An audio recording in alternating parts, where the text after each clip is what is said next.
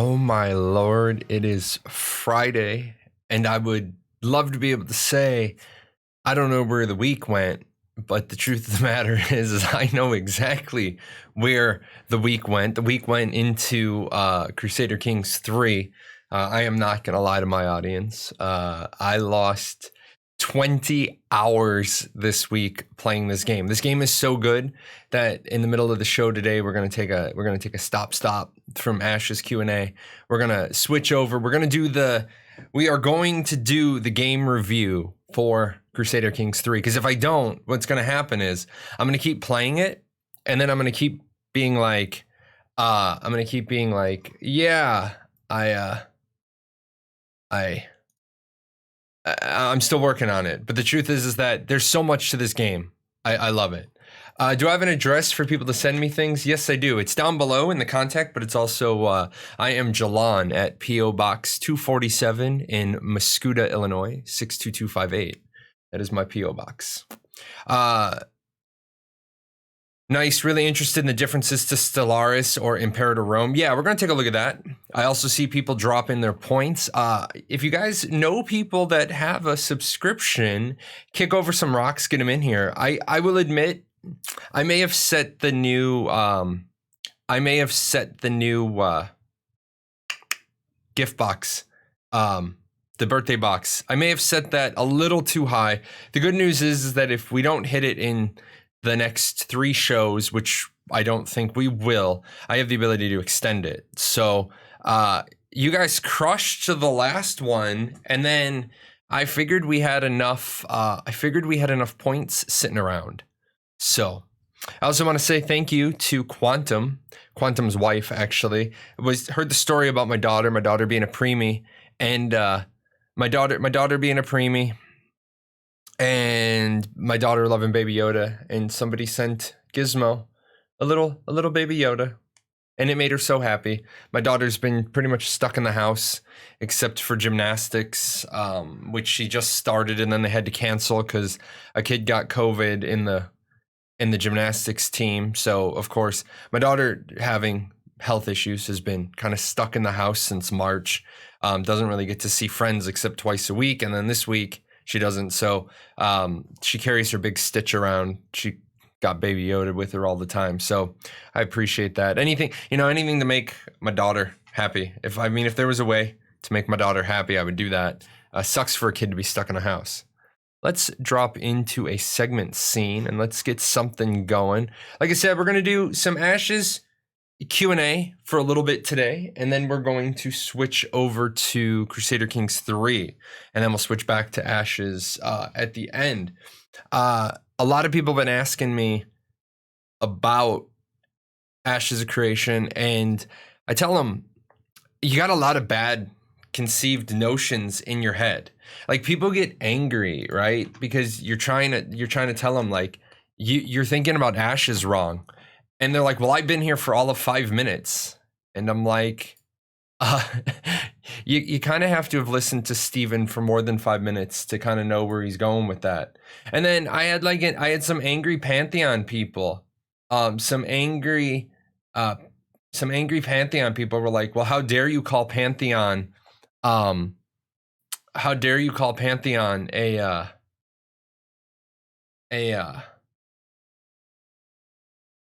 theme park game? And I said, I don't call Pantheon a theme park game. I call Pantheon calls Pantheon a theme park game. Yeah, unfortunately you can only drop 2K per stream. The reason why people have dropped more is that's their total contribution. That's how many they've put in total. So that you guys can come up with an idea about why I had the number. And I probably set the number too high. But I was basing it around the fact that we have 478 subscribers to the channel, and I figured that they would all be bebopping through. I probably will extend that. That was probably too high. So yeah, if you've been sitting on them and you didn't know that you could put in 2 per show, then you know, Oofs. But yeah, I'll probably extend it. I'll just extend it. That way the points don't get wasted. It'll be okay. It'll be okay. And if not, you know, the envelope is right here. Whatever I put in here is still there. Just want to drop by and wish me a good stream. Oh, hey, what's up, Wandering Mist? Wandering Mist is one of my partners in crime on Real Talk. We do a weekly video that's like a podcast. In fact, the Real Talk guys got to get together over this weekend and talk about videos 5, 6, 7, and 8. If you guys didn't see the Real Talk from this week, you need to swing over to my guy BCG's channel, because he hosted it this week. There's a plan in motion, but trying to help out some people. I usually don't like collaboration videos, only because then, you know, people are really like, I'm obligated to other people. But if you guys didn't see this, it was kind of weird. It started off really good on my channel, but my channel's like the biggest of the 4. Trying to expose people to some of those other content creators. Really good. We have a lot of really good content creators in the Ashes of Creation community. With that said, I'm not gonna blow smoke. We have a lot of really bad ones in the Ashes of Creation community as well. There was one guy, I wanted to give a shout out to a guy. He's building a new website. And as we all know, I'm a big fan of building websites. I like the fact that he's listening. He's trying to build an Ashes of Creation website and he's listening. It's like, hey, this is probably not a good investment of your time because this stuff's going to change. He's like, oh, okay, thanks. Like, not telling him not to build the website. Absolutely, positively build the website. But he's got some IEDs on the road. He doesn't know they're there. So trying to guide him away from those. He's listening. I like when people listen. I like when people give me advice I can listen to. So, good morning likes to watch. Let's see. Happy Pappy's trying to hoard their points. Yeah. Happy Pappy is facing what a lot of people are facing. Happy Pappy's been angry, not very happy. It's been Angry Pappy trying to get their new graphics card. A lot of people angry. A lot of people angry about the bots all buying up all the 3080s and 3090s. It's always the same thing, man. Like, I was trying to get my Wave 3 microphone and I found scalpers selling them. So that kind of sucks. The date for this month's live stream is the 30th. It's next week. It's next Wednesday, which is good for me because it creates like extra content midweek. The bad thing is I don't have a video ready for next week. I need sometime throughout this show, we need to come up with a video topic for next Thursday. We need to come up with a video topic for next Tuesday. So I have a video to put out. I don't have, boom, there's a Prime sub. We're starting right out the box with Prime subs. Appreciate it. That's reaching into Jeff's wallet and taking some money. Yeah, here's the thing. Some video ideas that I have written down on the list of things is mounts, social organizations, and that's like really the only Ashes 101 pieces I have. It's a mist. Now I got to be good. Otherwise she'll beat me up with her Viking ways. The only 2 videos for Ashes 101 I have is mounts or social organization. I could do some op-ed pieces. I have been trying to not do op-ed pieces in Ashes, which is why I like Real Talk, because that gives me a chance to do like an op-ed piece. But I think I'm kind of stuck for next week. Yeah, the problem is that the mounts, I could do a very, very basic mounts overview. I think I have enough to do like a basic one, but I've been listening to the community and I'm not going to make videos just for the sake of making a video every week, because a lot of the Ashes community is getting irritated. A lot of these new creators are coming in and, like, let me tell you, riveting content isn't sitting there on stream reading the wiki to people. If you're going to do that, then do a summation of the wiki. Do like a blend of stuff. But don't just read the wiki to people. That's not riveting entertainment. If you guys haven't checked out my Jahlon on series, Jahlon on content creation, Jahlon on life, the universe, everything. One of the things on Sunday's video, I talk about the 2 E's of content creation. It's either educational or it's entertaining. What about a video on economy? You know what? It's funny. I have a couple of economy pieces. I have a couple of economy pieces. Like what is Ashes going to do to combat inflation? I could do that video for Sunday as well, because a lot of people have been worried about inflation, and I could kind of tie in some stuff with the artisan system and do like a crash course. Because remember, I have the crash courses. Which are just a quick introduction to a theme of Ashes of Creation. I have the Ashes 101s, which are deep dives. And then I need Alpha 1. Steven, let's be honest here. I need Alpha 1 access. You need to let me in, Steven. I can't do this I need more. Next week's going to be easy though, because the live stream's on Wednesday. So we'll stream and then we'll raid the Ashes live stream, so that'll be good. Let's see. Oh yeah, a mist is amazing. I showed her something. I'm like, I love your poster. I said to her, I love your poster. I want to get printed. I want to put a Mist's poster. Let me put her poster up. I love this thing. It's absolutely amazing. And I said to her, I want to get it printed, but you have a 1 pixel error on it. I love her poster, but had I printed it with the 1 pixel error, my OCD guys, would have triggered on a daily basis. Like I would have seen it. And I would have been like, oh my God, I can't handle this. But now she fixed it. All because I was like, hey, because if she wasn't going to fix it, I'm not going to lie, I was going to fix it and I'd probably fuck it up. But yeah, this is her contest poster for the contest she's going to be running. And this poster is amazing. I'm actually printing this as a poster for behind me. I don't know how big I can make this fit, but I'm definitely gonna get this printed. I love this thing. How can I start playing this game? You can't, unfortunately. Nobody can play it right now. We're waiting for Alpha 1 to start. I'm just here answering questions today on this one.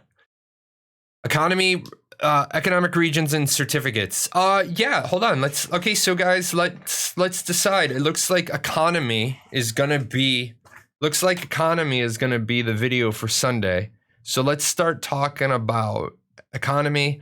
Let's do inflation combating. Let's do economic regions. Let's do certificates. Let's do taxes. We're going to do cross, echo, castle, region, vassals. So we got some stuff. Oh, the light's on. So, alrighty. Now we got the start of a video. Excellent. How do you think the defeat of a metropolis will affect the population of that server? Players giving up after losing what they work for. It's funny you say that. Because I've been rethinking RPG, the RPG part of the game, and it ties directly into Crusader Kings 3. Crusader Kings 3 isn't like Civilization Online. You can't like conquer the whole world. You just that's not the point of the game. The point of the game is to build your dynasty, not necessarily directly control everything. I think people need to realize what you build, others will destroy so they can build. I think people on a metropolis, I don't think people are going to quit. I mean, of course, there's always going to be people who quit, and they're going to use the fact that they lost their metropolis as their reason. But for the majority of people who decide I'm quitting Ashes because my metropolis got destroyed, those people were looking for a reason to quit, and now they found their reason to quit. They were looking for a reason to walk away. But I think most people will lose their metropolis and then want to rebuild. I don't think there's very many people who are going to be like, I lost my metropolis, so I'm quitting. I'm taking my ball and I'm going home. There's going to be some people who get angry. Certainly. There will be people who quit when they lose their freehold or they lose their house or they lose their stuff. But guess what? It's like Robin Hood, the Kevin Costner version of Robin Hood, Prince of Thieves. What about our kin? The sheriff's taking all they got too. Then by God, we take it back. You and I got to work on the Eve video that I'm going to put the Eve video on the other channel. But some big bad people come and they take over your node, take it back. Some people come over and they burn down your node, rebuild it, and then go burn down theirs. That's the point. You're sad for a night, then you get pissed. Yeah, exactly. Go take your shit back. Go fight back. It's not going to be easy. It's not designed to be easy. It's not designed for this to be a you can accomplish everything. I think people are so used to you're the hero, you're the chosen one in themes. They're not used to dealing with loss. Shit, man, I derped a multi-billion-dollar fleet once in Eve. I owed a lot of people a lot of capital ships.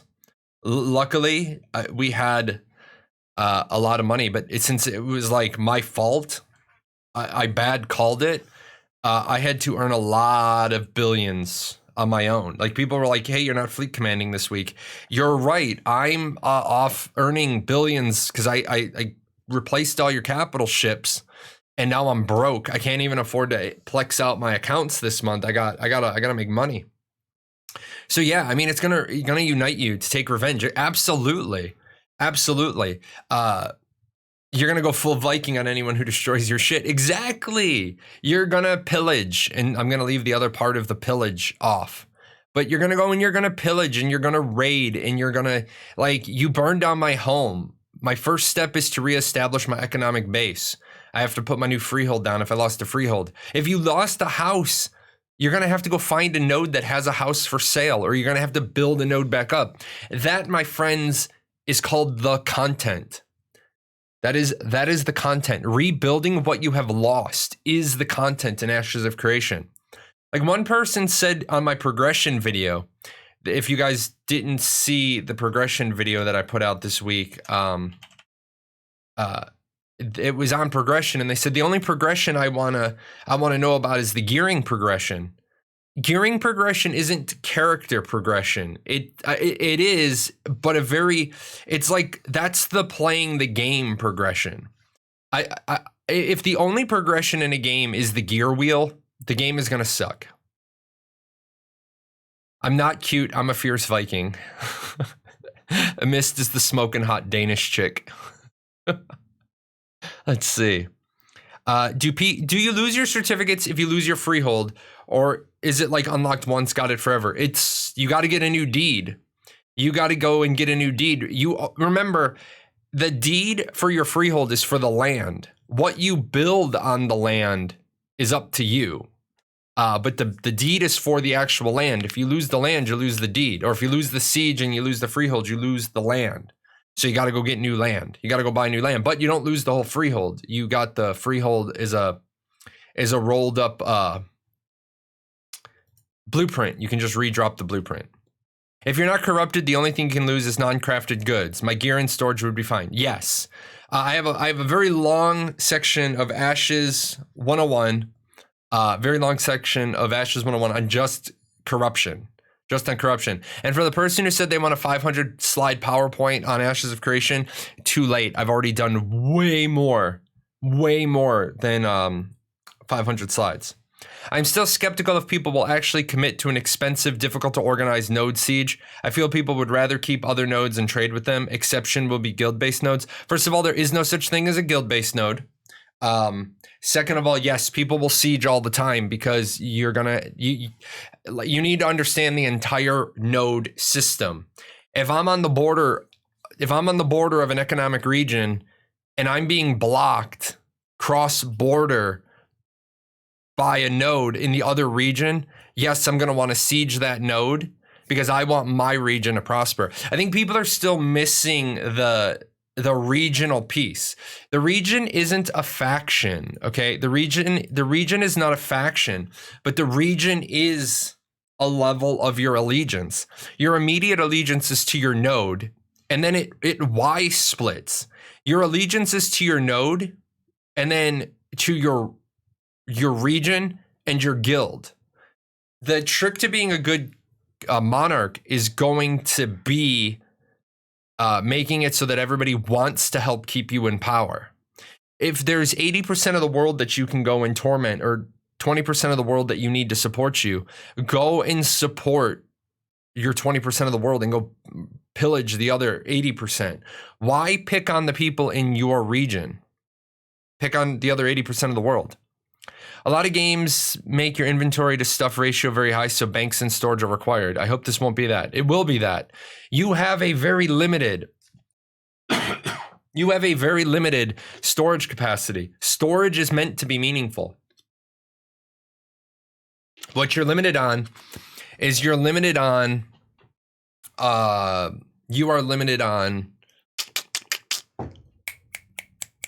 brain. Gatherables, processed goods, and mob drops is what you're limited on. Your backpack can only hold so many of those. Let's see. You're going to do PvP 24/7. Yeah, after about 4 days, though, you'll be easy to beat because you'll be operating in a perpetual state of drunk. All it takes is one war deck. Who wouldn't go and join in for some action? One node siege declaration. You can't join somebody else's war. You can join somebody else's node siege declaration. So let's make sure we always use the right terms. Hey, Q55. Q55 is back. Let's see. We are going to see the manage the keys to control system there.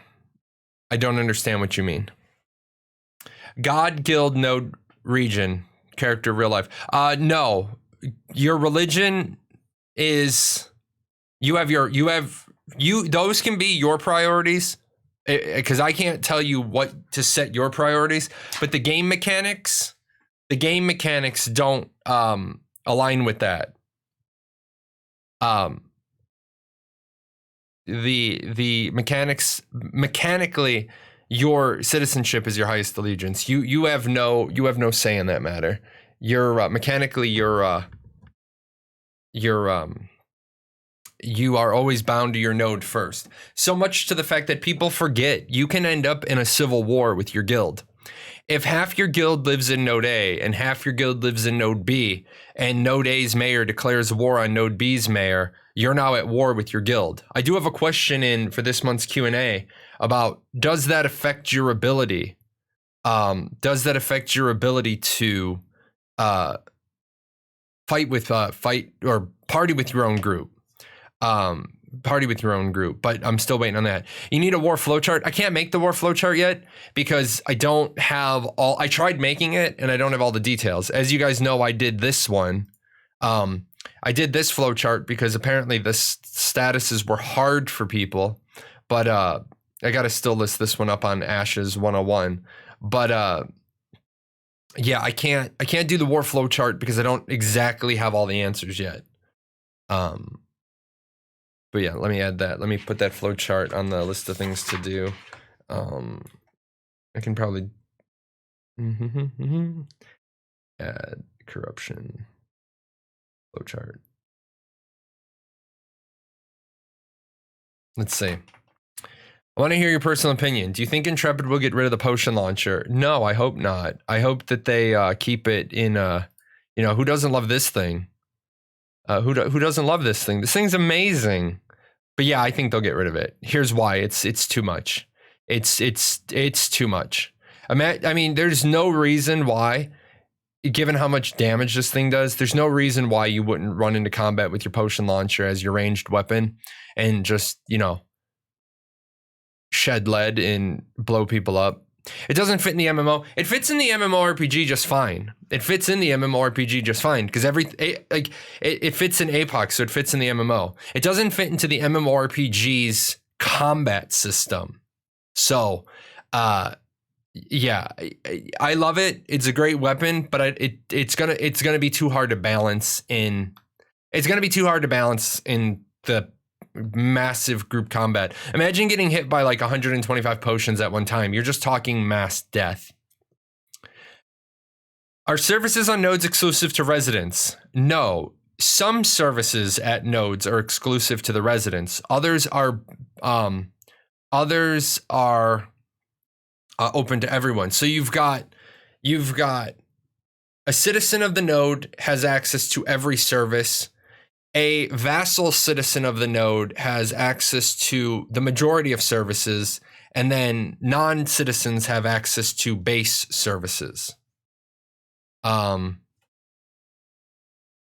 with guild-based nodes, I meant nodes with the majority of a citizens from a guild. You're not going to have nodes with the majority of a citizen from a single guild, not at stages 4, 5, and 6. Maybe at stage 3, but even then, highly unlikely. Highly unlikely. Can you make a priority list when that info comes out? Yeah, I will definitely do that. Can you be an atheist? I mean, you can choose not to join a religion. You can't be a blasphemous heathen, no. Or guild storage and permissions. Yeah. Well, I mean, you'd always be able to access your guild storage because even though you're at war with other members of your guild, you are still a member of the guild. Being at war with my own guild is new info. Yeah, a lot of people don't realize that. There is a lot of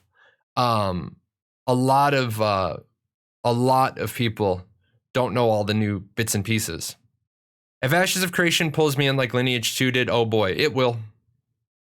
I don't even like the idea of worshiping a god in RP. I want to be blasphemous. Then be blasphemous. Just realize you won't have religion augments. Would you consider doing a compare Ashes with Arcage system? Ashes have these but not these, and Arcage has these but not these. I did a video long ago when my production quality was much lower than this about why Ashes of Creation is the next natural evolution for Arcage players. Are they allowing people to stream Alpha 1? Yes. Am I going to stream it? Yes. Rip my girlfriend in my social life, or get a girlfriend who's a gamer. My wife's a gamer. When a node progresses, is the new content exclusive to citizens? No. I mean, some of it, not the content, no. Not like the dungeons that open up, but some of the building services are. I just found out that non-combatant that die also suffer from penalties like skill and stat dampening, lower health mana. What do you think about this? They don't suffer from that. They don't suffer from that like the corrupted do.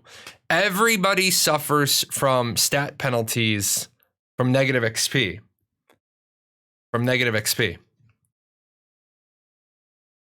The corrupted suffer from those penalties. The corrupted suffer from those negative penalties just by the fact that they have corruption. You say that like it would be super easy to get a gaming girlfriend. Look, man, your personal problems are your personal problems. This isn't Match.com. This isn't the Paradox Gaming Dating Network. This is the Paradox Gaming Network. I don't know what to tell you. I mean, you could always do the crazy thing of realize you want to be dedicated to your game and not to your girlfriend. I mean, there are alternatives here. There are alternatives. If I didn't marry a gamer, if I didn't marry a woman who was willing to become a gamer, I would have gone back in time and just not gotten married. I love my kids. I love my wife. My kids are gamers. Some of my kids are gamers. Not all my kids are gamers. Some of my kids are gamers, and then some aren't. I disavow one of my children. They think playing Among Us on their phone makes them a gamer. She gave up a gaming rig. She says, I'm not gaming anymore. Okay. I took her gaming rig. I gave it to her little sister because her little sister does game. And then she's like, I'm playing Among Us. I'm like, how? You don't have a computer? She says, I'm playing it on my phone. I was like, no, you're not my kid. Phone gaming is not gaming. You are a lower breed of evolution. So, Jahlon Tinder, Jahlon dating app. No. Although the funny thing is, Paradox usually always ends up being like 30 to 40% female. Because we have rules and standards. We don't allow that shenanigans.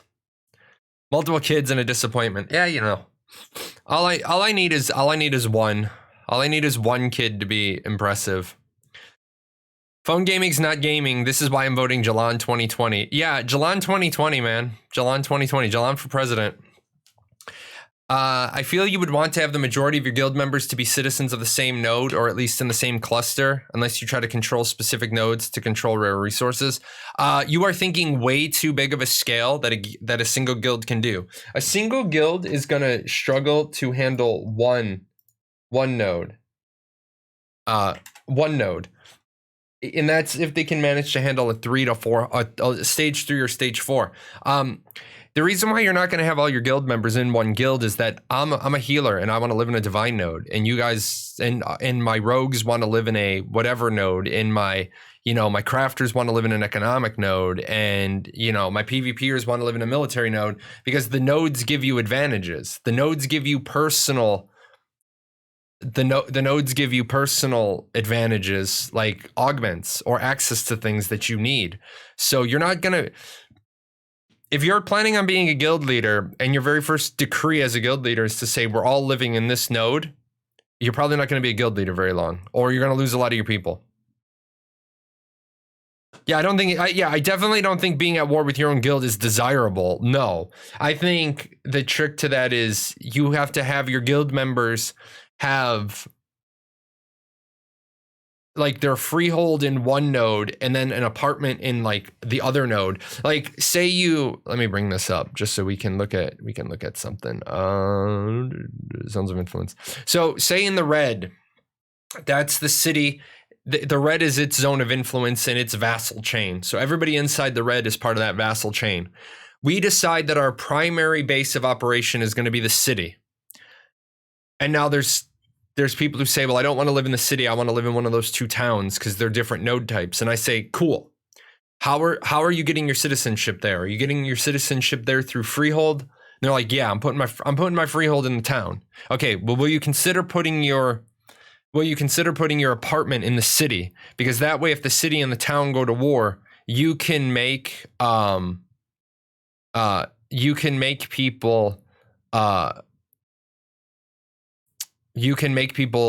not make people, but you can have people move their citizenship up to the city as long as they already have their apartment there.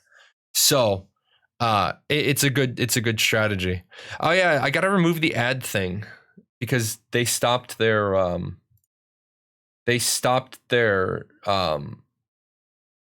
ridiculousness. They stopped their survey on they stopped their testing of surveys, or if they were going to do intermediate ad stuff. So yeah, that's off. We don't need that anymore. Imagine you became a god overnight. Like imagine you fell asleep and you woke up as an all-powerful, all-knowing god. What kind of person would you be if you demanded people worship you? A shitty person or a good person? This is why I don't like the idea of a god worship, even in a game. Okay, don't like the idea of god worship. I'm not telling you have to. Just realize if you don't join a religion, you don't get augments. If you don't want to join a religion in game, don't join the religion in game. But that's where it stops. You don't get to tell other people that they don't want to join a religion in game. So don't join a religion in game. I want to see Jahlon on ice while drinking Jahlon on the rocks. Jahlon doesn't drink.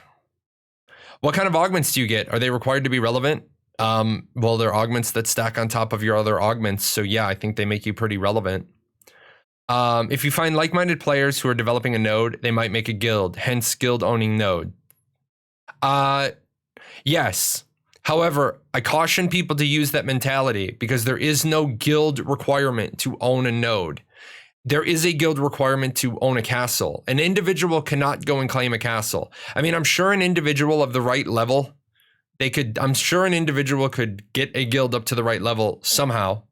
And then they could hire 249 mercenaries, but you're not going to hold the castle very long because only your guild garrison can build up the castle. So there is a guild mechanic requirement for the castles. There is no guild mechanic requirement for leadership of the nodes. I think there will be religions for all, but I don't like gods either, but Steven knows it and will make cool religions. Yeah, I mean, here's the thing. Like I said in the progression video, there is religious overtones to the game. I did have one person get into an argument with me and they said they're an atheist and they don't want to join a religion in game. And I said, okay, you don't have to join a religion in game. And they said, but I'm going to be underpowered. And I said, yes, but they aren't making you join a religion. Just like I had somebody come to me and say, I'm a devout Catholic and it prevents me from joining in a religion in game because it violates my, it violates the commandments. And I said, I hate to inform you of something, but if you're that devoutly religious, you can't play a game with magic in it anyway. Otherwise, you'd have to run around and kill every magic user. And they said, well, why? I said, because it's in the Bible. It says, thou shalt not suffer a witch to live. So if you're going to come at Stephen with the whole bullshit of you're alienating Catholics and Christians because they can't join your game because they can't join an in-game fictional religion, then you shouldn't be playing any game ever with a mana pool. So bring a better argument. I joined a cult or something strange, maybe. I mean, they're not doing cults. So some people struggle with the suspension of disbelief. It's why I have a hard time finding TV to watch. I think, like, I was watching Blacklist season 7 yesterday, and they had an army combat medic doing a sucking gunshot wound to the chest who puts the plastic on top of the gauze. And I was like, my wife was just like, because my wife was a medic, I was a medic, and my wife she does this. She's like, just let it go. And she just looked straight at me, side of her head, just let it go. I was like, I hate this. And Jesus said no video games. No. No. That's exactly what you're talking about. Yeah. I mean, it's when they don't do the diligence on their script writing. Yeah, absolutely. I mean, I 100% agree with you. I 100% agree with you. It's when there's shit that's just, I also hate it. I also hate it when they, because they can't go through like the 2 seconds that it takes to, hire an expert. They just throw random bullshit. It's like whatchamacallit? Star Trek. Did you lose track of your continuity? I mean, I thought you had a guy whose job it was to specifically check continuity for the Star Trek universe, and you make mistakes. Oh, I also, since we talked about combat medics, let's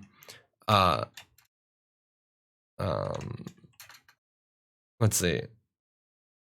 This month's charity, it's Operation Supply Drop. I want to thank the people who have already donated. I appreciate that. There's a link down below. I just put a link in chat. I'm doing Operation Supply Drop. I know you don't have to necessarily agree with all the Americans that are in the room. You don't have to agree with all the places that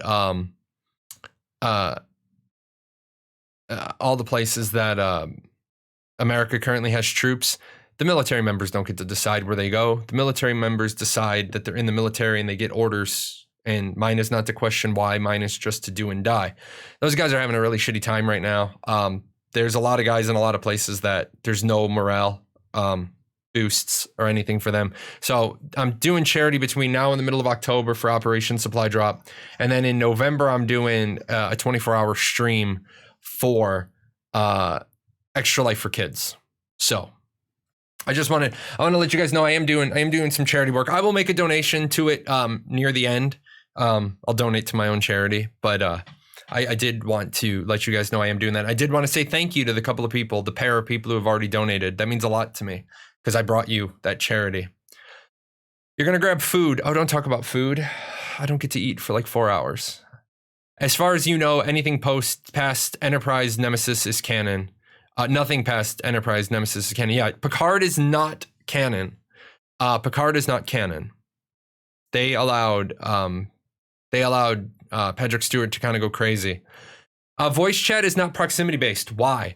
Because proximity based voice chat has no place in an MMORPG because 99% of players are going to have it turned off. Between kids chewing in my ear, kids screaming people who don't know what push to talk is, nobody's gonna have proximity voice chat on.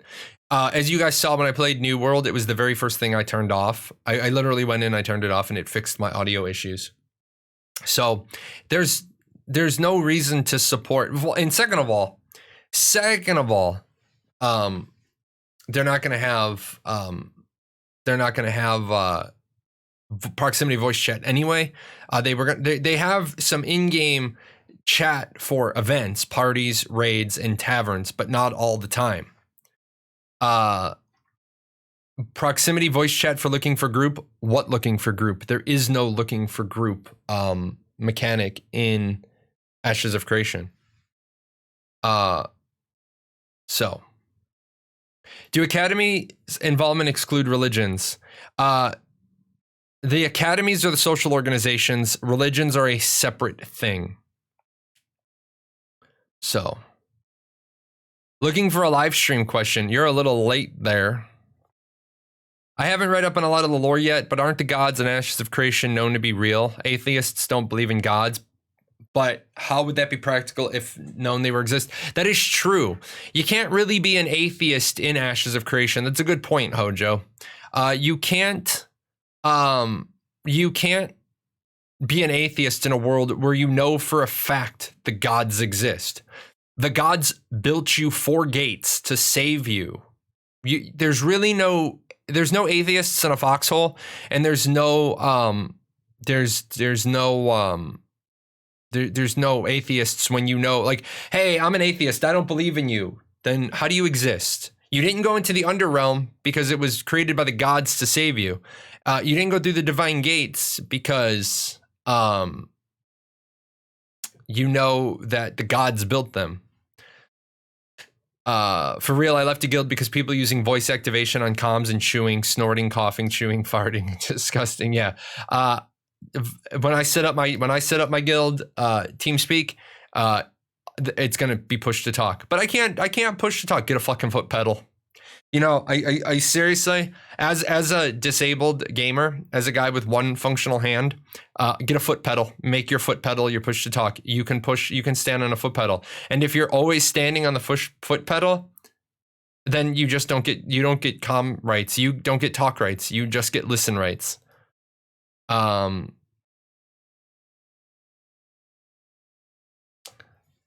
That's why you got to shout in voice chat so people would join your party. What people would join your party? Because everybody is going to have voice chat turned off. So, like, the argument of there needs to be proximity voice chat so I can talk to people is nullified by the fact of I don't have it on because I don't want to listen. Vaccines are real, but there are still people that don't believe in them. I don't have the 5-minute politics timer. I don't have the 5-minute politics timer set up for today, so I'm not going to jump into political discussions. But let me just say this, Karen Mc anti-vaxxer, just take a look at our fucking planet right now, and this is what our planet looks like when we don't have just one vaccine. And you want to say all these other vaccines? Here's the really funny part. This makes me sound cruel and callous and cold and condescending, and I don't care. One of the anti-vaxxer families in town every single year, they try to get their kids enrolled in the school. And every year I protest against it. And I say, Illinois state law states that you need to be vaccinated. My daughter is immunocompromised. She's got deficiencies in her immune system. So do 3 other kids. I'm sorry, but your kids need to get vaccinated or you're putting my kids at risk. And they apply for their exemption. And every year I fight their exemption and it gets denied because you can't say you have 8 kids. Based on your religious whatever, you don't want your kids vaccinated. Okay, that's fine. But I'm not saying you have to vaccinate your kids. I'm not trying to impose on your life. But if your kids want to go to the same school as my kids, yes, you need to get vaccinated. And the funny part is, and I don't want to say it's funny, because I never think a child should have to suffer. Their oldest kid turned 18, wanted to go to school, went and got vaccinated against their parents' wishes so that they could go to school. And the parents lost their shit on the kid. Walking past, I saw part of the argument. I actually called the cops and said they had a domestic dispute going on in public. And the cops showed up. The dad wanted the kid to move out of the house. And the kid was like, if I move out of the house, I'm going to fight for custody for my siblings and I'm going to get all of them vaccinated. So kid wants to go to high school. Kid went and got his vaccinations. Kid registered for high school. It's that fucking simple. Let's see. Another funny thing is people advocating for herd immunity for COVID. What they don't realize is in order to generate herd immunity, there has to be an overwhelming majority of the population to either be vaccinated or otherwise have antibodies against it, get infected and survive. Yeah, you know, let me tell you guys, there is a vaccine. There is a vaccine for COVID. Can we just be honest for a second and then we'll get back to Ashes? Haven't we learned enough from the X-Men and The Walking Dead to know that in Resident Evil to know that we don't take a new fucking vaccine and start stabbing everybody with it? Holy shit, can we do some fucking clinical trials, please? It's like, why don't we have a vaccine against the common cold? Because you can't develop an immunity to the common cold. There's too many variants of it. COVID has 10 different strains.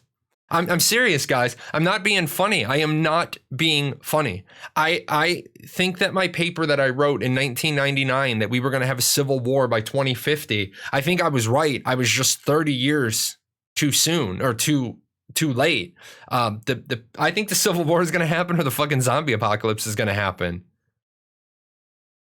Bro, Bill Gates wants to chip people. Like, screw that. I agree.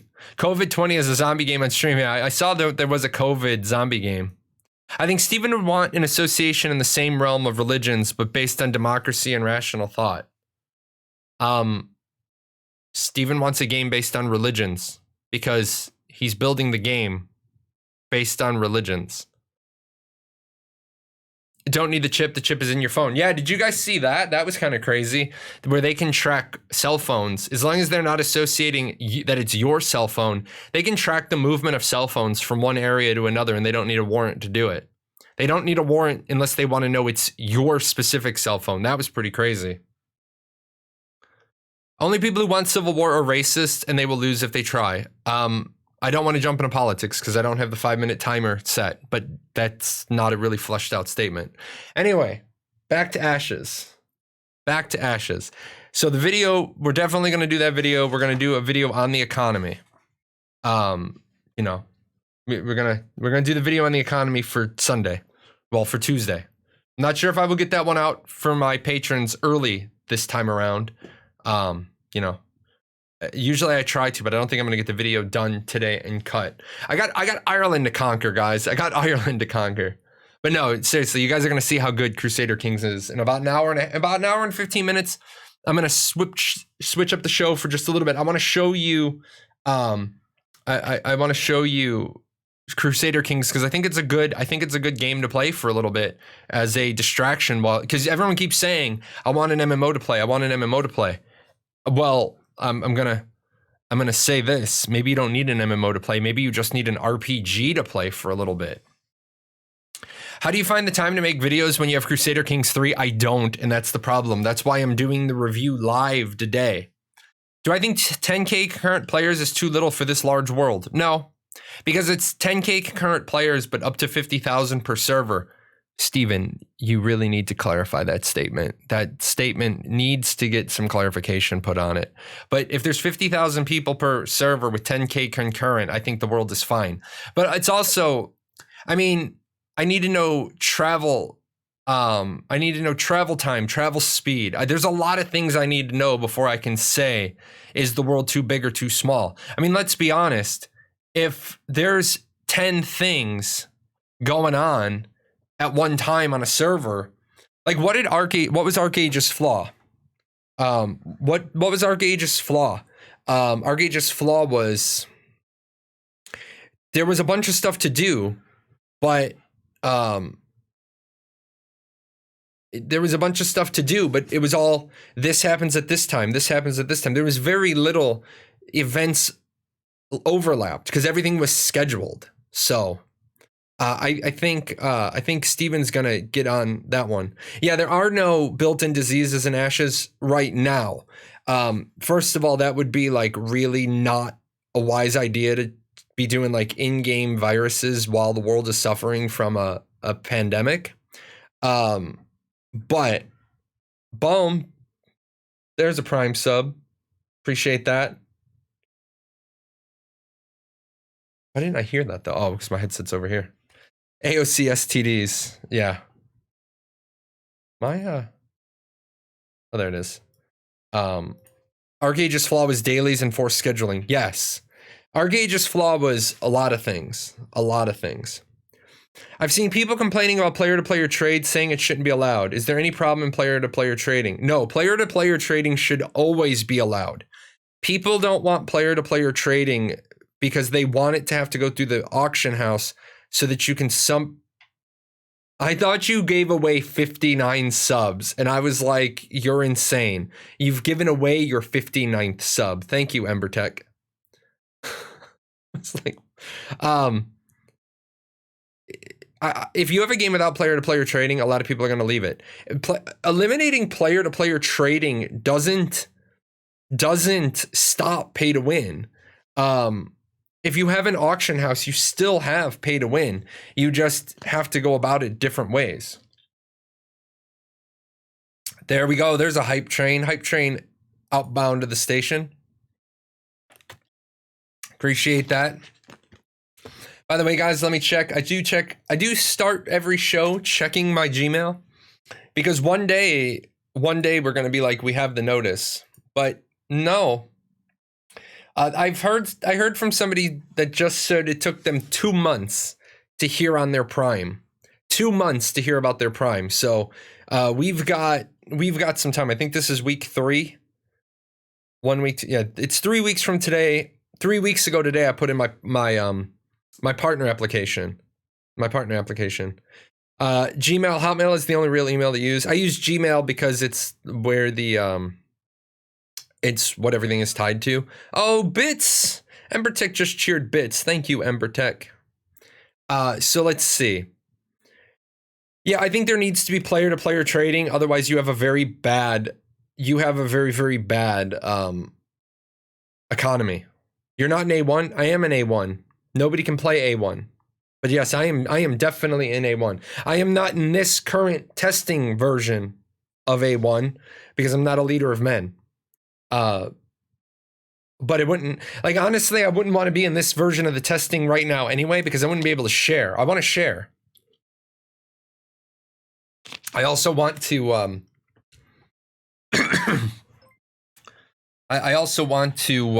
there we go. Happy Pappy gifted a sub, and now we've moved on to a hype train level 2. I still need to get my conductor's hat. Let me add that to the list of things to do. Subscribe with Prime. How many are in today's testing? I don't know. I don't know how many leader of men. I don't know how many leaders of men there are. What you got to remember is the testing going on today, if there's testing going on today, is it's QA stress testing and buildup. They're still trying to get over the bugs from when they went from 4.23 to 4.25. But they still need to fix a lot of stuff. There's a lot of bits and pieces that are broken. So, any chance you can elaborate on Guild Wars? I'm not familiar with this feature. I understand Intrepid is modeling after EVE War decking. So yes, they are modeling kind of after EVE War decking. Boom. Bits. I like bits. Here is a much larger amount of information on Guild Wars, but Guild Wars are not just going to be like an hour-long ordeal where you're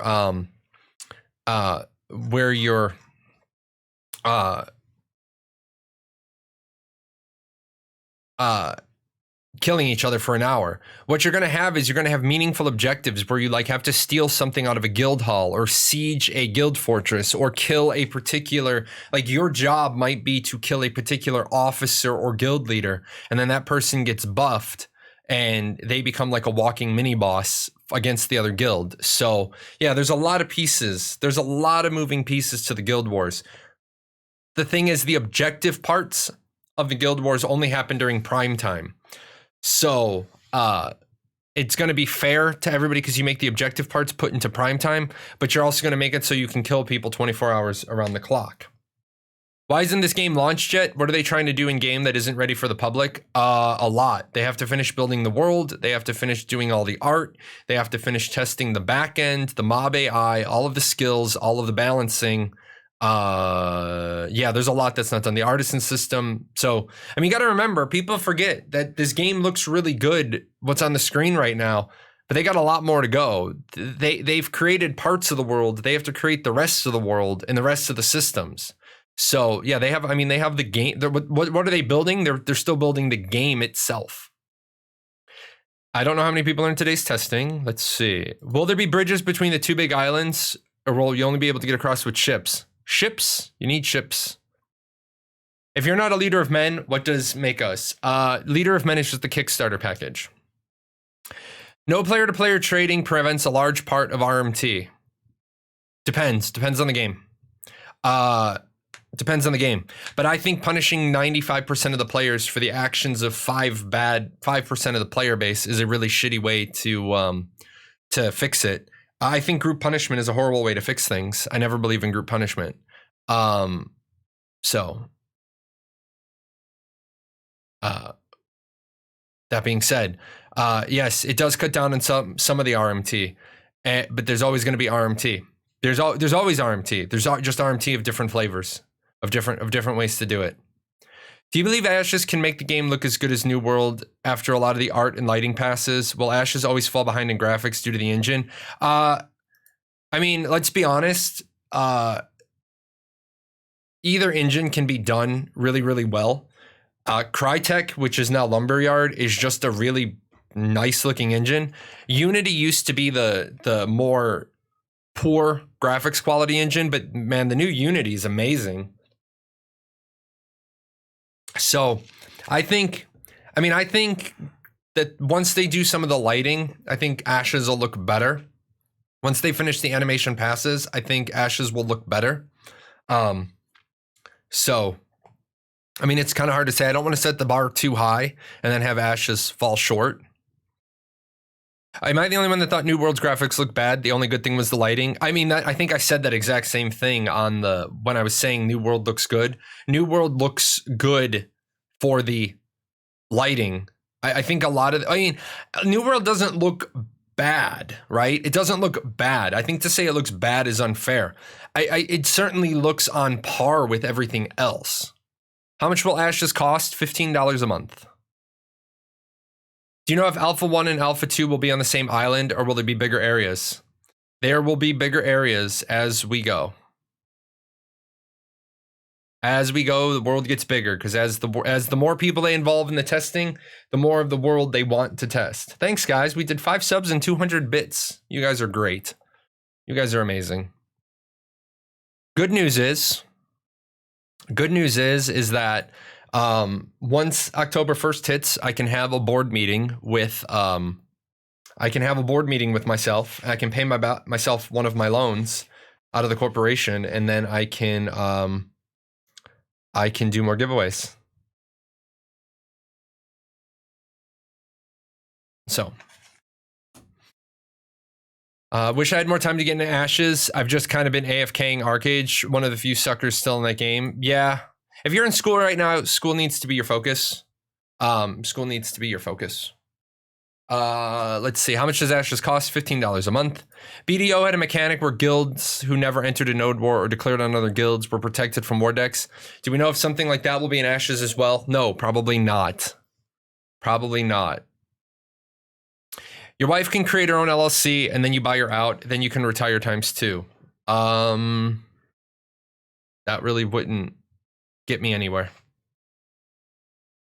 I mean, that doesn't actually generate any money. It's just money. No, fair. I mean, it didn't look graphically amazing like so many people seem to think. I mean, Sir Whitefang, let's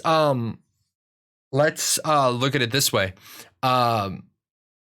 If you compare New World to WoW, New World looks amazing, except Wandering Mist said in this week's Real Talk, beauty's in the eye of the beholder, or the beer holder. But what looks good to me doesn't look good to you. I hate WoW. I think WoW looks too cartoony. some people are like, well, I like the look. I think really there's graphic fidelity where like you can't disagree that the game looks good. So it's like two parts. Does it look good? Yes or no? Do you like it? Yes or no? I think I can think something looks good, but not like it, you know?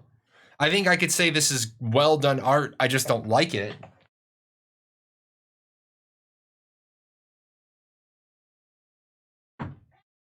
They don't come for you. They don't.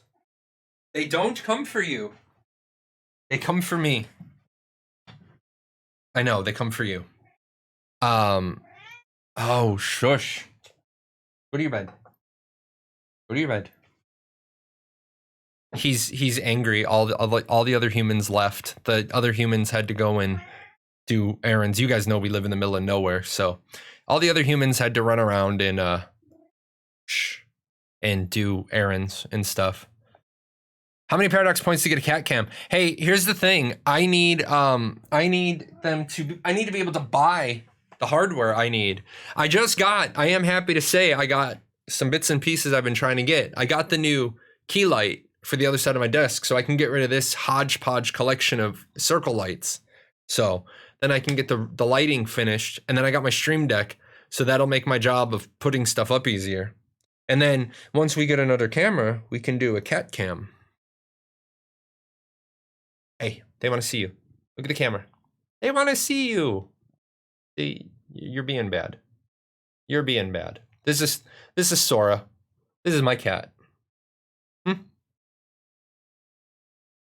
He gave us a scare earlier this year. He was throwing up all the time. I thought he was at the end of his life. Turns out he just had some infected teeth. He was throwing up from pain. Oh, I let him touch my face. So, he gave us a scare. And then he's gonna be bad. And he's gonna go right after the door thing. Go to your bed. He's got a big old dog bed. Cat cam, cat tree, 6 consoles. Yeah, I do want to put a cat tower in here. I want to have like 2 cameras, one pointed at their bed and one pointed at the cat tower, just to have fun with it. I won't commit for Ashes before I've seen Alpha 1. Hey, let me tell you guys about that. And we're going to do a couple of things right here. You haven't committed to Ashes of Creation? Start the journey by making your account. If you haven't made your account, make your account. You make it through my referral link. Stream Elements just listed it, or it's the gold icon down below. That's a referral link. It generates money for me for free. Doesn't cost you anything. With that said, if you are not sold on Ashes of Creation, I'm going to tell you, don't invest $1 in Ashes of Creation. I am not here to try to sell you founders packs. If you are not sold on the idea, don't spend a penny. In fact, if you don't have a penny to spend, this is why you get kicked out. If you don't have a penny to spend, don't spend a penny. You don't have to. If you're not happy with what you see, wait till Alpha 1. If in Alpha 1 you're still not sold, wait for Alpha 2 or Beta, or just wait for launch. You can wait until launch, spend $15, and then play the game for a month to try it. There is no box cost. There is no requirement to buy any of those founders packs. It's not required. You get to play the game for $15. Cat cam under the desk. What adult stream are we watching? No, man, I can't show you guys underneath my desk. My wire management is horrible. My wire management is horrible. Do you think putting focus on pre-order packs is a bit misguided? A lot of the textures I'm watching right now on your stream are very limited. Like the flower pots, they're all the same exact one. Here's the thing. They're all the same exact ones in this spot, because why would you use different flower pots? Like, I see your point. However, it's not like it's everywhere you go. It's the exact same thing. It's everywhere you go in this one space is the same thing. Like, this is like a formal area. Why are all the chairs the same? Are all your kitchen chairs different? I mean, you don't buy a kitchen table set and have different chairs. I've seen a bunch of different assets in the game. Flower pots, bushes, carts, rocks, trees, grass. There's a certain amount of how much time, effort, and energy. Like the crates, the crates was something someone brought up. They're using the Epic Game store pack for crates. Who gives a shit? They're crates. If you can buy an asset for $20 out of the cash shop, why are you going to pay an artist $40 an hour to make a crate when you can buy a crate for $20 and have the licensing to it? Pre-made assets aren't the devil. Okay. Now, do you think putting focus on the pre-order packs is a bit misguided? Who says they're putting focus on the pre-order packs? The pre-order packs they use, and it generates a lot of different assets for them. So yeah, I see your point. Like in this town, I think it would look tacky if they didn't use the same flower pot everywhere in the town, because it's like my town has all the same light posts in the town. It's not like, oh, at this one we have a double, and this one we have a wrought iron, and this one we have a 6-footer, and this one we have an 8-footer. No, you have standardized template like lights. I think some things give order. Like right here, they don't have the same size rock behind the shop window. There's different size rocks. I mean, there's a different, different crates, different boxes, different configurations. I think it looks like a town. I don't think it looks like a 5-year-old who was playing like Minecraft and just templated it. I mean, if a repeating flower pot is the worst that we have, you're gonna get a shoe thrown at you. Get over here. He's tearing up my room, I swear. Is there confirmation on the exact number of professions we'll be able to master with artisan, like flower, or with one artisan class? Steven said multiple. Yeah, right now, multiple. We don't know. Will ships be like mounts? Get out. You're being a pest. So this is literally what he goes after. He goes after the door stopper because he wants to tear it up because he's a jerk. Because the way my door frames in this house were hung, they were hung 1.5 inches off of the floor. So if I don't put the door stopper down, you guys can hear my furnace. I do want to put a sound curtain back there, but time, effort, energy. Newsflash: cats are assholes. More at 11. Yeah, exactly. Will ships be like mounts that you can deploy any time at shore? If not, caravans will have to be protected by a proper fleet leaving from a harbor to meet the caravan at the seaside. Am I missing something? Yes, ships don't have to be summoned from a harbor. That's the first one. Ships right now can be summoned anywhere from land. Steven has said maybe they would have to be summoned from harbors, but I think he realizes you could have areas of the world that don't have a harbor. Which means if you did run your caravan, you wouldn't be able to have any ships launch to protect those caravans. Because remember, when a normal caravan hits the water's edge, it does a Mighty Morphin Power Ranger and it becomes a boat.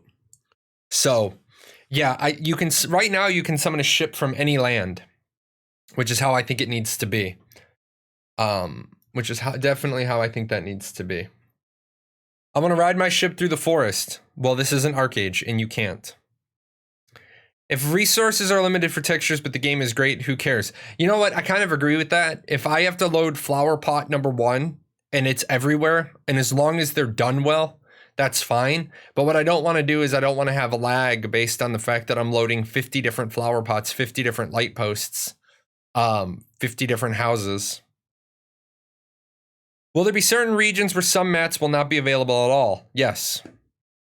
The availability of goods and resources is a theme of Ashes of Creation.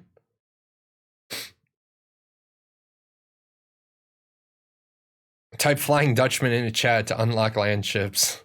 So bad. The corrupt mayor's brother has a flower pot business, and the mayor is funneling all the taxes into his business. That's why they're all the same. Exactly. Exactly. It's actually not the mayor's brother, though. It's me. I told you guys that I was starting a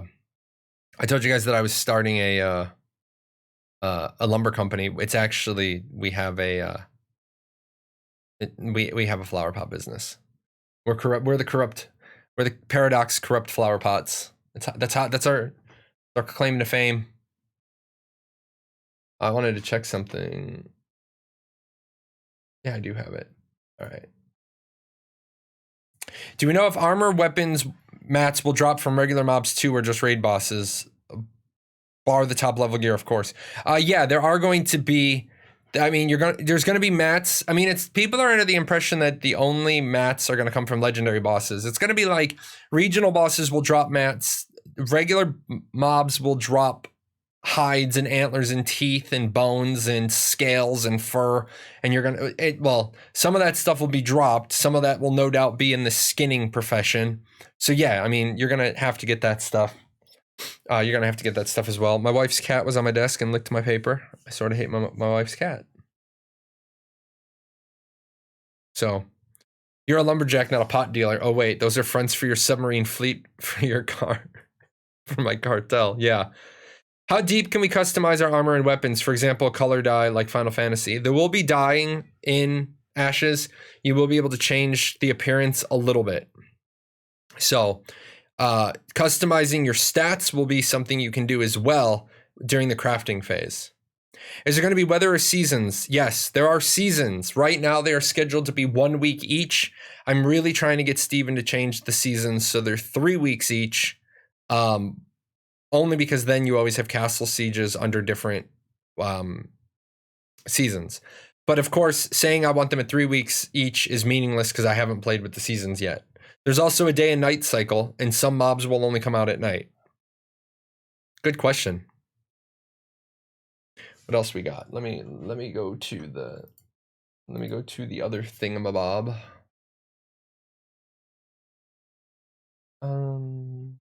Let's see. I like questions, guys. Questions are good. Questions are what drive this content. And I also have to figure out why my computer runs so slow. Oh, it's probably because I've got like a whole bunch of things. Day night spawns confirmed. Yep, confirmed. Confirmed very much so. Oh, here we go. Let's see.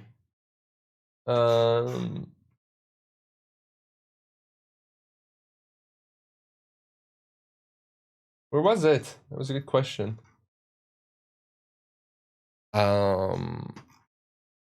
Let's see. Side monitor. Let's see. I really like the styles concept arts from the different races. What do you think? Will it be possible to create a tree hugger metropolis in a desert area because people contributed the most? Wouldn't that be an interesting environmental combination? Just trying to figure out how they will solve that and make it look good, realistic. The way it works is that if you take a races, like you're not gonna have like the island dwarves theme, even if the island dwarves have the racial input to the snow area, you're not going to see that exact style. The styles will match the biome. Have they talked about rare mob spawns? I suppose that'll be a thing. That will be a thing. I suppose most races will start in their starting area. No, races will start at any divine gate they want. You are not required to start in a particular divine gate. There are 4 divine gates in the world, and you can start at any one of them that you want. So if you want to start with all your friends, you're going to start at their, like, each of the divine gates is a racial flavor, and each of the starting camps is a sub-racial design flavor. But if you want to start with your friends, like my wife will probably not play a Vec. My wife will probably not play a Renkai. So my wife and I will start at one of the places. Now I know we're going to start together as a guild, right? We're going to start together as a guild, but you can choose whichever starting area you want.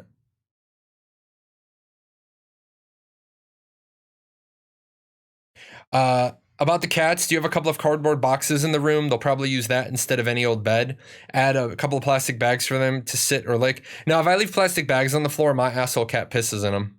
He's a jerk. He pissed on my backpack, and then he hid from me for a day. Thoughts on extremely limited gear. Played an MMO for about 10 years, and an entire server had managed to craft an epic weapon. Walked around with them. Everyone knew that player was top tier. I don't think that you want that limited.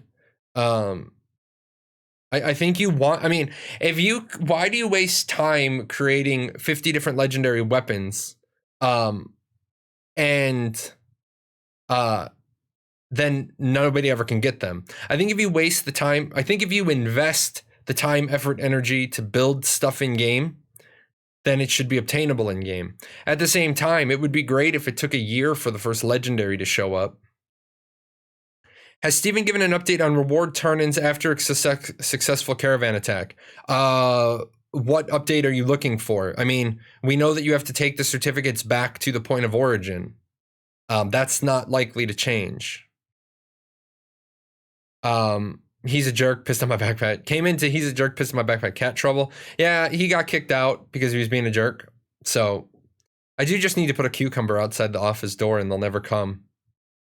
He'll never come to the door. Let's see. Since the Talnar have lived in the Underrealm for a long time, from a lore perspective, it would make sense that there are cities in the Underrealm. But from a gameplay perspective, this doesn't make sense. How do you plan on solving this? Hold on, let me get rid of the cat. No. Denied. Treated him like a soccer ball. Treating him like a goalie. He tried to run in past my leg. It's real simple. People have to realize it's an MMORPG, which means it's an RPG. There are things that should make sense that don't. Where are all the Talnar cities? They're not there because you have to you have to realize, yeah, it makes sense logically for the Talnar to have cities, but they can't because then the world would already be developed and they want a non-developed world. I think the true answer to this is they should have just put, like, they shouldn't have had an Underrealm race. I don't think they thought it through too well, and how it fits in lore-wise. It fits in lore-wise great in an MMO, in a tabletop game where you just don't allow people to play the Talnar, and so the Overrealm is barren, but the Underrealm is developed. But you can't give a race of player characters that advantage. So, yeah, I think it's just a side effect of you have to accept the GM magic pencil. Let's see. Do you think cleric, bard, tank are better classes for leaders because of the fact that you can probably provide the most value with those classes for other people? No, because there are it depends. I mean, for leaders, there are some people who can't shot call from the back. So if you're the PvP leader, you probably want a tank is good because then you're the focus. Everybody puts a Dorito on top of your head, and wherever you go, they follow. I mean, it depends on your type of leadership. I mean, the guild leader doesn't have to be the shot caller. The guild leader doesn't have to be the shot caller. So leadership comes in many forms. Yes, I live with the same cat as you do. Will Talnar have their own nodes? Yes, Underrealm has their own nodes. Can we drop beta or alpha keys on the stream? You can if you have beta or alpha keys.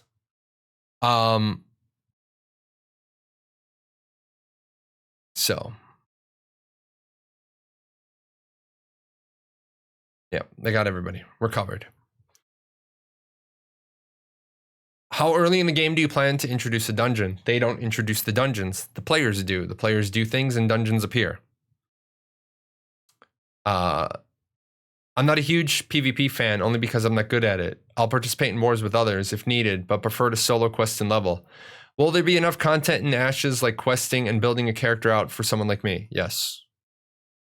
Yes, there will. How will crowd control work? Will there be an EQ enchanter-like class? It's 2 questions. Crowd control. Soft CC is on the tab abilities. Hard CC is on the action abilities. Hard CC is where it takes away your ability to act and move. Soft CC is it only takes away one of the 2. Leadership just needs to be the shot caller. No, that's bad leadership. What will the learning curve of a game be like as you intend to invest time and level up? How wide and deep will the various game mechanics be, and how will they relate to the learning curve? This is such a bullshit fucking question. This is so stupid. What will the learning curve of the game be like? I don't know. The learning curve is easy for some people, hard for others. Yes and yes. Like, what will the learning curve of the game be like as you invest time and level up? It's going to get easier. Like, you invest time, you learn shit. It's like at the top of the hour, when I drop into Crusader Kings to do my game review, which I owe Paradox Interactive that game review. They gave me a free copy of the game. The least I can do is do the game review that I owe them. But if you invest time, things get easier. You know, if you're not like, my daughter is 7. The 2 daughters that live with me, one is 7, one is 14. I could put them both in an MMORPG. And here's the funny part. I don't think that they're going to learn at a different pace. I think my 7-year-old is going to struggle with the reading, but her interest in the game is going to, you know, propel her over her sister, who won't struggle with the reading, but who just does not like video games. So the learning curve isn't based on time or leveling up. It's based on you. It's based on your ability to learn. Like,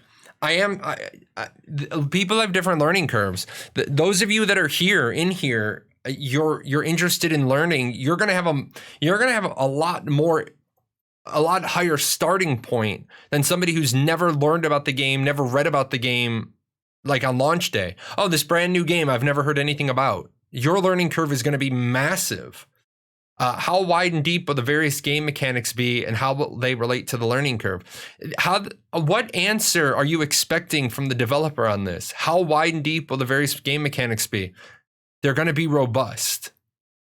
There's no way to answer this. Like, this is somebody who hasn't done any research on the game. Will Ashes of Creation be on console? No. How big is Ashes 101? That's the answer. 35,000 words. No clue. No clue. Will raids be balanced on the assumption?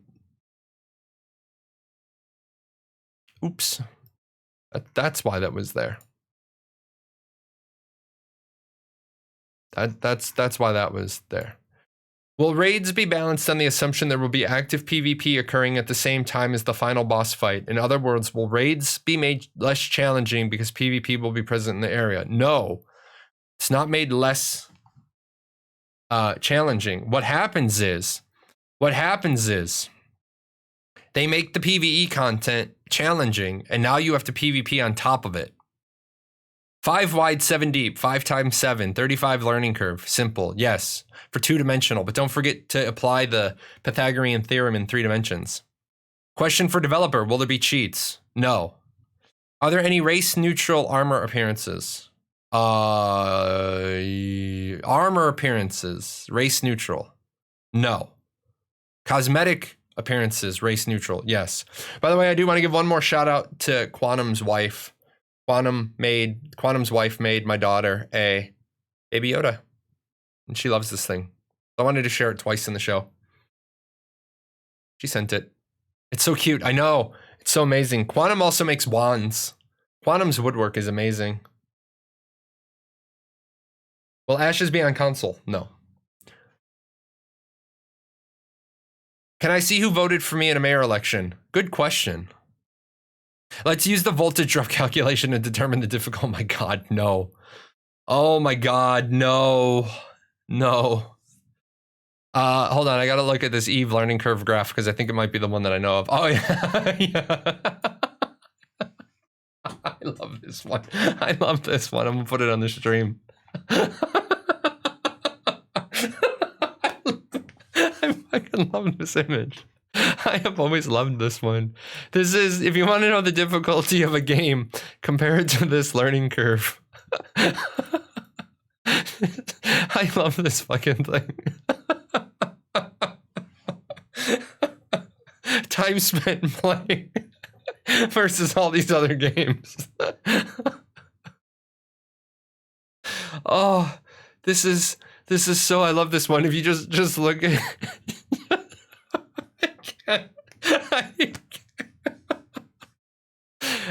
You look at the time spent playing Eve. You actually go backwards in gaming skill to the dawn of man. Oh my lord. Oh, I needed that. I needed that. Oh. I think that may have just broken my migraine, to be honest. Oh. I love that picture. It's funny every time I see it. I've had a migraine for 2 days. And I think that finally, I think the crying from the laughter just finally broke the migraine. Now I'm in a much better headspace. Thank you for that. I'm streaming with a migraine. Yeah. I suffer from debilitating migraines. I've just gotten used to them. My wife knew something was wrong yesterday. I actually asked my wife to get me an ice pack, and for the back of my head yesterday, it hurt that bad. I almost enjoy the dopamine laugh. Exactly. That's dope. You release dopamine when you laugh. Did I try meditation? I do meditate. And I think my daughter's new lotion has something I'm allergic to, because right away, when my daughter used it, I got a migraine. Can you post a link? You can always post links. That's 10% disability if you convince the VA the Air Force started it. Yeah, it's funny about that. I have my rating for migraines, but it's 0. Again, I'm rated for 0% for disabilities. For migraines, I have a 0% rating. That's amazing. White Fang, that is cool. That is awesome. Guys, click on that link that White Fang just looked if you're a Baby Yoda fan. But yeah. Are these the development update questions? Yes, they are. Critical Zen Network. If I missed your question, guys, always put repost. If I miss your question, just put repost. I do apologize. Copy paste, put repost in front of it. I try not to miss the reposts. But sometimes chat goes. Do we have a timeline on future game developments? No, we do not. We just know Alpha 1 is sometime this fall. How dense will the monster How dense will be the monster population? I think it's always pretty boring if there's a huge area, but you need to walk 10 seconds just to kill one mob. I'm not taking your question seriously. 10 whole seconds? You had to walk 10 whole seconds to kill one mob? She's made 10 now and shipped them to people around the world. Those are amazing. If she wants to promote, just let me know. I will happily, if she's selling them, I will happily promote them on my stream, because those are amazing. Did you know that Disney didn't know Baby Yoda was going to take off the way it did? Did you know that? The Mandalorian wasn't supposed to perform as well as it has, and Disney's kind of now holding this amazing product, and they're like, what do we do with it? What is my preferred kind of combat system? Tab. I am a tab player.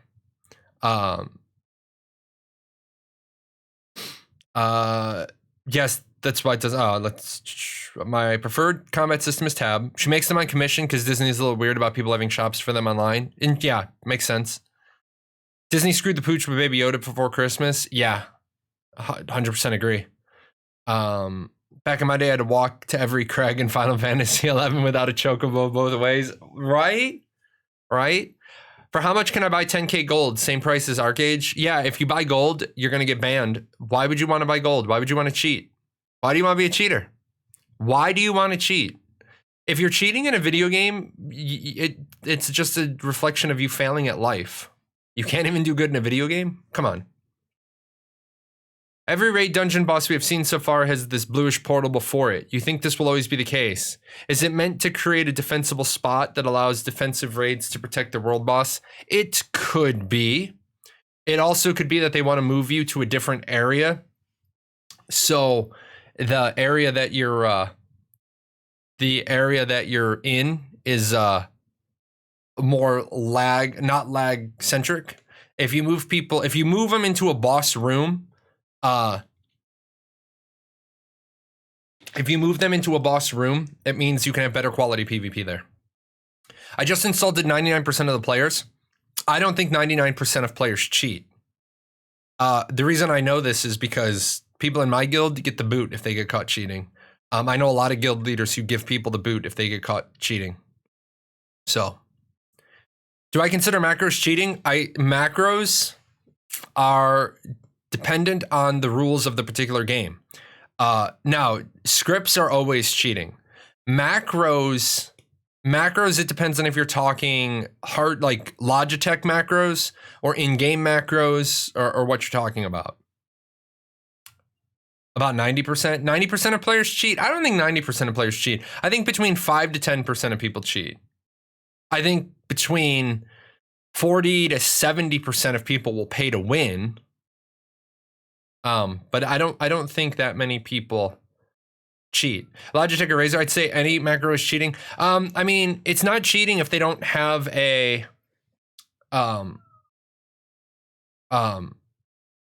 it's not cheating if they say macros are okay.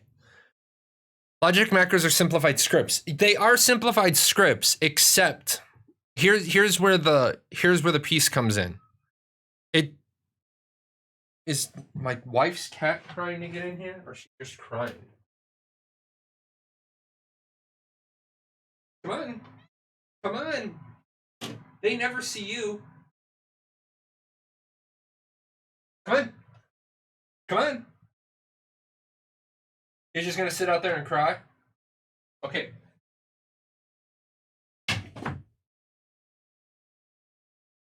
I don't think macros cheat. I don't think macros are cheats if the game says you can have them. If the game says you can't have them, I mean, because what's like Final Fantasy XIV, they have in-game macros. So what's the point? I mean, saying that you can't use a Logitech macro, well, I can do it all with an in-game macro.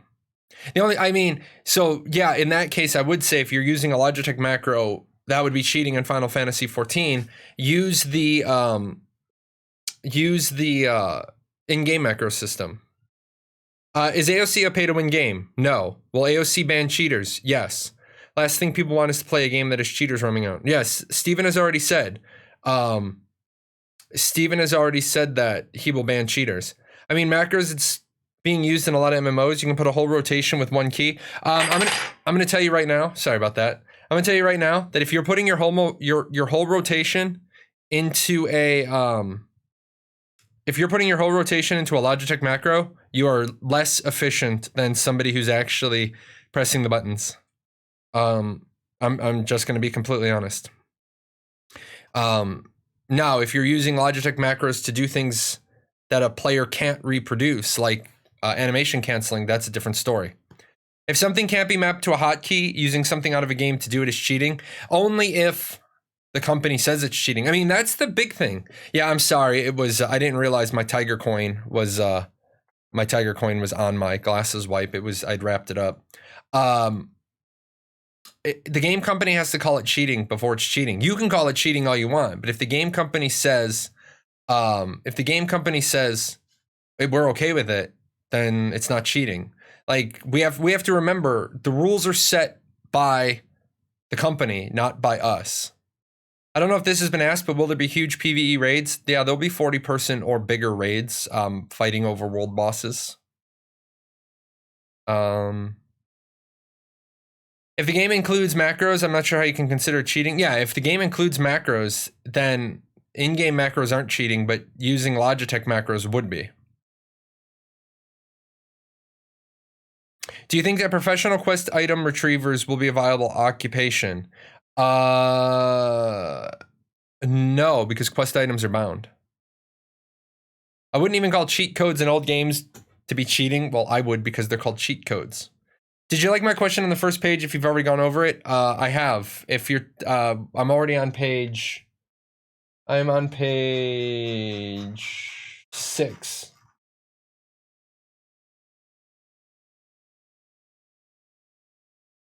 If solo players need to group up for content, what system is placed to form pickup groups, and can players fast travel to other players in a group once the party isn't made?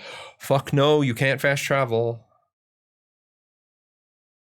Taming pets mounts seems to be the category as miner or gatherer. Does this mean if I tame 10 of whatever and then head to the breeder, on the way if I die in PvP, I will drop things I tamed like I would ore or pelts? Yes. Is there a gatherable? I would sub to your OnlyFans. What? Is there going to be a day-night cycle? Yes. I mean, like instance-based raids. No, there's not going to be instance-based. There's 20% of the raids are going to be instance-based. The other 80% are open world. From a guy coming from SwarTour, I appreciate a dev that actually bothers questions to do it honestly. Thank you. I am not a dev. I am a content creator. I am not a developer. If I was a developer, things would be different. 90-80 or 90-10, no, it's 80-20. 80% open world, 20% instanced. Oh, by the way, even though I'm not a developer, all of my answers are based on what the developer has said. I played through my first half playthrough of Skyrim without knowing about fast travel, and it was more enjoyable. There's fast travel in Skyrim? I'm just kidding. We know that in MMOs, in mass PvP, it's hard sometimes to understand what is happening.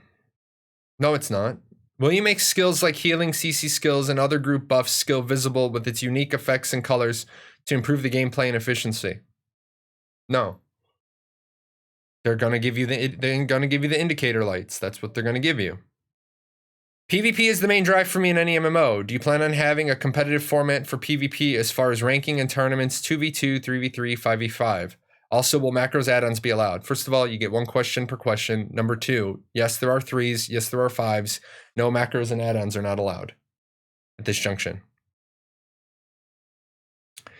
The bigger your party, the less XP you get per kill. The bigger the party, the more XP you get per kill, but the less you get as an individual. So there's a modifier to the XP of the mob based on how many people you have in the party. But then you divide that. So if a mob is worth 2,000 XP and I kill it solo, I get 2,000 XP. If the mob is worth 2,000 XP and there's 2 of you and you get a 1.1 modifier, then you each get 1,100. Does that 80-20 mean a lot of people will be competing for dungeons? Yes. Do you think that might get annoying if some groups can't do the content? Why can't they do the content? Are they too scared to go in and take the content? If you're too scared to go in and take the content, that sucks for you. Go in there and take the content. If I know your guild and I go in and I see you doing the dungeon ahead of us, I'll be polite and I'll clear a room and let you get ahead of us. If I go into a dungeon in my node and I don't know you and you're stuck killing trash, thanks for killing trash for me. I'm going around you to take the boss. Maybe they meant it's too fast to show what's going on. In that case, turn down your settings. Do you have an estimate of when this game will launch? No, I don't. Probably 2 years. Probably 2022. So the bigger groups you have, the total XP among the group is more, meaning grinding as a big group is better. No. So like I just said, if a mob is worth 2,000 XP and I kill it solo, I get 2,000 XP. If the mob is worth 2,000 XP and there's 2 of you and you get a 1.1 modifier, then a 1.1 modifier, you would get 2,200 XP, but then you would get 1,100 each. The quote about quest items and social organizations aren't your quests. They are a side thing. So you aren't doing it for other people. You're doing it for the advancement of the organization. Hold on. These cats, man. Here's the white one. Did you just wake up, old man? Did you forget it was stream day? You're gonna... Where do you have quest item on this particular page? Let's see. Some quests take you outside. Story arcs, personal quest lines. All the events are based around storytelling. All the narrative quests are based around storytelling. All the organizational quests are based around storytelling. Storytelling. Where you sent me a link and you said something different about quest items on a page that doesn't have quest items. You'd have to tell me exactly where on that page you want me to read, because quest items doesn't appear. Let's see. Does an MMORPG take 5+ years to make normally? Yeah, 5 to 8, 5 to 10. If a mob is worth 2k and it takes you 1 minute to kill, you get 2k XP per minute. If it takes 2 people 30 seconds to kill with a 1.1 modifier, you get 2.2 a minute if you kill 2 mobs in that minute. Yes, I mean, but we weren't talking about time. We were talking about a mob. I mean, that leads us into a different discussion about time efficiency. Not sure if I should pre-order right now. I really want the 2 feline-tailed mount. If you really want the 2 feline-tailed mount, then pre-order now. If you don't want that particular mob or mount, then don't. Who the hell tagged me? What the fuck did people tag me? Shit, damn. It's not even supposed to be getting tags. I plan on streaming in the future. Would it be okay if I point people to Ashes 101 and use it along with Ashes Wiki to answer questions while streaming? Sure, go ahead. I pre-ordered the $150 package. Did I get the mount? I don't think so. I think the mount is in, it should tell you in your inventory. Store. The mount, no, the mount is in the 250 pack. The accessory is in the 75 and the pet's in the 150. Are you playing Shadowlands? No, I don't play WoW. I do not play WoW. Oh my god, now the other cat's at the door. I'm going insane today with these cats. They're killing me. And that was the one that wouldn't walk in. And the mount is just a skin. People get confused. Yes. Well, I was talking about XP for the group, not per individual. I'm guessing from what you said, it's better to have a big group for total XP per individual, right? I mean, are you talking per kill or are you talking XP per hour? Because those are two different concepts. XP per hour or XP per kill. I mean, you gotta, as in total as a group. Again, are you talking XP per hour or XP per kill? In total as a group. A group doesn't get XP. XP gets filtered down to the 8 individual. Per kill, it's better to be solo. Because you get 100% of the XP. Oh my god.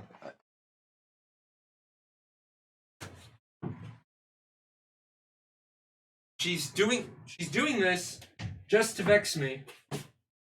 She won't come in. And she's just sitting outside the door crying. And I don't want to shoot her in the face with a water bottle. Because I don't have a water bottle. How do we find people to play with if there's no group finder? Just walk around and ask people, make friends, have a guild, have a static, go to a tavern, look at the recruitment board. 375 plus 25% VAT gang. Complain about your country, man. Be in a Discord? Yep. Let's see. Depends on mob density. If there isn't enough mobs to support the kill speed of an 8-man group, then it isn't profitable. Also true. You're a Vec who is vexed by cats. Yeah, they're just, I don't know. It's my wife's cat is a feral who broke her hip when she was a kitten. And so she might just be complaining that she's sore, but she's coming to the door, she won't walk in. I played Sportor for a long time and the engine is just garbage. This engine is Unreal 4, am I right? Frame rate shouldn't be an issue in heavy situations with a lot of players. Every engine is going to have a frame rate issue with a lot of players. The engine is only part of the equation. If you're running a 3090 and your computer's like a $6,000 computer, yes, of course you're going to have a better frame rate in a large group than if you're running an i3 with a 770. So, only the engine is only part of it. Your internet speed is part of it. Your individual computer is part of it. Am I making your own guild? Yes, I am the leader of Paradox. Search page for quests might. Okay. Now some quests might take you outside the city to know and hunt and pursue things, but you could also be I don't know. You're saying some quests might, okay? And I'm there. Some quests might take you outside the city to know, hunt, and pursue things. But you could also perfectly be a person as a merchant and purchases them from other travelers. He's not talking about quest rewards there.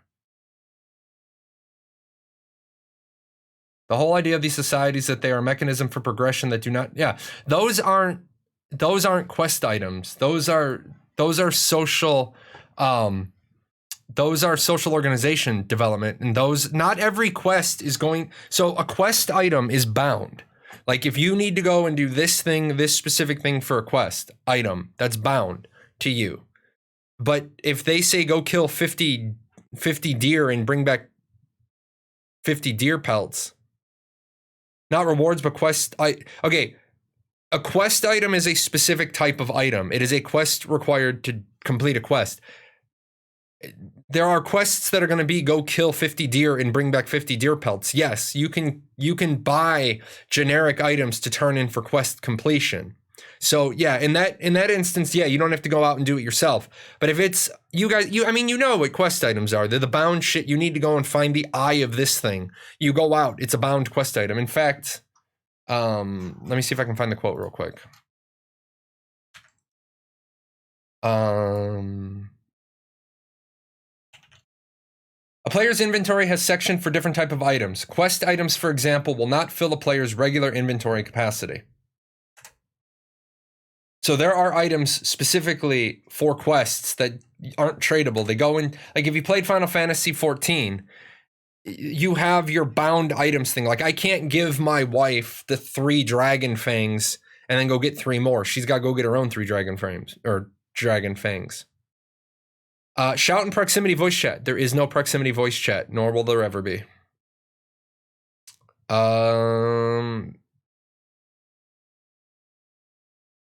If they are balancing for 8-man groups, mob density should reflect that. No, it shouldn't. There is no correlation between balancing for 8-man and mob density. Because remember, they're balancing for 8-man across all aspects. If you want to, mob density doesn't necessarily, like, just because you're in an 8-person group doesn't mean they're going to make mob density specifically for you. You should maybe be off killing elite mobs that are going to take you more to longer to kill. So why don't I have enough mob density killing mob density for 8-man groups to kill normal mobs? Because that's not your content. I just tuned in. The top question in the stream about change of design philosophy, is that a change or not? I haven't even read that question yet. I don't like your jokes about proximity voice chat because you keep saying it and then people are going to see it and then people are going to run with it and they're going to think that there's proximity voice chat. So every time you say there's proximity voice chat, I have to say there's no proximity voice chat. So because somebody that doesn't know you, Satan Donkey, and knows that you're joking, they come in and they see voice chat and they're like, oh, I'm going to be able to shout in voice chat. Am I going to be stuck with voice chat? That's why I got to kill it every single time. Will Ashes have voice actors? No. Voice acting is very expensive. Very, very, very expensive. Star Wars The Old Republic had a production budget of $400 million. $190 million of it was for the development of the game. And $90 million of that was the voice acting. It is very expensive. Rat ears aren't bound. No. It's really cool how a tavern keeper will be able to set quests where you can go grab him 50 new dies. I love the fact that, boom, paying it forward. Look at you guys go. I love the fact that people pay it forward. Yeah. If I missed a question, hit repost. I think I got them all. Let's see. In the past, gathering was slated to be based on trial and error and require visual knowledge of the world and its resources. But in the most recent streams, gatherable resources have had some particle effects around them. Is this a change in the design philosophy? Placeholder, can you clarify? It has never been based on trial and error that you wouldn't have a visual indicator. Unless you're going to make your whole world gatherable, you got to give people an indicator.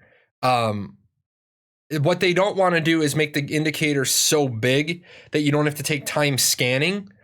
But Steven also recognizes the fact that if you make gathering too difficult, nobody's going to gather, and then you're going to have people who are running bots to identify stuff. Like Yeah, in the last 2 years, my vision has gone, and my vision is getting worse.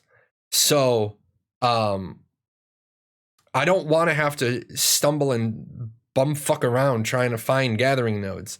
At the same time, I don't want on my minimap that a gathering node is 10 meters ahead of me. Don't put it on my minimap. Now, I know some people can say, well, you can just turn it off your minimap.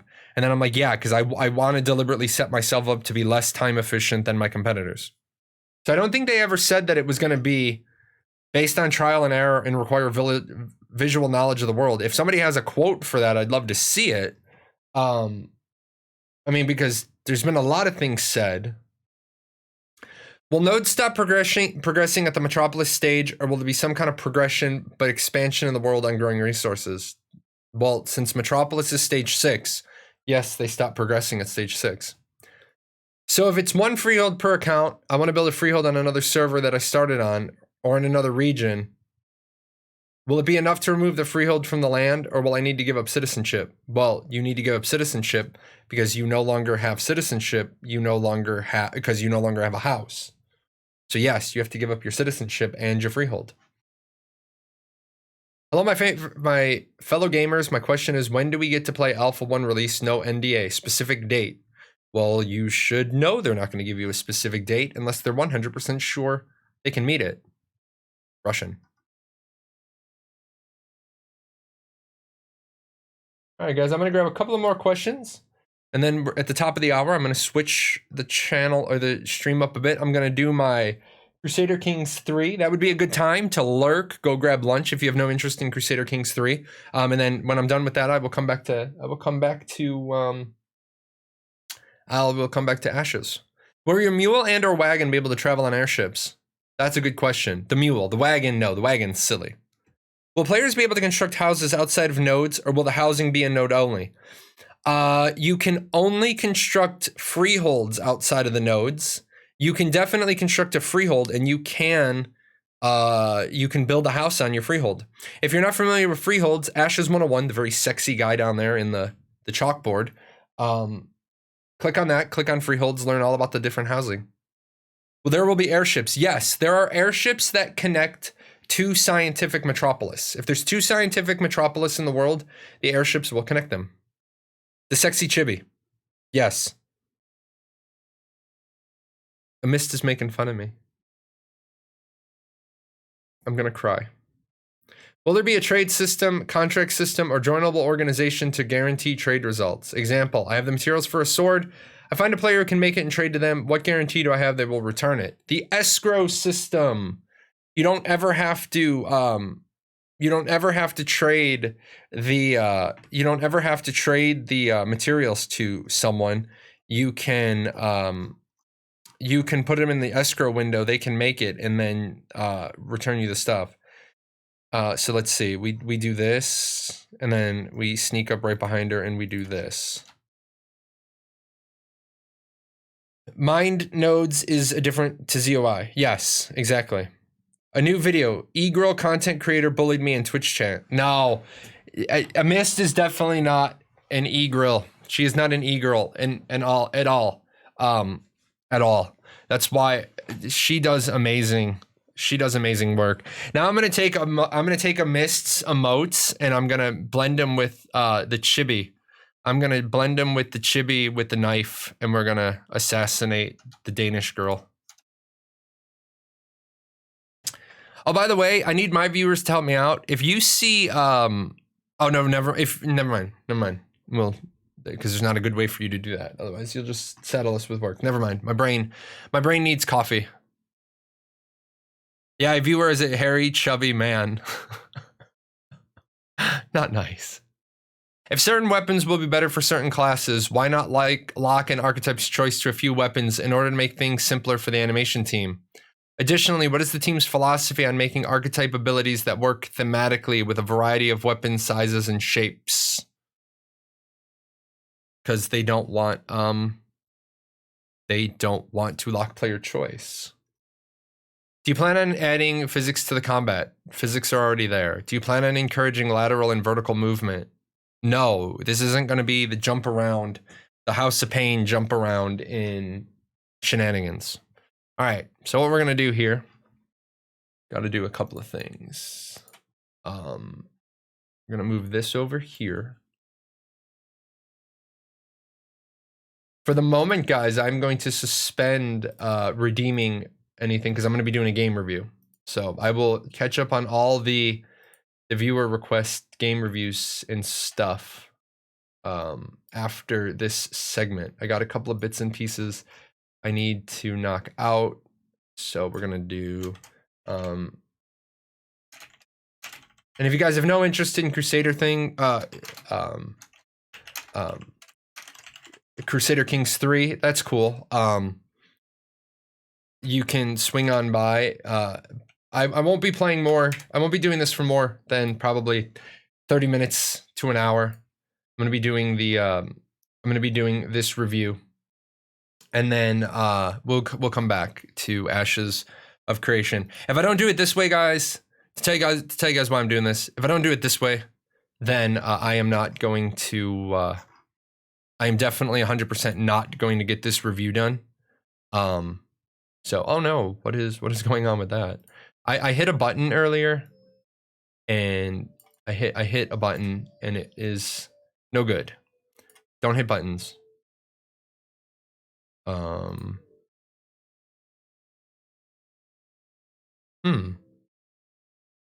I seem to have broken my camera. Why is my camera not here? Oh, here it is. Because I broke it.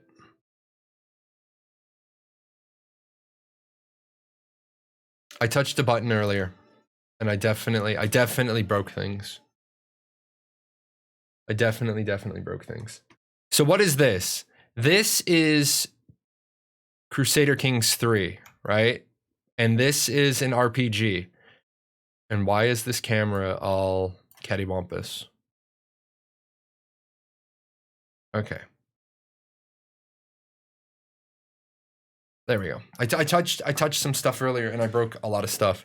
Like, I broke a mass amount of stuff. So,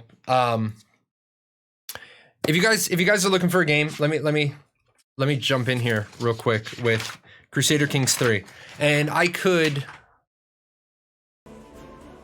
Why is that so jacked up? Oh, because this camera setting goes like this. Nope, down, buddy.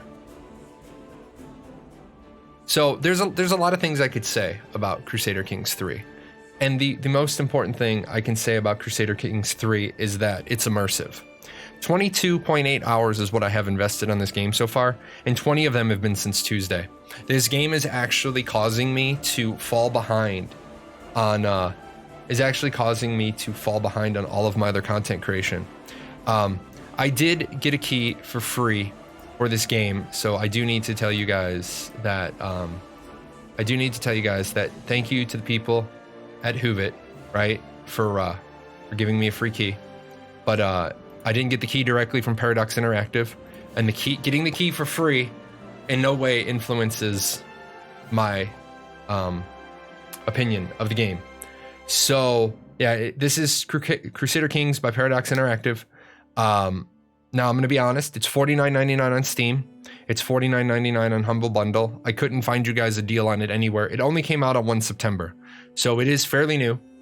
Is that my game company? No, I wish. I wish I owned Paradox Interactive. Now, this is an RPG, and it is an amazing RPG, but if you're gonna play this, you cannot play this game like Civilization or Endless Space, because you don't play as the Empire. You play as an individual. So what you're seeing right here is the character in the front. That's actually the character in the front who doesn't fit on the screen because I touched something. There we go. Make that work. The character in the front is your main character. That's her spouse and her heir. I had a very interesting Ireland game last night. I had a very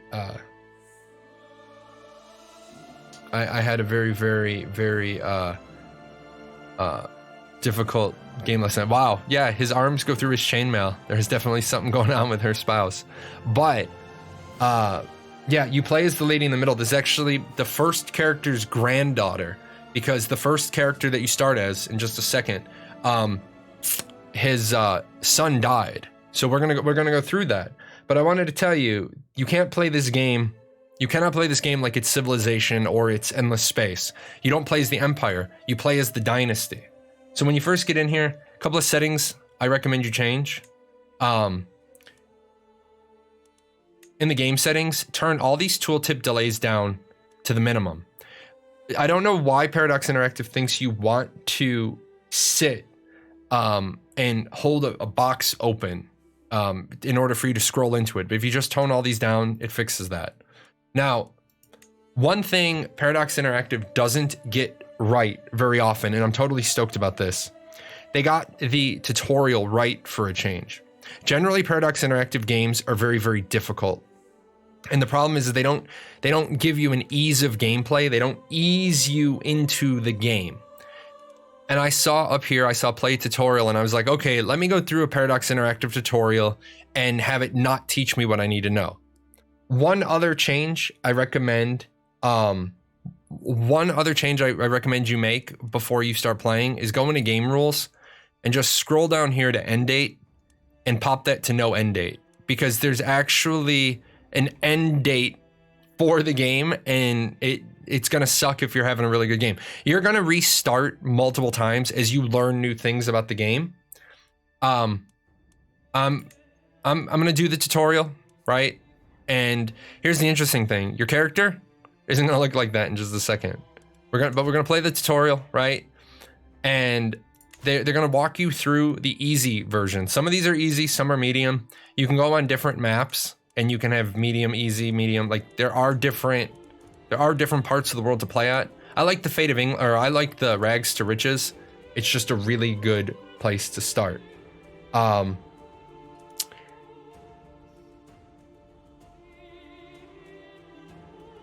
Oh yeah, the split in half. I don't want to go into deep stuff right now, but yeah, definitely the split in half. That's you can also rally them in place, so or in a specific place. So what we're gonna do is we're gonna jump in here. We're gonna do the tutorial, and right here, if you are new to the world of Crusader Kings, we strongly recommend you play the tutorial.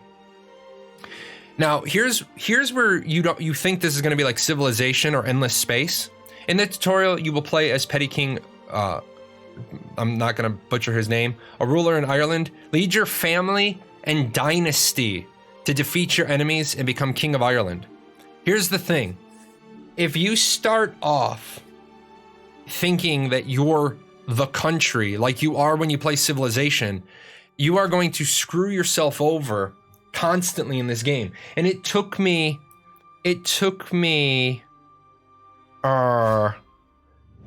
about 4 games to figure this out.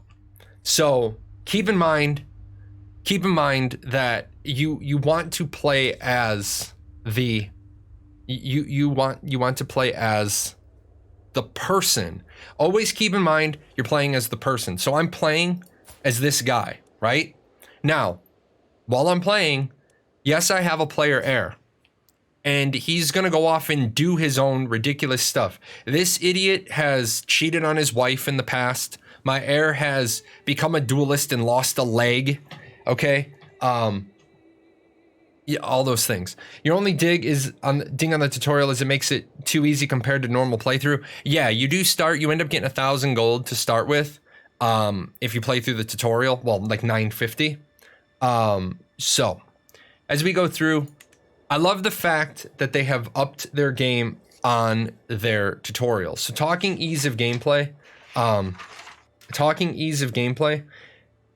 Paradox Interactive is known for bad tutorials. And I say bad tutorials because a tutorial should have you touch every part of the game. They don't have to explain every single thing. But Crusader Kings 2, its tutorial leaves off entire menus of the game. You never even know that should happen. It leaves off entire concepts of the game. I used to think that BattleTech was Paradox's best tutorial until I started playing this. This tutorial is absolutely amazing. So also, this is an RPG. And if you click through this first screen, there is no one way to win in Crusader Kings, only different ways to enjoy the game. you are going to be at the pinnacle of achievement. I have been multiple times. I've almost been the King of Ireland, and then I die. Or somebody goes rogue, or somebody acts against me, or somebody rebels, or when you die, until you have single inheritance, there are inheritance rules. Remember, you're playing as a person, not the empire. So basic move arounds, right? Basic move around stuff. But I was talking when I changed those settings, if you don't change the settings, you have to let this bar fill up. I don't know why I'm pointing at the screen. You can't see it. You have to let this bar fill up, and then you can move in here to check other things. Set all those settings down to 0.25 seconds or whatever.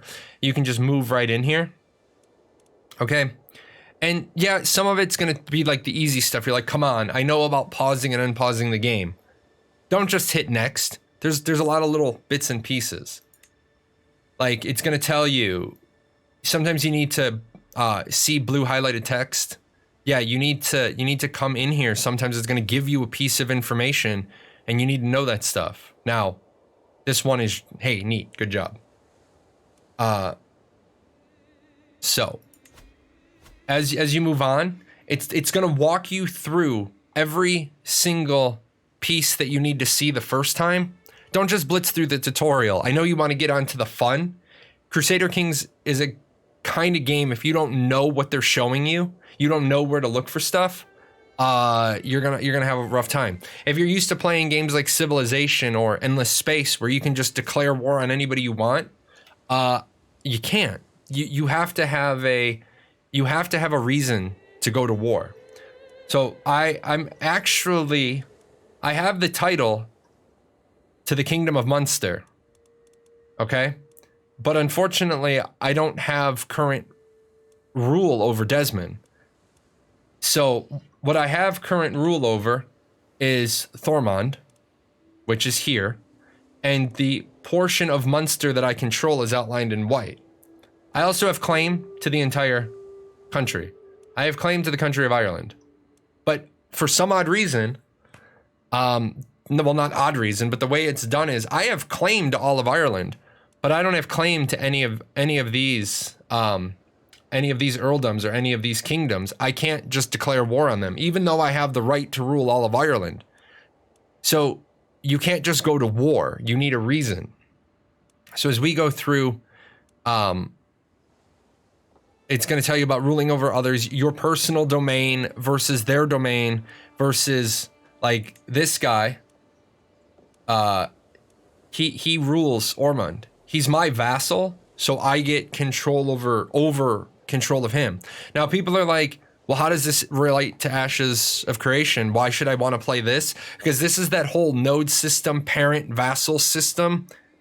This is where you're going to get a really in-depth education on the vassal system from Crusader Kings. And then click on your character. Here's the other thing. You have stats. They're always randomized. Every stat, every heir, everything that you have, it's always randomized. When you start as the ruler of Ireland, he's always strong. He's always strong martially, because they want you to start the game as a guy who wages war. You don't want to have every single character you play always wage war. So make sure you learn these things, and then it's going to walk you through some other bits and pieces. You also, in Crusader Kings 2, these things didn't really matter. Temperate, wrathful, and impatient. They didn't really matter. They definitely matter in Crusader Kings 3. I love what they've done with the decision making. These event boxes are going to pop up. You have to make a decision, and if you like. Right now, I'm wrathful, so I can execute prisoners. I can sentence people to death, not suffer any stress. If I let criminals not hang or not burn, I'm going to incur stress because I'm wrathful. Like, people who wrong me, I want to avenge.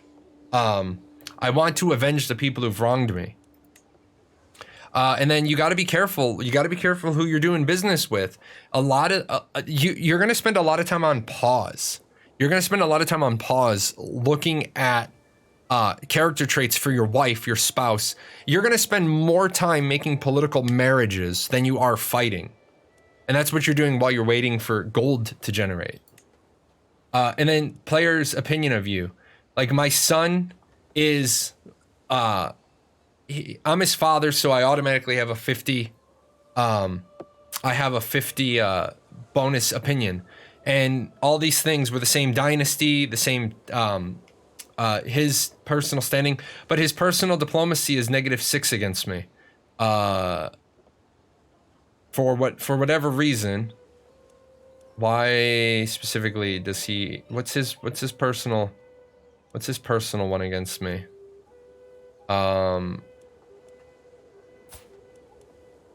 It doesn't give me. So he's just upset because, oh, his personal diplomacy is he's 18.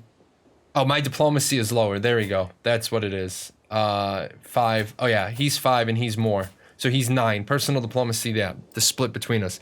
There's gonna be sometimes that your heirs are just angry with you because you haven't died yet. It's like, thanks, jerk. But remember, it keeps taking us back to the, I'm not playing as Ireland, I'm playing as the king. Let's see. Oh, gold. Yeah, I recommend you start in the tutorial for the first couple of times because you get the higher amount of gold. When you start in the normal game, you don't have this much gold. You will never have enough gold ever, unless you do the wandering lifestyle. But this isn't a how-to. This is just a get your palate, like, you know, get you salivating for a game that's going to give you some distraction. All these resources are important. I'm not, like I said, this isn't a how-to, but you want to make sure you read all these resources. And then lifestyles. The cool thing is this guy starts with a full chain done, but you don't have a perk point to buy the last one. But this is very important. How do you rule? How do you how do you grow? Like I said, the King of Ireland always starts military. And then are you going to be going out and leading your people personally? Are you going to be leading the armies? Do you want to be a good fighter in and of yourself? Well, I have found that if you don't take chivalry focus on this guy, he tends to lose damn limbs because he's going to be your best commander. Here's the trick. You have no idea what your son and heir is going to be. Each time you're a new player, and all of everybody is new. I've had him as a diplomat. I've had him as my son has been a warrior as well, but we just keep moving on just to see other parts of the game. You want to make sure that we keep our son nice and happy. I don't actually want to do this, but the game gives you the gold. It won't move you on in the tutorial. It won't move you on in the tutorial until, see, it's grayed out right here. I don't want to give him 50 gold because he already likes me at 74. I don't need to send him gold to get up to 10 more, but the game says, I gave you 1,000 gold, you'll spend it how I tell you. So now, happily over here, I paid 50 gold to have him have an 84 with me. Congrats. And then here's the part, you know, here's the part. Let's talk about your dynasty. As the game goes on, unless your character meets with untimely accident or terrible disease, they will grow old and eventually die. There's nothing you can do to stop this. I am 39 years old at the start of this game. The number in front of the heart will tell you their age and how they're feeling. It's only game over if you don't have an heir of your dynasty. As long as you have heirs of your dynasty, your legacy will live on. When your player character dies, you simply start playing the player heir. Okay, now here's the rough spot. Your heir, until you change the rules of your society, especially in Ireland, it's different all around the map. Every time, like, this is a game that has multiple games inside of it. As you move around the world, different societies have different laws of succession, different rules, different who can do what. In Ireland, all of my heirs split my titles and lands equally. So some people would say, well, the best way to stop that then is don't have any children. Or don't have more children with the king, only have children with the heir. Well, it doesn't matter because you have four heirs at all times. Like, it'll show you the next 4 steps. It always gets broken out among all of your heirs when you're Irish. So it's going to show you the laws of succession. You come over here to realm succession. Here's my heir, right? So he's going to get stuff, but he's not going to inherit everything. He's only going to inherit my titles. As soon as I have another one, the other one's going to get some of it. He's going to get the biggest. My primary heir is going to get the biggest. Everybody else is going to get some. Now, here's the thing. It wants you to find yourself a spouse, right? And again, I can't move on until I do this. So I'm not looking for an amazing spouse because I just want to get through the tutorial to talk about the game review and about why you want to play this thing. So right click your character, find spouse. Now, this is amazing. I love this. Ready? I love this. You have so many options and so many things are going to change from just this one decision. Okay? You have all of these people. You can sort them by relevance. You can sort them by alliance power. Do I want to have my 39-year-old king marry a 10-year-old? No. Let's do an age difference of 10 years. Okay? So now it's gonna take out anybody that's not plus minus 10. 39, yeah, I want to be able to go into the teenagers to, teenagers. Let's go down and we'll sort by age. So the youngest person is 24 because 15-year difference. Look at this one right here. Look at this big old. She has some claims on some titles. Those claims would get passed down to my kids because they would inherit it when their mom dies. The other thing you got to look at is where are we? Okay, so we're not even united yet, right? We're not united. They're not united. You want to try to interfere with the stuff going on. The last thing you want to do is let your neighbors get powerful because then they're looking at you. What do you do with a good spousal match, right? You form alliances. Your allies will very, very, very, very, very rarely work against you. Sometimes they will. Sometimes your ally will ally with your enemy, and then when they enter the war, they can come. They can enter the war against you because they're entering the war against you on the side of your ally. Good game, but still a lot of bugs. I got a bug that makes a permanent -30 opinion with vassal. From bribe became feudal, and next 600 years I got -30 opinion for tribal authority. I can't speak on that if it's a bug or if it's a setup, but I mean, obviously it's a game. It's only been out for 24 days. There might be some bugs. So let me take a look here. We want to start looking around. Now, as I said, you have 4 heirs. This guy's got his 4 heirs, and he's got all sons. Take a look at this guy. Oh, he's got family. He's got an unmarried 24-year-old daughter who's also Catholic, and she's Welsh. I don't know, but if this guy right here is on my border, and I don't want him coming across the border messing with me, maybe we're going to, we can't arrange a marriage because arrange a marriage. Oh, I can arrange a marriage with me. So, look at this. We are going to, We are, yeah, looking like a snack, right?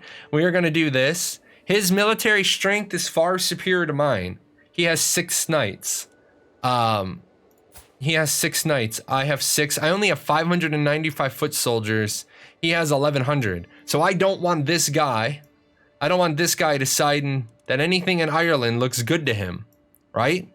So I'm gonna, you know, look. I'm gonna get some prestige because I'm marrying into a noble house. She's gonna get some prestige because she's marrying into a noble house, and she's marrying a king because I'm a king. So we're gonna do this. And I have found my spouse. And yeah, you shush. And then he accepts the marriage proposal. We're now married. He's now my ally. He's allied to me. So if I go to war and I have enough prestige, I can call my ally. I can call my ally into war. The player heir will always come from your dynasty and most often from your house. Not everyone in your dynasty will be landholders, owners, but every plot of land on the map has an owner. Sometimes that owner is you, sometimes it's one of your vassals, and sometimes it's another realm entirely, mainly of whom are vassals. Yeah, this is what gets annoying, because remember, guys, I can't dictate everything that goes on. I can't dictate everything that goes on this map. I can only dictate things that go on inside my white lines. And even when I've expanded my realm, they have their own courts. This guy has his own court. So he gets to make his own decisions about a lot of things. I can't interfere with his choices because again, I'm playing as the player, not as the overall ruler. So as we go through, I definitely recommend that these terms, county, duchy, kingdom, empire, you need to make sure you know the names for the realms you're in, because it changes. Not everybody uses the same feudal designations, because in Ireland they're called earldoms. So, and then we start getting into a lot of the details. I'm not going into that level. This isn't a how to play this game. I'm just saying this is a game you want to play. So as you walk through, it's going to tell you to build certain things, and if you don't, you can't go through the tutorial. They gave you 1,000 gold because they're giving you a heads up. Like, we're already down to 750 for mandatory decisions. Okay, and then it's going to start telling you about taxes. You're always going to be broke. You only make 2.6 gold a month. This isn't like civilization or big money, right? Hold on one second. Go on.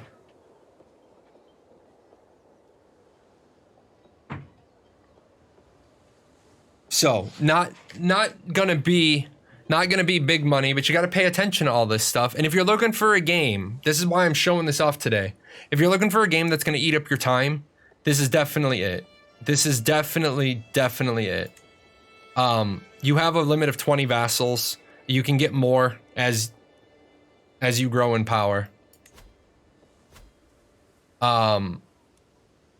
Yeah, some things will only affect your domain, while some infect your entire realm or the duchy. So, I'm just gonna show you guys last couple of bits and pieces. You have a spy master, it's amazing. You have a marshal, a chancellor, a steward. You have all, like, there's a lot of things you need to know about what's going on in this game. Intrigue, you can murder people. I know that's gonna get some of your opinions. Like right now, my bishop doesn't like me, right? My bishop doesn't like me, so I can't get money. I don't get money off of his lands, so I gotta get him to like me. Otherwise, the land, all the armies and all the gold from the religious land, I can't access.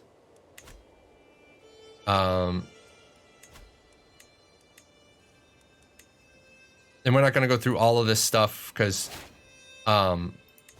this isn't a tutorial. This is just I I recommend you should play this.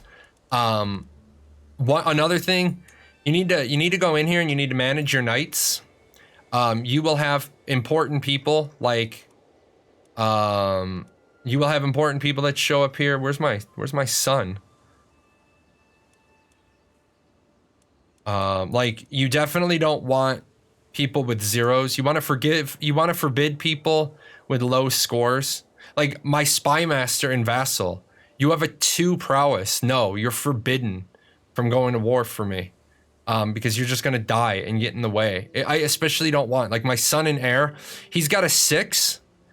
And I have 6 knights, so where is he? 1, 2, 3, 4, 5, 6. So since it's likely he would come, I'm gonna forbid him for the moment and hope that as I grow, as I grow, he'll have a random event. What I hate is that they're random events, right?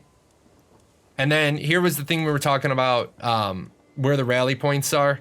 You're gonna need to learn that stuff. We're not teaching that today. I'm just showing you guys that, I'm just showing you guys real quick that there's a lot to this game. We're gonna do this war real quick. I'm gonna declare war on him, right? And the reason why I can declare war on him is because I have, if you remember, because I have a lawful claim on the entire kingdom of Munster. There's 5 people with claims on it. My son, because he's my son, he gets all of my claims. There's all these other people that have claims, but you notice they're all in my dynasty. Everybody in my dynasty has claim on this. My aunt, right? Now, my aunt, this time, she's only a guest in my court. Sometimes they assign you your aunt. Sometimes you get other things. We're gonna see what happens here. We're gonna declare war on this guy because we want to restore the kingdom of Munster to its full size. I have the legal right, and the game tells me I have to. So I'm declaring war on him because I'm gonna get the contested county. I need to have X amount of resources and prestige. You gotta be a prestigious king to declare wars, right? So now I've declared war on him. And I'm gonna raise all my armies. And it takes, you got it down here, under your guys' chat. I recommend playing in slowest or slow to begin with. They recommend you play it normal. I recommend slowest or slow, because things take time, and time is your enemy in this game. Time is always your enemy. Everything in the world is happening as you're playing. If you accidentally leave this on the fastest speed and an event moves on pauses, you can lose like 2 or 3 months with your army just standing still. So I usually keep it down on slowest until I'm marching them. So as I march, I'm gonna get there in 19 days. You see that little box? Predicted arrival, 6 October, 19 days. Yeah, we're gonna play this at like normal speed. Move that up to fast. This is one of those events that occurs. This is a Paradox interactive sort of recurring theme. Do I want to gain 75 gold and have my collect taxes for my wedding?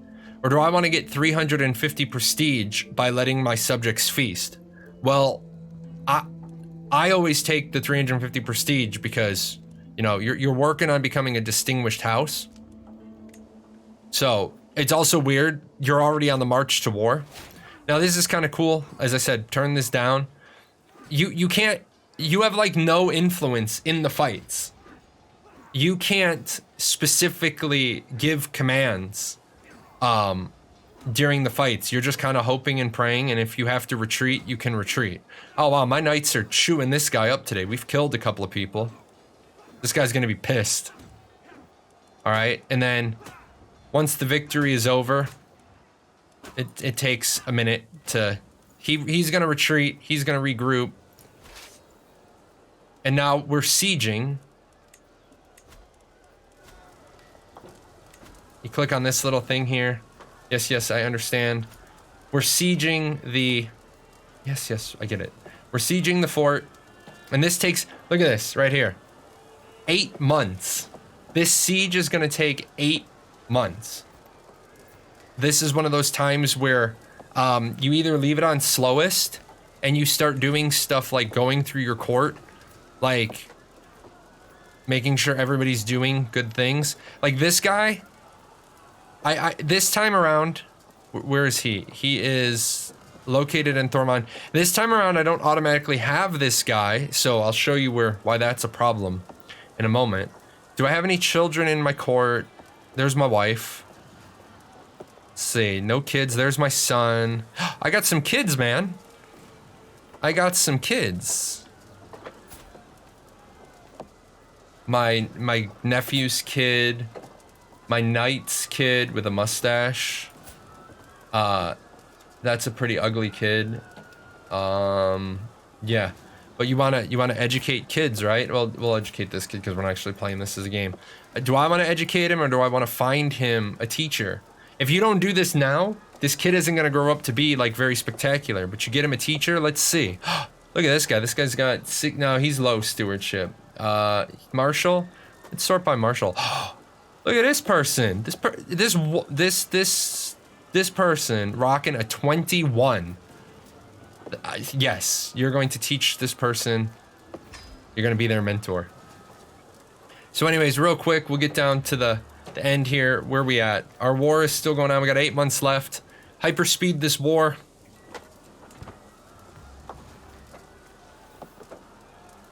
Like I said, you generally don't want to do this because you want to be doing other stuff. You want to be managing the rest of the court while the war is going on. But we get to, we took an air hostage. That's a good thing, but totally random. Totally random. But, see, I told you you don't want to have that on fast. I hit on pause, and time was flying. Your war score is at 100%. I can enforce this guy's claim. I'm gonna get even more prestige. Congratulations on my victory, thank you. Now, here's the thing. It's gonna pop up these things at the top of the page.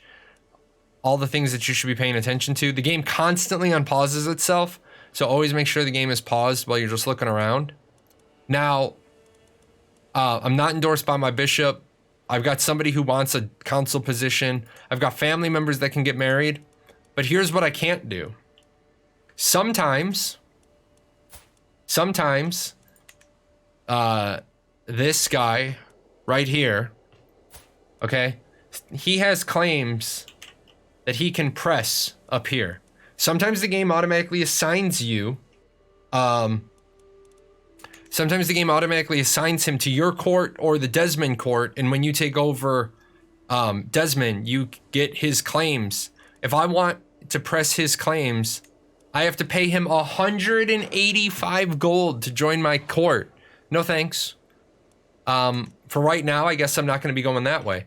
But you'll notice I can't declare war just willy-nilly. I can't declare war just because I want to. You have to have a reason to go to war. So that makes this game so detailed. I'm going to give you guys some stats, and then we're going to go back to Ashes. Here's the thing. Ease of gameplay.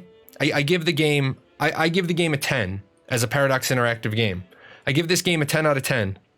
Hold on one second. You're a pest. Trying to do a game review. All right. So as a Paradox Interactive game, I give this game a 10 out of 10. I legitimately say that this is their best tutorial in any game they've ever done. The hands down the best tutorial they have ever done. Bar none. Graphics, I give it a 9 out of 10 on graphics because look at what it is. We're not in there fighting, boxing. We're not controlling the combat directly, okay? We don't need to control the combat directly. The fact that they actually go through and create different images, like, hey, she's dead. My half sister is dead, right? All these people, you start looking at all of them. Let me clear all this so you can see the defaults. You start seeing very, very specific artwork, I give it a 10. You don't have to like the art style. I give it a 10.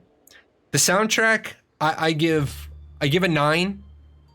In 22 hours of play, I have never said to myself, I hate this soundtrack. I wish it was different. There are sound alerts that let you know things are going on. You hear the clang, you hear the music when you're at war, you hear a different music when you're at peace, you hear a different music when there's events. So I think it's good. The immersion, let me say this.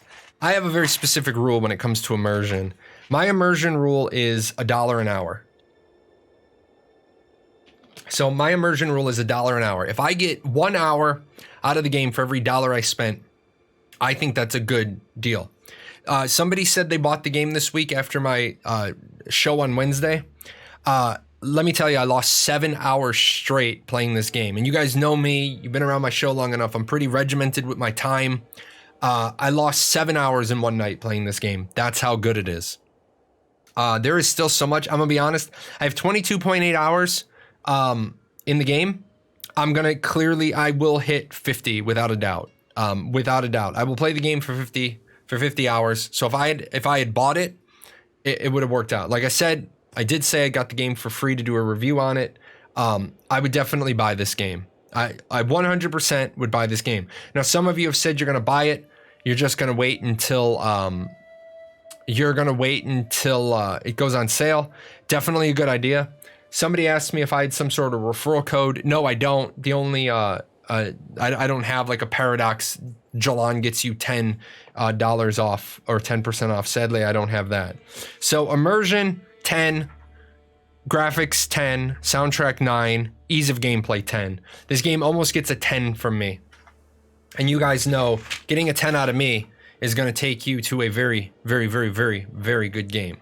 So Crusader Kings 3 gets almost a flat 10 out of me. So that's saying something, right? That's absolutely saying something. Let me close out of that. I got to chop that up later with all the cat interruptions. Got to chop that up. But that is definitely a game that I'm going to lose more of my life in. So if you guys, and like I said, I like to try to find games that have applicable references to Ashes. You're definitely gonna get a feel for how the vassal system works. If you play Crusader Kings, then you're gonna be looking at oh my god, this is how the vassal system works. This is how this works. This is how this works. Anyways, game review is done. I got to chop that up later. I'm going to take a quick break. Then I got to fulfill I think I got a stretch or something in here. A stretch will be good. My back is kind of sore. I will be right back. Post more Ashes questions and we will get to all of those. Be back in less than 2 minutes.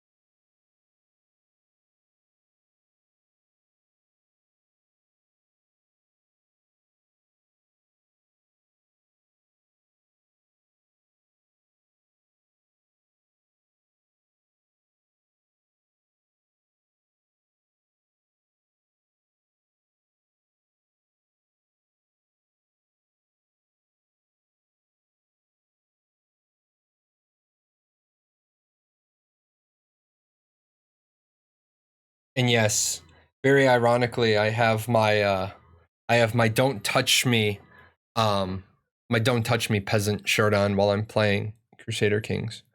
But yeah, I let me tell you, I'm a huge Civilization fan. I'm a Stellaris fan. Endless Space fan. Stellaris is a rough game. Stellaris is a really, really, really, really, really rough game. The learning curve on Stellaris is horrible. I wish that they would go back at the start of Stellaris and they would put a tutorial like they did for Crusader Kings 3. I like the fact that the tutorial doesn't dumb the game down. I think a lot of people are against tutorials because they feel like tutorials dumb the game down. That's why I rate on ease of gameplay. Is a game easy, and is a game watered down? Teaching somebody Stellaris via the tutorial isn't making the game watered down. There are good Stellaris tutorials online. Yeah, I actually have to double back. I owe Paradox Interactive 3 game reviews. Actually, I owed them that one, which I had to get off the plate. Otherwise, I was going to keep playing Crusader Kings 3 and not enjoying it because I was going to be like, well, I still have to get data or footage for my video. Now at least I can chop that up. And it's basically, what more can I say? Play the damn game. The game is amazing. Let's see. Posture checks. I will hold on to those. Stretch. I love how I tell you guys that I'm holding off on all the things and then you decide to post them. It's like, I need to have a way to turn those all off. For while I'm doing the show, or for while I'm doing specific things that I don't want to respond to viewer interactions, because they're not always the best time. Oh, man, my back. I gotta go see the chiropractor. My back is killing me. Thank you for the stretch, though. I'll take stretches. Posture check. I'm good. I'm on my balance board. Shout out. You need attention. Bronze is a crime. Bronze is a crime. Needs attention. And hydrate. I will hydrate. Thank you. Is there a reason to stop at level 0 to 2 nodes when there are other more developed nodes? You can't live in a 0 to 2 node. Now, is there a reason to stop at them? Yeah, there's going to be content there. It's not going to be high-end content, but there will definitely be content in the in the zones of influence of a level 0 node. Because remember, not all the content comes from the node. There is content that happens. There is content that happens just from walking around. Like, there's quests that appear just by walking around. Do you mind? That's my chair. Stop it. Stop it. You can't have the coin either. So yeah, there'll be reasons to stop at level 1 and level 2 nodes because there'll be tasks to do, and those tasks might help you with something you want. You might end up getting sent to a level 2 node by another quest to do something, or by another node's quest to do something. You might, let's see, why else would you go to a level 2 node? You might go to a level 2 node because the level 3 node that was blocking it just got sieged and destroyed. So you're trying to get that level 2 node to grow. And in order to do that, you got to earn XP in that zone of influence. So yeah, there's a lot of reasons to go to level 0 and or level 2 nodes if they're now cleared. And then you'll go to the level 1 node. Once you grow the 2 to 3, you'll grow all the other nodes up. So yeah, there's just no player government in stage 2 nodes or stage 1 nodes. Let's see. This is my chair, buddy. You have to leave it alone. Thank you. Let's see. Several games with targeting systems make your skill stop or fail when the enemies leave the required range for it to be cast, even though they were when the player started casting. Will AOC be similar to this, or will the skill be cast and reach the target even though it left the minimum range already? So there's what I think is the ×2 rule that works really well. If you start casting Fireball and I get twice the range of the spell before you finish casting, you shouldn't be able to hit me. But if you're at 24.8 meters and my spell has a 25 meter cast range, I start casting it and then you walk out of range, it should still cast and it should still fire. Otherwise, you favor rangers who will have the longest range. They can just keep walking right out of your range and interrupting you. So that's a good question. I'm glad somebody asked that. Can you give an example of a racial augment? That's a good question. Will people with bows or various other ranged weapons have to purchase and carry ammunition? No. Will there be a limit soft cap for stalls, or could you achieve something like for stats? Or could you achieve something like 100% crit rate, 100% spell immunity? Do you have any plans to combat grief play like denying quest mobs or stream sniping? Well, that's not grief play. I hate to tell you. Denying you killing quest mobs isn't grief play. There's a strategic advantage for me to prevent your node from completing quests. Stream sniping, I'm sorry, even as a streamer, I shouldn't get any special protections. If I choose to stream and I choose not to have a delay, and I choose not to be smart about it, then I deserve to die. It works out real simple for some people. If I'm streaming and you're killing me, if I'm trying to teach to stream something and I can't because I keep getting killed, I guess I need to turn that day's lesson into how to not get killed. Now, will that piss off some of the viewers who are trying to figure out like whatever I'm trying to teach? Then yeah. But then if you want me to be able to teach the lesson of the day, bring yourself over to where I am and protect me. I like how you think. I think that after doing this job for 4 years and being a gamer for 20 years, I think I represent a good portion of the player community. Welcome to the chat room. Why did my chat just tell me welcome to the chat room? I've been here the whole time, chat. Do you have to store your mount in a stable or as an item in your inventory? It is a dimensional mount that lives in a pocket in your inventory. Well, with Alpha 1 just around the corner, is Intrepid planning on putting out a confirmed date soon other than fall? I missed out on Alpha 1, but I'm excited to support streamers so showcasing the available content, and I know a lot of others are too. They're going to put out a date soon. I've said this before, and I'll say it again. If Intrepid misses the Alpha 1 date, Intrepid is going to suffer greatly in the end of year 2020 media, in the early 2021 media. Intrepid can't not start. They can't not start their Alpha 1. I don't like. Here's the thing. I'm a supporter of the game.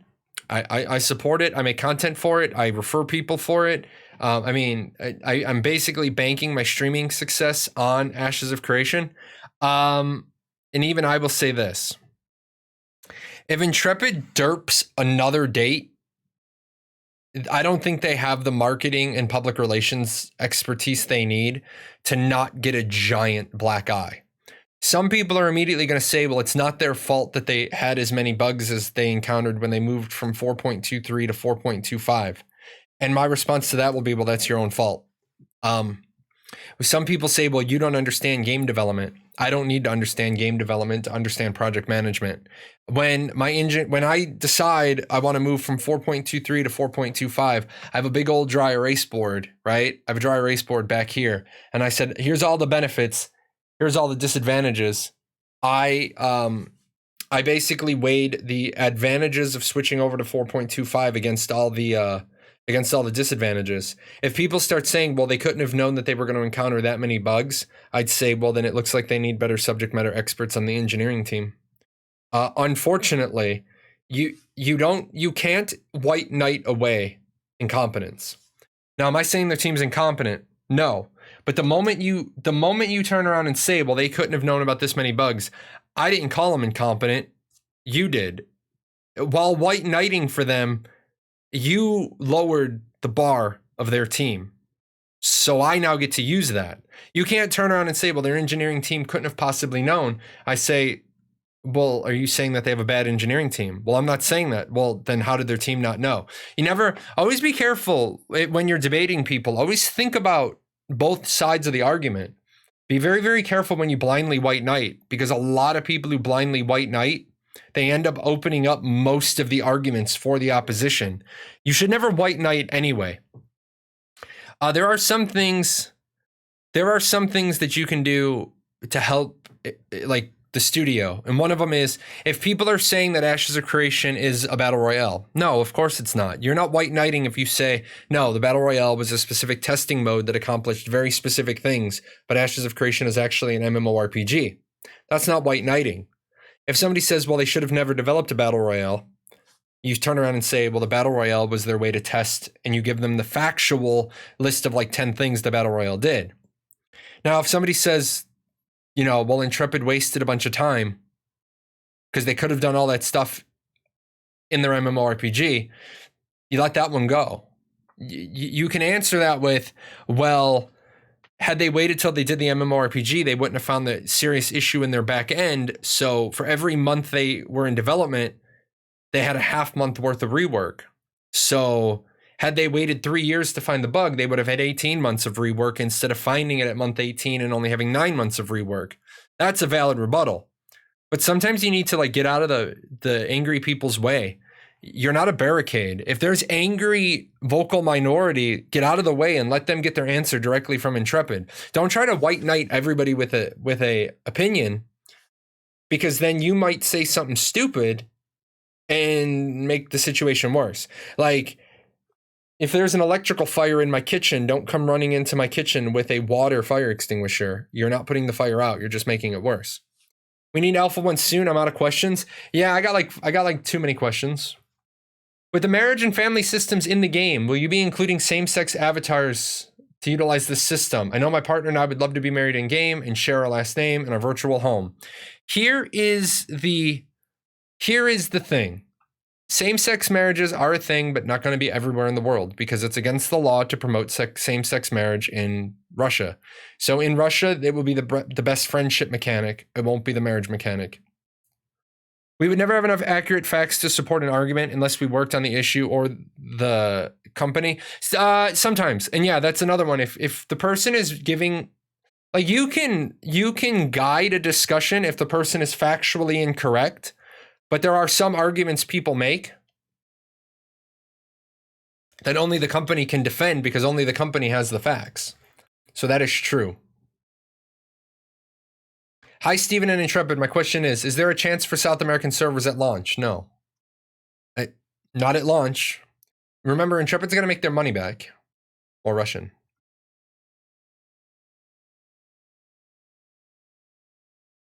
How difficult would it be for a player that can't play all day every day to keep up and be semi-competitive? What's semi-competitive mean? The game has so many awesome aspects. I'm sure it is the type of game I will want to play 24/7, yet I fear it would be difficult to keep up at semi-competitive levels for people that has a job, school, or other obligations. Okay. Time is a valuable commodity. I'm not going to deny that. However, you guys always hear that I say, I'm a husband, I'm a father, I am a streamer, and I am a gamer. Or I am a husband, I am a father, I'm a gamer, I'm a streamer. You got to have your priorities in order. If you are even thinking to yourself that you don't have enough time to dedicate to Ashes because you have other priorities in your life, maybe your other priorities is where you should be putting your time. If you're going to a dead-end job and you have no future at that job, you have no potential, you hate your job, you hate your life, you hate where you live, you hate your apartment, you hate everything about your life, you live a miserable existence, and you're dedicating 9 hours a day to MMOs, your priorities are in the wrong place. Because the MMO is going to be there for 5 hours a day, for 2 hours a day, for 9 hours a day. But all of that other stress in your life is always going to be there. You're not a fucking tree. If you don't like your situation in life, move. You know, if you don't have 2 pennies to rub together, maybe you shouldn't be playing a subscription-based MMO. Maybe you should be doing anything. Maybe instead of playing 8 hours a day of MMOs a day, maybe you should play 6 hours of MMOs a day and read a book. Like, for example, I've read it once. I had given my copy away. As soon as I saw it, as soon as it got here, I remembered it. But it's been a while, so I'm gonna reread it. You know, I'm gonna reread it. I've got a whole collection here. of books. It's like Billy Bob Thornton said in that one movie, you can't help yourself because yourself sucks. Well, maybe you should be working on yourself so that yourself doesn't suck anymore. Don't tell me you can't learn leadership. Don't tell me you can't learn management. Don't tell me that you can't go to one of these many websites like MIT OpenCourseWare. There's a couple of places that free development. You don't have to have a degree or a piece of paper to develop skills. A degree, I've got a whole bunch of them. They're pretty much wastes of paper. But I have a bunch of college degrees. They open doors. They're like keys. You're able to put on the paperwork, I have this degree, I have this degree, I have this degree. You shouldn't be worried about people who can play all day, every day. I started reading Developing the Leader with You 2.0. It's awesome. Yeah, I mean, leadership is a skill, okay? I'm a test engineer becoming a malware analyst. No degree. Yeah, you didn't need the degree. I mean, a degree might help you, but some people have a skill set where they're just known.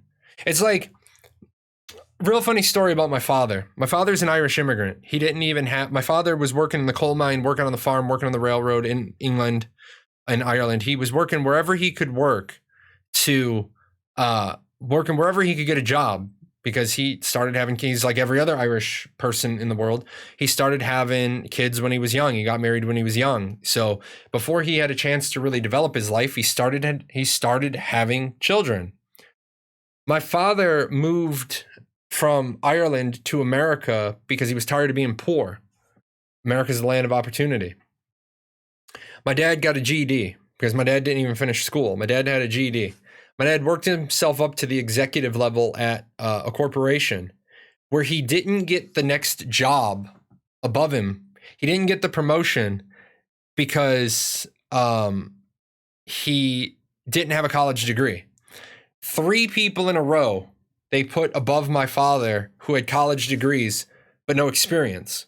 They didn't have the engineering expertise my father had. My father didn't go to engineering school. My father learned how to be a mechanical and operating engineer through, what he was doing. One day they came to my father and they said, you can't have the next job above you because you don't have the college degree. And my dad said, fine, but stop asking me to solve the problems the idiots that you keep putting above me create. And they said, well, what do you mean by that? He said, the last 3 college graduates that you've put in there make really stupid decisions and I end up having to clean them up. If you can't give me the job, realize I'm the guy cleaning it up. So I'm not going to clean up any more messes. The company told him not to clean up any more messes. The next guy with a college degree in there nearly fucking tore down the building. They suddenly gave my dad the promotion because they realized he knew what he was doing and the guys with the college degrees didn't. I'm not saying you need to have a college degree. I'm saying that had my dad had a college degree, he would have gotten the job because he would have had the key, right? He would have walked in and said, I want this job, and my degree is the key that opens that door. Let's see. Are there going to be flashbangs? No, because there's no gunpowder. But are there going to be other ways to make you untargetable by tab skills? Yeah, stealth. Let's see. I remember in Unchained how I was playing 10 hours a day of productive game time and I kept falling behind. I was wondering if similar experiences jaded some people. Yeah, but the problem is that ArcAge is designed that way. They're not designing Ashes that way. So I don't want to walk on a bridge made by a guy without a degree. They're more than keys. They are proof of minimum level of knowledge. No, they're not. That's bullshit, Satan Donkey. I'm going to tell you right now. I'm going to tell you absolutely right now. A college degree is not proof of a minimum level of knowledge in the slightest. In the slightest. I know a guy that has the same degree I have, the exact same degree I have in electrical engineering and biomedical technology, and the dude blew up like a $4 million piece of equipment. Because great, you have all the textbook knowledge in the world, but he didn't have the practical application. I took 100,000 volts through my arm, loaded at 0 amperage, because a guy who was teaching me how to test a particular circuit board in a Pickard portable x-ray machine told me what the 2 jump points were, and I shocked through my upper to my lower arm because I had connected to ground And that's not what I was supposed to be connecting on those 2 points. He got investigated because he was my trainer, and the Air Force doesn't take accidents like that lightly. He got investigated. I repeated the points he gave me. My second man, my electrical safety buddy, because the guy that pulls the breaker, he repeated the points. The third man writing down the thing, he called the points. So 4 different people all agreed on the points. When they went back to the manufacturer, they found the book was wrong. So some guy with a degree wrote a book and he was wrong. We actually have this problem at work. My teacher cleans up all the stuff from their chiefs, but can't get promoted because he has no university degree. That showed me that university doesn't mean anything, but you need it to change something. Here's what a college degree means. A college degree means you had enough money that the financial department put a stamp on your paperwork that you were paid, and you showed up to class often enough sober and dressed appropriately that the professors all agreed that you should be a college graduate. I was an electrician in the Navy for 6 years, and I'm graduating with an EE degree in December. They're different skills. You're absolutely right. You are absolutely right. They are different skills. They're different skills. But you can't use your own anecdotal evidence now. Your anecdotal evidence is skewed because you were an electrician in the Navy for 6 years, and now you're graduating with the EE degree. Keep in mind, anecdotal evidence is never evidence because it's skewed by bias. Imagine the person that does that the other way. Imagine the person that goes and gets the electrical engineering degree without the 6 years of practical experience. Military trade skills, military training is some of the best training in the world. It is regarded, biomedical technology training is regarded as the best biomedical school in the world because it takes people with no electrical engineering skills, with no electrician skills. In a 9-month program, they put into your head more than 4 years worth of information in a 9-month program. That particular school is regarded as the best in the world. All of our allies send people to that school. Your story with your father is anecdotal as well. Yeah, except the problem is that story is echoed by the tons of people who don't have college degrees, so they can't move up. A single story is anecdotal, but then when it's echoed by dozens of people, hundreds of people, thousands of people, you can find all of these stories. You can find all of these studies online. You just need to know academically where to go get them. I'll tell you this much, completely honest. I have degrees in shit that I couldn't go and do. Like, I have a degree in cultural anthropology. I'm not qualified to go to the middle of Africa and do anthropology work. Can I go back to the classroom and teach Introduction to Cultural Anthropology? Sure, absolutely, because that's what I took it for. But yeah, 100%. Going to school gives you a background. It doesn't give you a minimum level of knowledge. A degree makes it easier to move to a different country and get a job there. Yes, absolutely. You can't, what is it right now? You can't even go to Japan without proof of employability. I don't know if it's proof of employability or proof that you have a job, but you can't even go to Japan right now if you don't have a job or you don't have the ability to secure a job. I think you actually have to have a job to move there right now. I am a top 2% earner from age 18 to 23. I never got a degree. I worked up to managing and then owning my own insurance agencies. You can always make it happen without a push. Yes, absolutely. You can make anything happen without a degree. But look at what you did. You went in, you own your own insurance agency. I've been offered jobs in Germany and I got no degrees, but I get it. I mean, it's not exclusionary. You can do anything. A degree gives you more options, like life in general. The more education, the more options. True. But also remember that sometimes having too much education closes some doors. It locks some doors on you because a boss doesn't want to hire you. A boss doesn't want to hire you if you have too much education because the boss is afraid, number one, they're going to take a lot of time, effort, energy to train you, and then they're going to lose that person, or they're afraid you're going to have their job in 6 months to a year. When is the BR available? The BR is not going to be available until after Alpha 1. They're going to bring back the BR, maybe. Maybe if we get enough social movement, we can get Steven to bring back the BR. But at the moment, they don't want to have the BR, open. Mainly because they're afraid of the stigma that they're making a BR.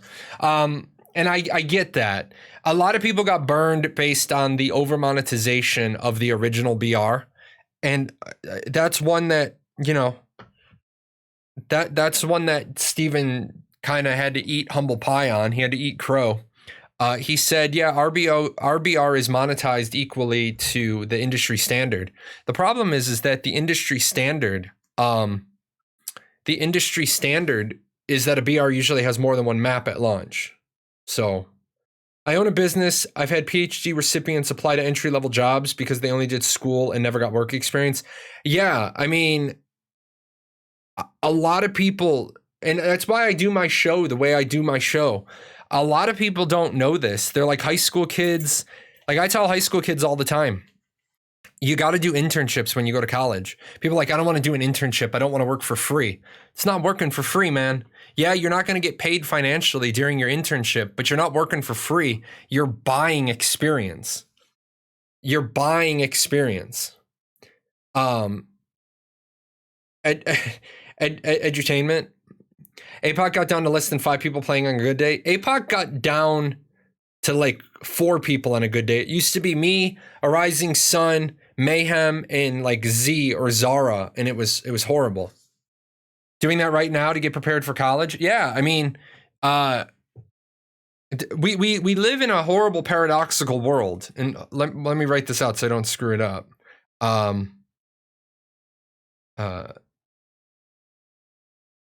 Level job, no college, and then can't take a entry level.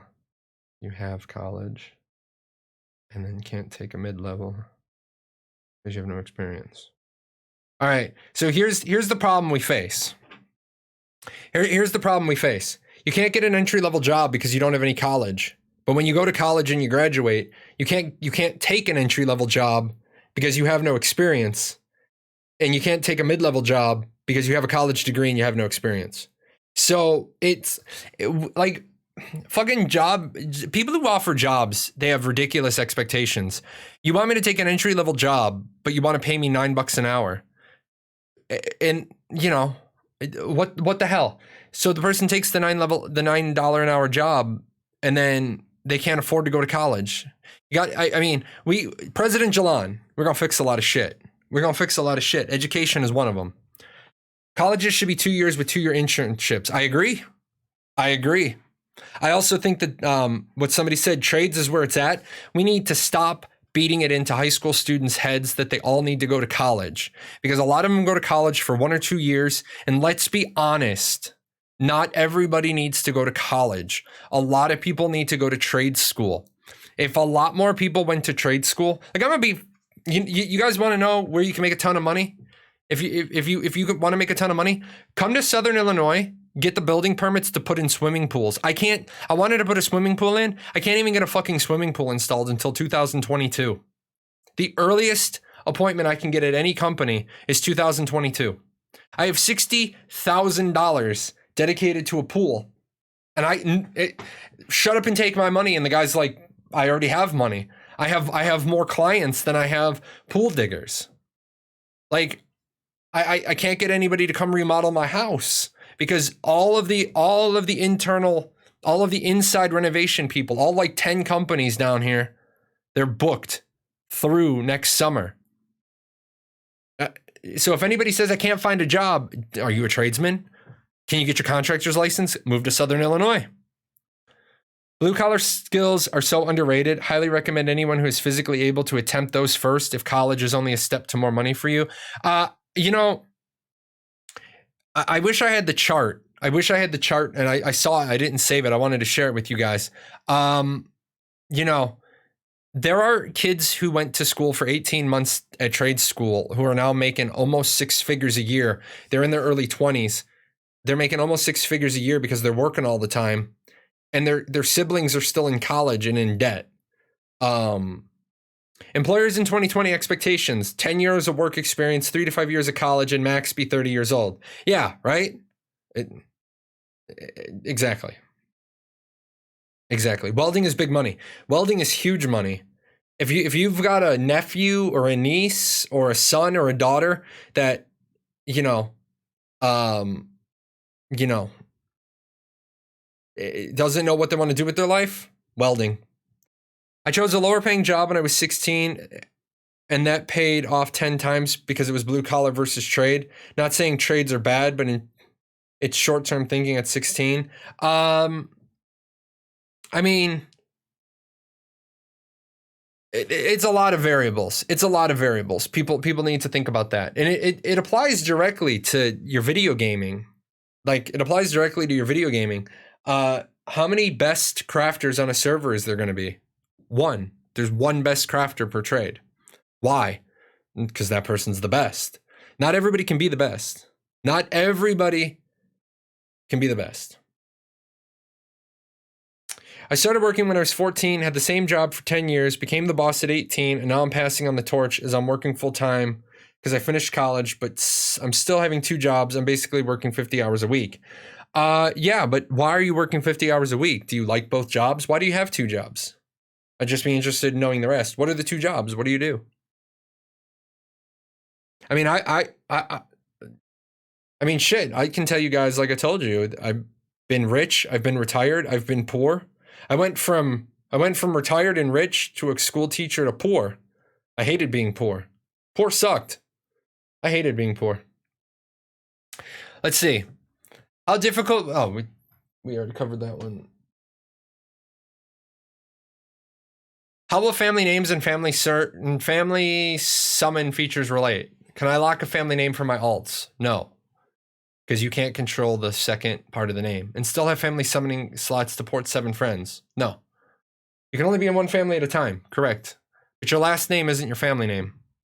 Your last name is your last name.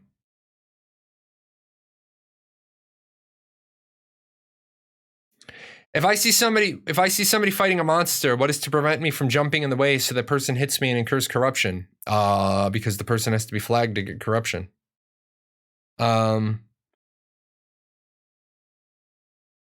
Skilled electricians are self-employed, find more work than they could ever complete in my area. They can pretty much also ask whatever they want. Yeah. I mean, I'm going to be honest. I called the guy once. Do I have the ability to change a toilet? It changed the whole toilet feature out. Yeah. Do I have the ability to change the toilet tank? Yeah. Now that my arm is working. At the time, I needed the toilet tank kit replaced. I couldn't use my arm. I didn't have the strength to use my arm. So I couldn't get the giant plastic nut off the bottom of the toilet. I knew I didn't have that strength because I'm right-handed when I write, but I'm left-handed when I torque. My arm had only been healed for a year and a half, maybe. I called a plumber. I asked them what it would be, and here's what I got. I said, yeah, I need a plumber to come out and look at the toilet tank for me and just bring a rebuild kit for this style of toilet, because I'm going to tell you right now, I know it needs to I know it needs to be changed. The guy came out, and I said, how much is it going to cost for you to come out? And he says, it's nothing for me to come out. I'll say, come out. He walks in, he's like, man, I'm going to tell you honestly, I'm in this neighborhood all the time. You don't want to change out the toilet tank kit. You want to change out the whole toilet. I said, thank you. Have a good day. Get the fuck out my house. And he kind of, oh, hold on. Before I said that, I said, so how much is that going to be for the toilet, for your labor and everything? He's like, oh, it's only going to take me like an hour to change out the toilet. And the toilet's going to cost $200. The total job's going to cost $1,000. Said, your billable rate for labor is $800 an hour. He said, well, no, but there's other factors. He started bullshitting me. I said, get the fuck out my house. And he was a kind of a big dude. I don't think he understood get the fuck out my house, because then he stood there and he started arguing with me. And I said, your invitation into my house has been revoked. You're now trespassing. Get the fuck out my house. And my wife, he was coming down the stairs. Every couple of stairs, he'd stop and he'd look at me. And I like, dude, get the fuck out my house. And I get him outside and he starts yelling at me. He's like, well, you owe me. I said, I don't owe you shit. Because I told you guys what I needed on the phone. The very first thing you told me when you walk in my house is that I don't want to do a toilet rebuild kit. I want to replace the entire toilet. You also tried to tell me that the book rate on a plumber is $800 an hour, which I know is bullshit. And then as soon as I called you out on the book rate, you started making all these other things. If you can't justify what you said, you're a scammer. I'm going to let everybody know that you're a scammer. And then he started getting mad. He went to his truck. He wrote me up a bill for the call out. He rang my doorbell. And I said, I don't accept solicitors. And he said, excuse me? I said, no solicitors. He's like, well, you called me. I said, yeah, I called you and there was no fee. He's like, well, you owe me for the call out. I don't owe you shit. Go away. Fuck off.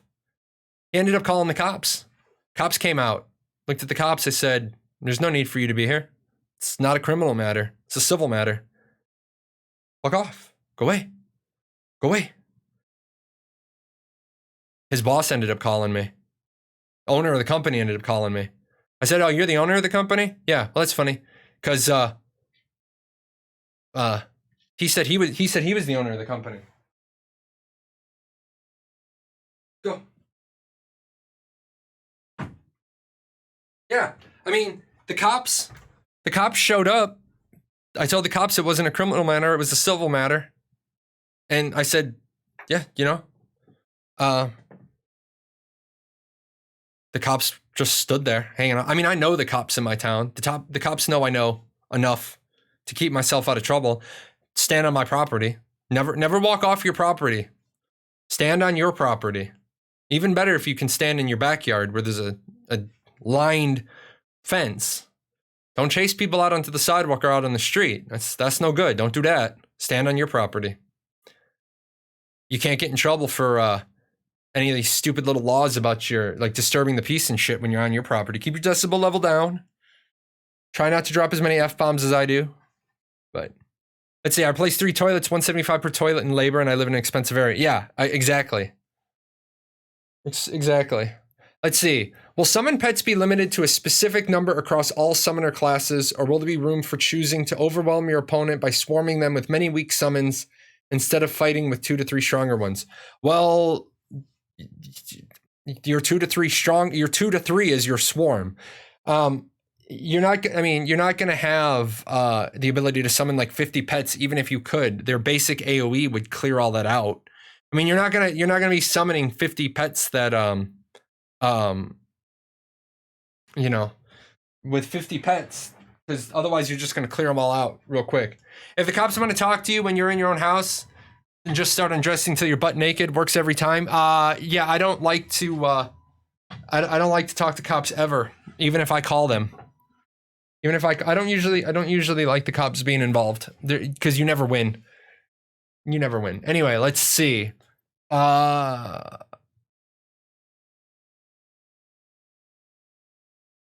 You've touched on this before, but can you once again commit to never selling more than 50% of Intrepid, regardless of how many billions you may be offered? He's not going to commit to that. He's not going to commit to that at all. You want the guy to never selling more than 50% of Intrepid. We just talked about heirs in Crusader Kings 3. Steven doesn't have an heir. Steven doesn't have a son. Not that I know of. Steven's not going to commit to never selling Intrepid. Nodes Part 3.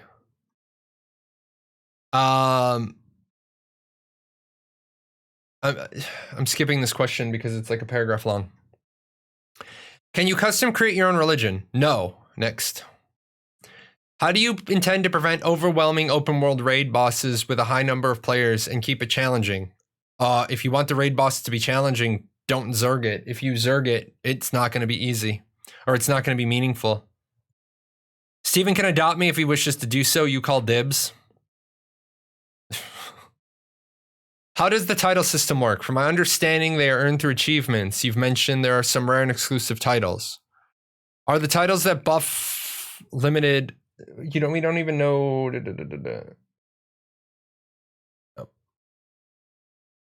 If you Zerg it, you aren't guaranteeing your loot anyway. Yeah, I mean, if you Zerg it,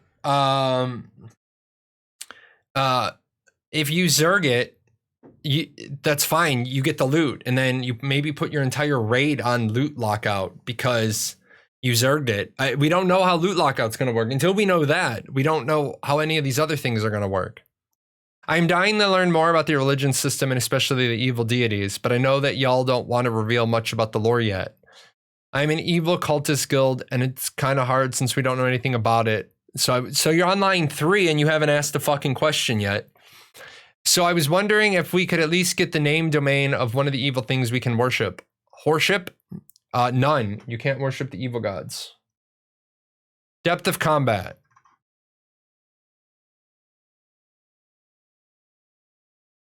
Why do people do this? Let's see. Will weapons be visible in the character's belt back? Yes, already answered. How many rulers have led the House of Aradel since the time of the Dark Fires? And do they use a succession or an election system? That's good. That's a good question. Well, they could form a role-playing aspect, couldn't they? I mean, yeah, you can worship whatever you want. You can worship whatever you want, but you can't form your own religion. Share the loot design for the 40-man effort with 200 other people. People won't do that 2 or 3 times until they realize they don't get anything from it. People in your Zerg will get unhappy and will break your Zerg. Yeah, exactly. If it's 40-man content and you want to burn it down, like, I think there's a lot of ways you can go about it.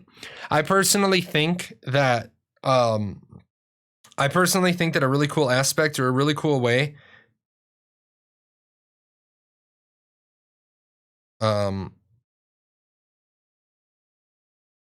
I think a really cool thing that we could do is my brain. Have a boss have an ability called Evening the Odds. And all you do is you have the boss ping the local area for how many raid leaders there are.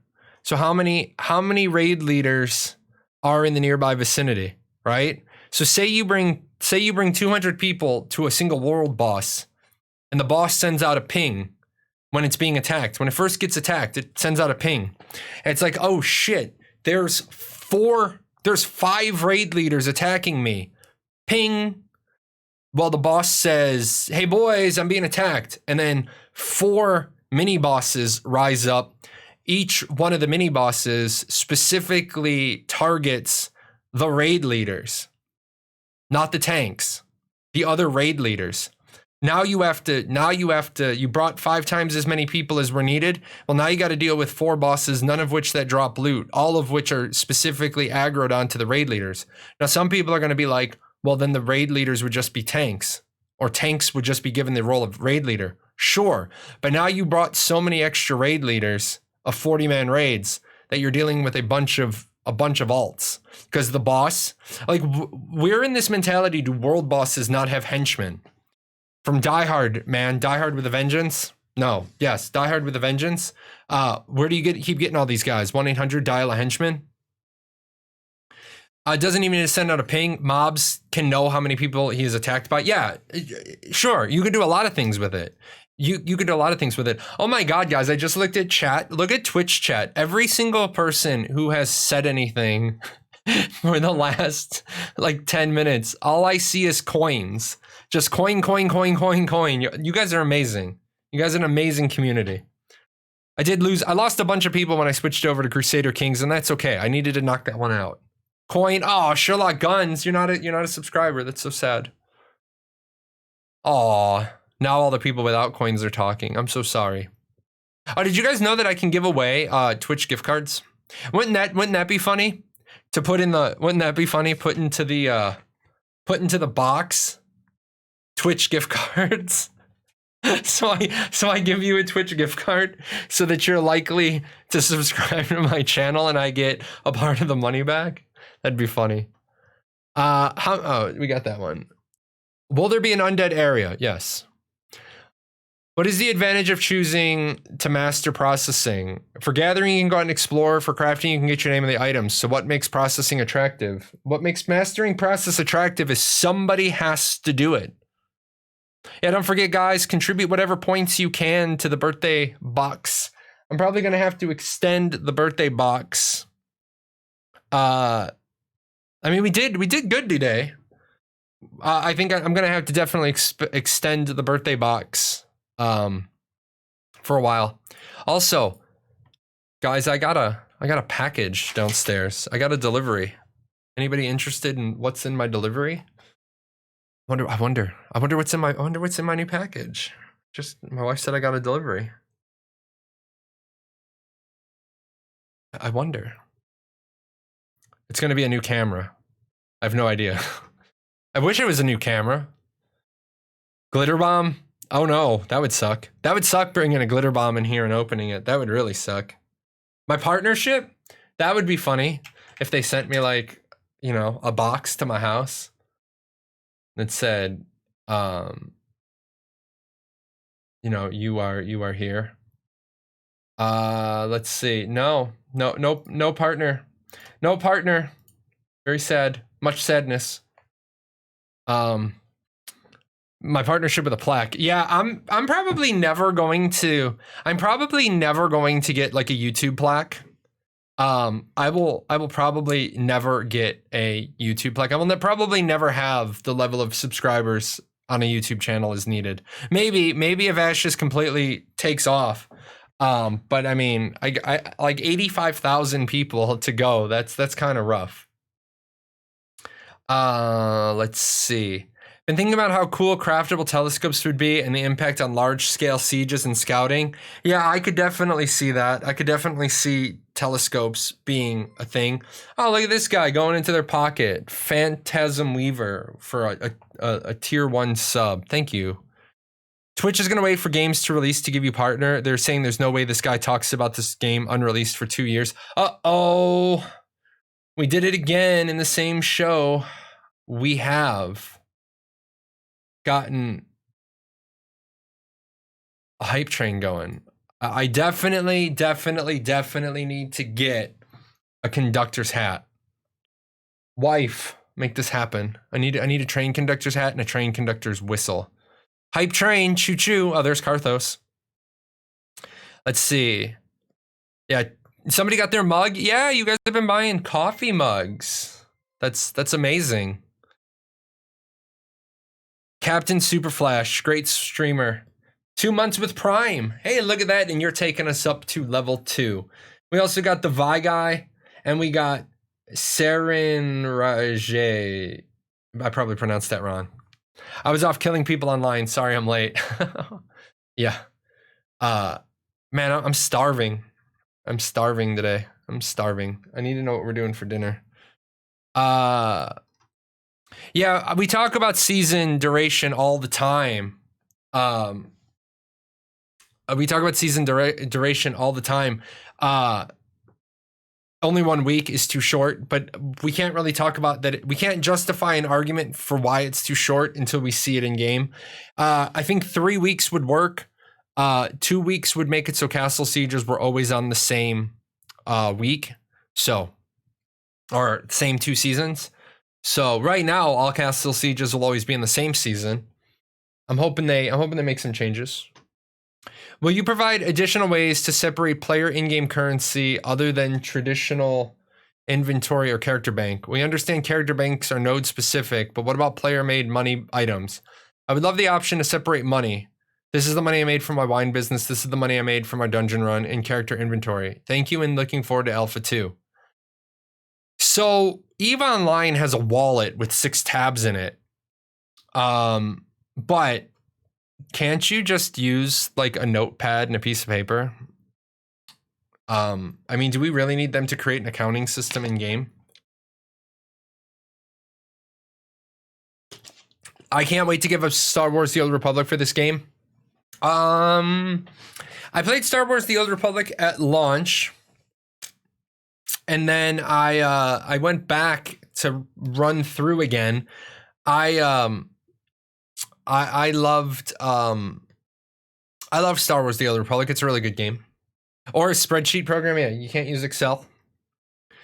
Will major sieges or castle fights always take place on the same day of the week? No. Node sieges take place X number of days after you drop the flag. In another game, if you wanted to a battle, you had to flip a port. The port battle took place at a specific time after the port was flipped. The port battles took place in time periods of how you're playing. Okay, so it will always take place at the same time. That's what prime time is. So this person has done no research. Any plans on changing that tank name? Yes. Yes, they are going to change the tank name to Tanky McTankerface. Will time magic exist, stopping time with a certain radius? Probably not, because it's always OP.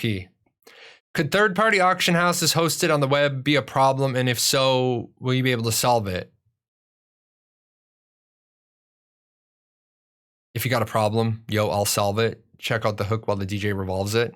What are you gonna do about third-party? Like, there's nothing you can do about a third-party program. Like, if I put a third-party auction house on Ashes 101, there's nothing you can do about it. You like, what are you gonna do? Send me a cease and desist order, and I'm gonna look at you and I'm gonna laugh. I'm gonna say, get fucked. You can't stop me from hosting. Like, people need to realize the amount of influence a company has off-site is very minimal. Like, if I decide to do like a matchmaking setup, it's real simple. I just create a matchmaking setup, and in the rules, in my terms of service, I just make it so that Intrepid employees, affiliates of Intrepid, aren't allowed to join this site. And then they can't turn around and send me a cease and desist because I turn around and I say, well, how do you know about it? And they're like, well, we were told. So by an affiliate of Ashes of Creation. Like, these are stupid. Can third-party auction houses hosted on be a platform? You mean people talking to each other? Holy shit, what a horrible idea. I would like to see a game that makes you take care of your mounts and have them need food, training, and a stamina bar, so you actually need to plan on how and when to use your mounts. Yeah, that'd be cool if you were doing a game about mounts, but you're doing an MMORPG. They're not going that route. The care and feeding of your mounts is in their breeding and their development, not in the once you own them. You know, sounds like Ark. Yeah, exactly. Go play Ark. Go play Ark. I mean, if you want that level of stuff, there's a game that exists that does that. Has any thought gone into providing controller gameplay support to be tested during alpha and beta? Well, yeah. Any game, like, I don't know what people don't understand about this, but any game can be played on a controller. Now, if you can play it on the controller well, that's, you know, something different. But I played APOC on a controller for a while and it worked. It didn't work well. But it worked.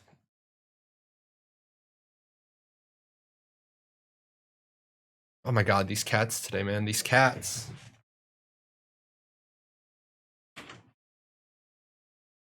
Yeah, you're a pest. Did you know that?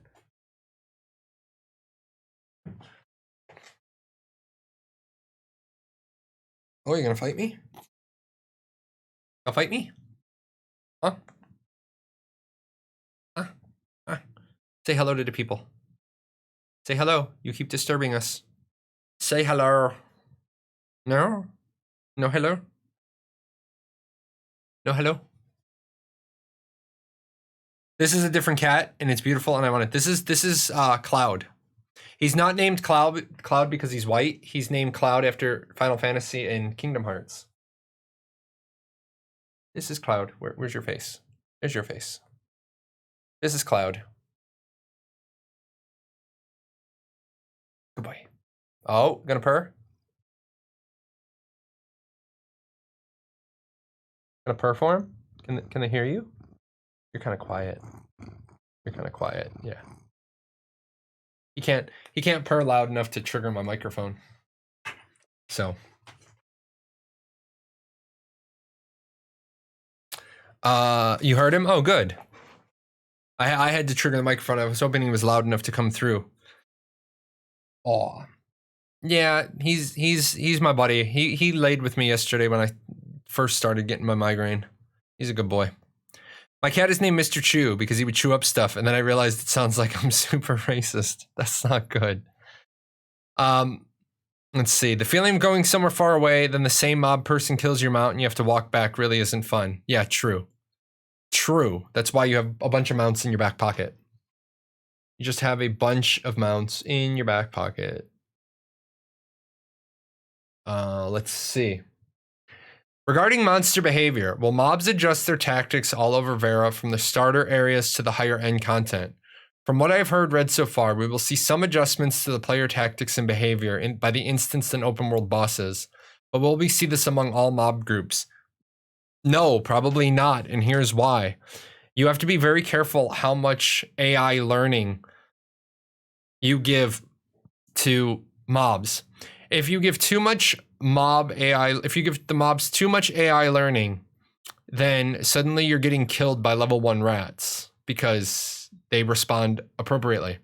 But yes, they are going to have mobs that adjust their tactics, their skills based on the world.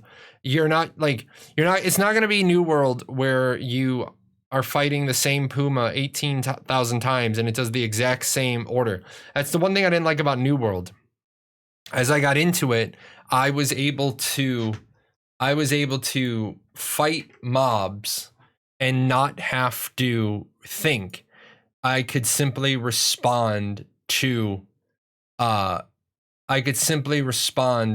their responses. So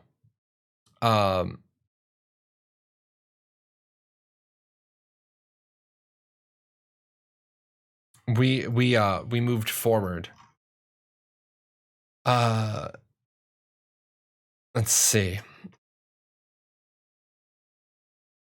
Will there be any benefit of choosing the same primary and secondary class? Yes. When will Kickstarters who purchase the Brave of World tiers have access to alpha? At the same time as the Intrepid backers do. The reason why is they are not going to collect 3,000 NDAs. That's just not going to happen. If there's a scenario where somebody needs to change servers, what will the process look like? For example, let's say I've invested thousands of hours into my character. I have a strong connection to my character and my investment is reflected in my gear, wealth, and crafting expertise. Most of my friends have moved on from AOC to other games, but I have some new friends that play on another server. Will I be able to bring my gear, character, wealth with me to join them, or will I spend my next 1,000 hours in game catching up to my first character? You will spend 1,000 hours catching up to your first character because there are no server transfers, nor should there be. If you have friends, have them roll on your server. If all of your friends leave Ashes of Creation, make new friends with the people on your server. Are the 64 class names set in stone? Because it was previously said that there would be 4 different schools of augmentation, and some of those names don't sound like they encompass the whole range of options that combinations of archetypes would entail. Oh, really? Oh, really? You don't know what the 4 schools of augmentation are, but you know that those names don't sound like they encompass the whole range of options that the combination of archetypes would entail. Please tell me what the archetypes would be. This is why you don't write questions like this. Have you read Rebirth of the Thief Who Roams the World? Does that matter? Will freeholds have rentable storage without giving perms, just passive income? No. That would be so abused. I think server transfers should be allowed, but with a 2 to 4 week lock after transfer. No, server transfers should never be allowed, ever, period. Server transfers ruin games. If you want proof of that, ArcAge. ArcAge was going along fine until they allowed server transfers, and then the game got fucked. Server transfers should never be allowed. Here's why. If you allow people to server transfer, then what you do is you give them permission to act like shitheads, right? They act like shitheads, and then they can leave servers and lose their bad reputation. It also allows them to act like a horde of locusts, travel server to server, trashing each server, running it down, and then leaving and doing it all over again. Alpha Zero verbal NDA was lifted. Correct. Every server should be unique. Yes. Server transfers will be able to make you to server jump between raids as well to get content faster. Yes. Agreed. All agreed. All reasons why. I heard passing mentions of Alpha Zero and an NDA. Is the NDA still in effect? The visual NDA is yes. Will Ashes include unique developer-created cities that aren't nodes or player-run, or will the 4 ruins of the races be the only areas of note before? No, there's going to be stuff in the world. They just won't be cities. But do you think a 1-month lock after transfer won't prevent that? No, it doesn't. Arcade again. Arcade, you had a 1-month cooldown on transferring. Guilds just transferred every month. So no guild, no server transfers, period, at all, period. If for some odd reason you want, some people go to the 3rd standard deviation and says, what happens if I'm getting real life doxxed? And yeah, then that's a one-off situation where you contact the company and they take steps to move you to a server that is safe for you. I'm a player from Taiwan. My question is, do you have plans to release the game in Asia and translate it into traditional Chinese? Thanks for your time. No, probably not into traditional Chinese. Why? Because you would have to then have the ability to publish in China. If you're going to go through the effort, if you're going to go through the effort of translating the game into traditional Chinese, you're going to go through the effort of modifying the game so it can be published in China. And I'm hungry. Why deal with that? With the 80 to 20-ish split on open world versus instant content, what percentage of raid bosses will be instanced? I don't know, 20%? Do you think you can have the WoW Mythic or Final Fantasy Savage difficulty raid bosses in the open world without them being prize pinatas for large groups to Zerg? My head hurts. My head hurts. No, you can't have the WoW Mythic or Final Fantasy Savage difficulty raid bosses in the open world. The instance content is story-driven content. Will there be more companion-type classes like the Summoner or only the Summoner? Only the Summoner. For example, does the Ranger have a pet? Everybody has a pet. Or only the Summoner subclasses? The Summoner subclasses don't have pets. Not that we know of. There was an example of the wiki for summoned weapons. Does this goes for the physical archetype summoner subclasses or all? Man, people gotta stop reading into shit. Summoner main gets pets. Summoner main gets pets. Summoner secondary get temporary pets. You hit somebody with an ability and it summons a flying sword for like 7 seconds. Beyond that, we don't know. The summoner can combine with the ranger can combine with the summoner class. Rangers don't get pets. They're not WoW Rangers. Warlocks aren't WoW Warlocks. Rangers aren't WoW Rangers. Or hunters. I don't know why people think that what happens in one game is what goes on in another. You want to be the pet class? Be a summoner. Is there a possibility to pledge fealty or support for other guilds? Like you would have a major PvP guild which offers protection. No, there's alliances. There's not fealty. Will guilds have a guild bank that allows members to deposit items? Good question. Yo, Jeff, are you thinking of any of the archetypes or even classes having a cavalier from Pathfinder kind of feel? Having banners to buff teammates and even mounted combat? No mounted combat.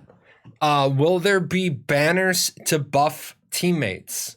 I'm bards, but bard is going to be the buff class, but there's not going to be like banners. There's not going to be totems. I mean, there are totems. Some classes do have a droppable totem, but it's not going to be like, you know, just like, yeah, it's not going to be, you know. Certain classes have a clear advantage in leveling and questing speed. No, the fuck they don't. For example, effort to kill mobs is greatly different for a cleric versus a mage. Are there any plans to balance XP gain by class? Okay, I don't know how many times I need to say this to people. A cleric can spec into a damage build. What the cleric gets is that they don't have to spend money on consumables for health regen if they're leveling solo. A cleric levels slower than a mage, and that is by design. The difference is the cleric doesn't have as much downtime as the mage because the cleric throws refresh on themselves or regen or whatever other hot they have. People need to stop looking at things in a vacuum, and you need to look at the overall playability of the class. Jahlon, have someone create a wiki of I've said this. You know, it's so hard. It's so hard because people don't want to think. People don't want to research. People, like I said in the book that I'm reading, people don't want facts. People want facts that support their opinion. You can ask Frostpaw, you can ask my Arcage guild. I leveled up hella fucking fast in Arcage as a cleric. I leveled up faster than some DPS classes. Why? Because I knew how to build a DPS healer that had zero downtime. Zero downtime. None. Zero. Zilch. Nada. None. No downtime. If you can find a way to have mana restore and health restore, you never have downtime. You also don't have cost for food and drink.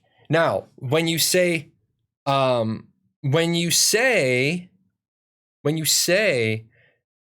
XP per hour, sure. XP per hour, I'm probably not as fast as you if you're using full consumables. But my XP per hour per gold invested per hour, yeah. Red Mage in Final Fantasy XI, HP convert was always fun, yeah. And then refresh. The Red Mage had refresh.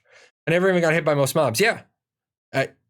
Frost was playing a Glass Cannon Archer. I was playing a Vitalism main. And yeah, leveled fast as fuck. Given that Mage and Ranger are both ranged DPS, can you already say what the main difference or advantages, disadvantages between the two will be? No, I haven't seen the full kits. I've seen their Alpha Zero kits, but I haven't seen their full kits. I did level a Songcraft, Ormancy Defense, and Arcage before or after 4.5. Because I leveled Songcraft once on a character and I thought this was stupid.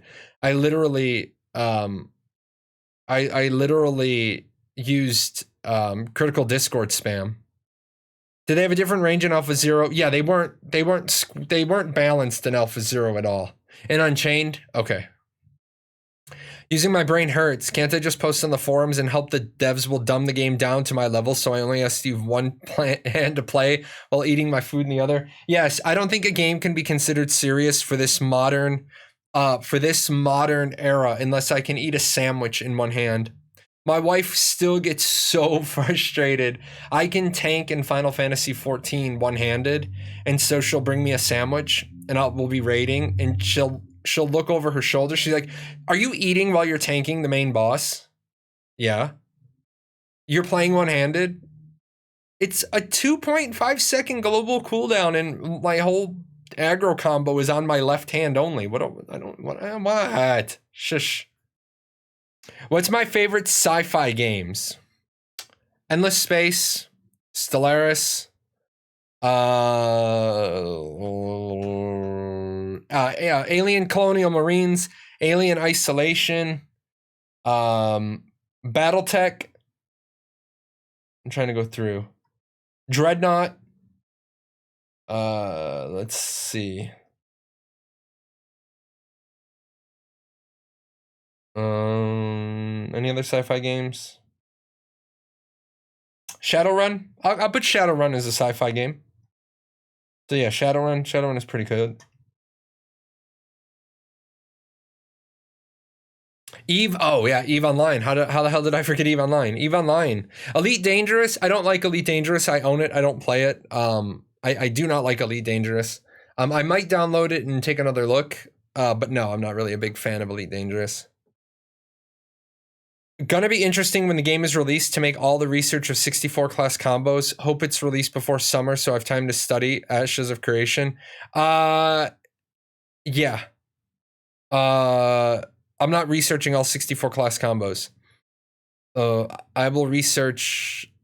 My goal is to make partner so that I can have a stream team, and my stream team knows that they're on the team because they're faculty. I want to get Ashes 101 faculty so that you have a streamer to go to. Like, this is the streamer you go to for like this class. This is the streamer you go to for this class or archetype. Your boyfriend has played E for over 10 years and he's so loyal to the game, it's crazy. I hate to tell you, if your boyfriend has played E for over 10 years, Aura is his girlfriend and you're on the side. Just saying. I'm just saying. I'm just saying. Tank eating, very important, yes. Yeah, you the side piece, baby. You're the side piece. If he's played Eve for 10 years, you don't have to research all 64. It should be sufficient to play 8 archetypes to level 20 in beta, and you have the abilities of the 64. No. You don't get any, you don't have any abilities from your subclasses. You only get augments, and you have to get to 25. So I will be able to do a lot of the research in Alpha 1 because I'll be able to do 5 of the 8 primary archetypes. But getting into all 64 combinations, that's going to be rough. Will all those Clash streamers have to be in your server guild? Nope. The thing is that if I find people that are good streamers that have the same compatibility, I will more than happily help people make partner on Twitch once I make partner. Once I make partner, I can help other people make partner.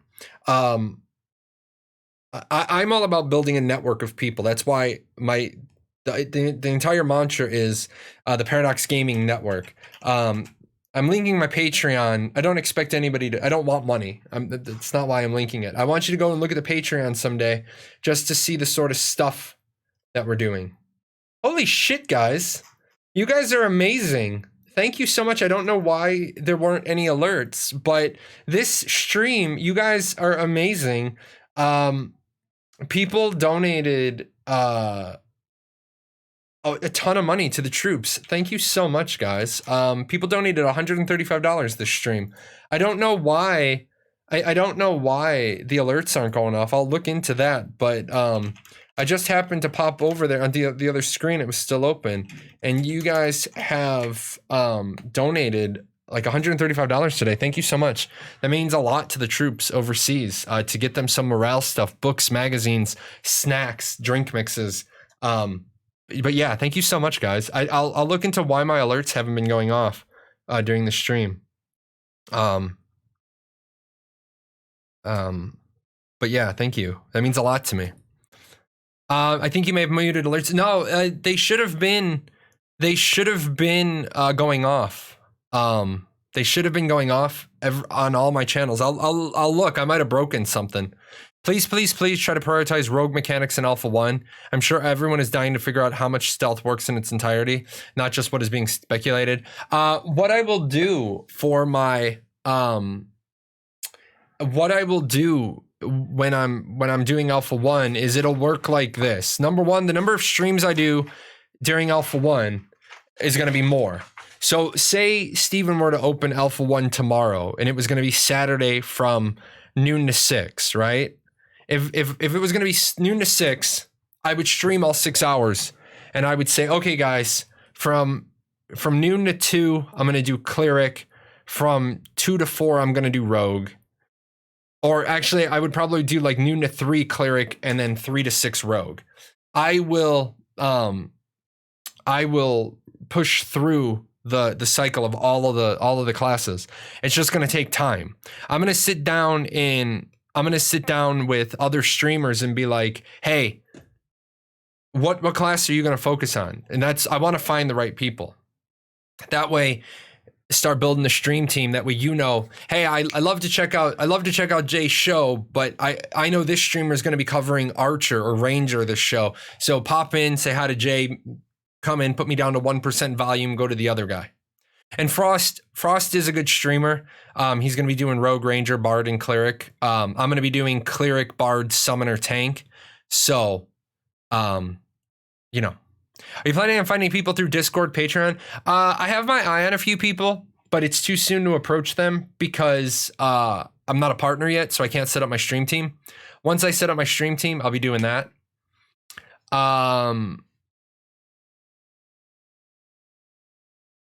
Let's see. Oh, I know. I'm getting used to it. His raid night of religious events to him. And here, you just said that Eve is too advanced for you. Don't sell yourself short. Eve, you can learn Eve. Eve is just rough. Eve has a high learning curve. Ease, who is one of the other streamers I work with, he almost convinced me to do Eve Online 101. And then I realized I love my wife and I don't want a divorce. So, my wife has pretty much said I'm not allowed to play Eve because I dive all the way into it. I can't play a little bit of Eve because you guys saw how bad I was with Crusader Kings 3. 20 hours in 3 days. 20 hours in 3 days because I was trying to make my video. And that's my story, and I'm sticking to it. I would literally be playing Eve. Like, I would get in much better shape if I was playing Eve, because I would get up in the morning, and I would get up in the morning, and I would just go for a run, and then that way I could play Eve for the rest of the day and not be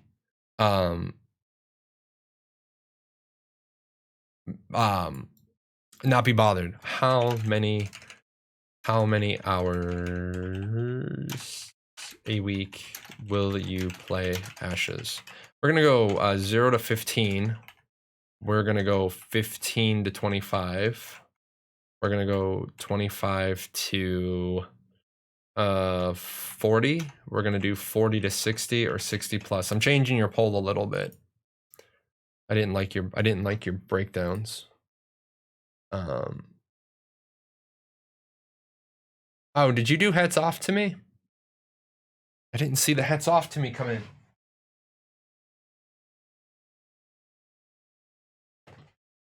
I gotta get more hats.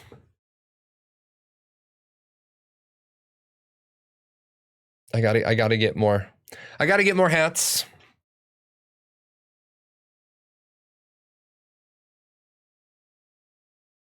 Oh, I could have paused it earlier. There we go. Hats off to me.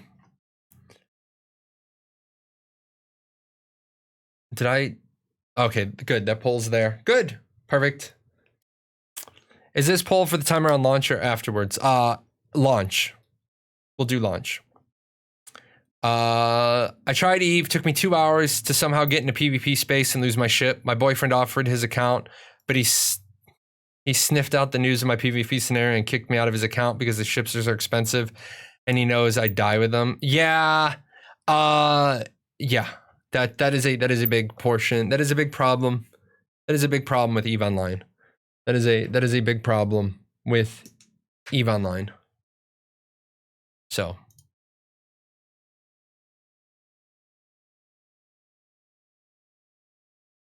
Ooh. Sparkly hat. We got the sparkle hat going on. If you guys haven't seen this before, this is my sorcerer's hat. So I figured I'd show you guys.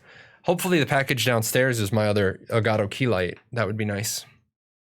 Do you think Intrepid Studios will decrease the time to level yourself and nodes during Alpha 1 to make testing easier? Yeah. I mean, they have, if you haven't seen it, they have the ability to spawn a mob that if you kill the mob, it gives the node an amazing amount of XP. That's just to speed things up. That's just to speed things up a little bit. Oh yeah, my stream elements. I know we get a lot of people in here every week, guys. I do appreciate everybody who signs up using my referral code. Doesn't cost you anything. I do get a monetary kickback, but as you guys know, I give away a lot of stuff.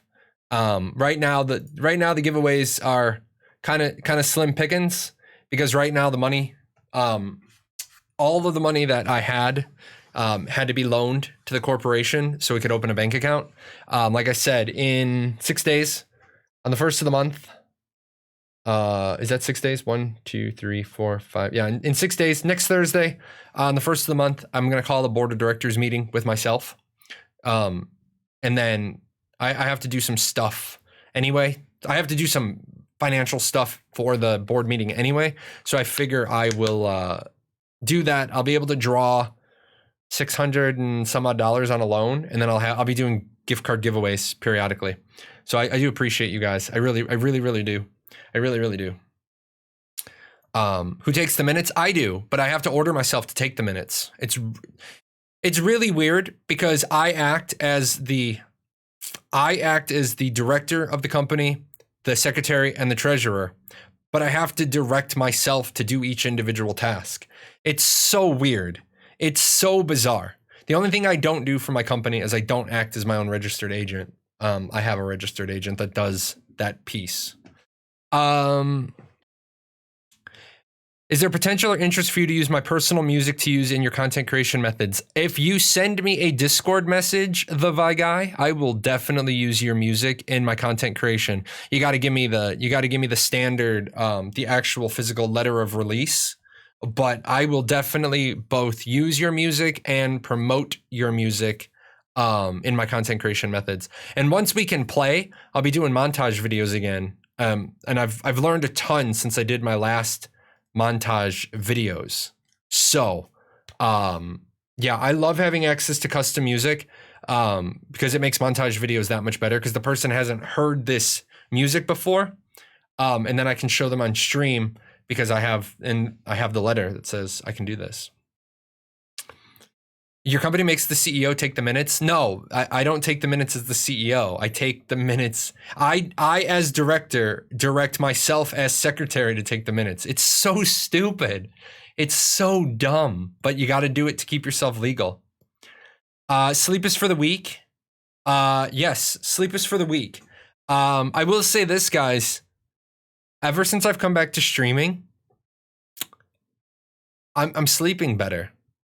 I'm sleeping better. I'm able to get like 6 hours a night of sleep. So that's amazing for me. Usually, like my wife gets worried about me. Some days I go 4 days without sleep. I haven't had a sleepless night since I started streaming again. But I work every day for you guys. So I'm happy. Like I'm happy. I'm being productive. So I love what I do. I used to be retired for all intents and purposes, and yes, I could easily spend more than 40 hours per week. How do y'all play 40 hours a week? Do you guys not have work or school? No, I don't have work or school. I have my streams. So, there are a lot of people here who have really good jobs. They only work 40 hours a week. They don't have a wife. They don't have kids.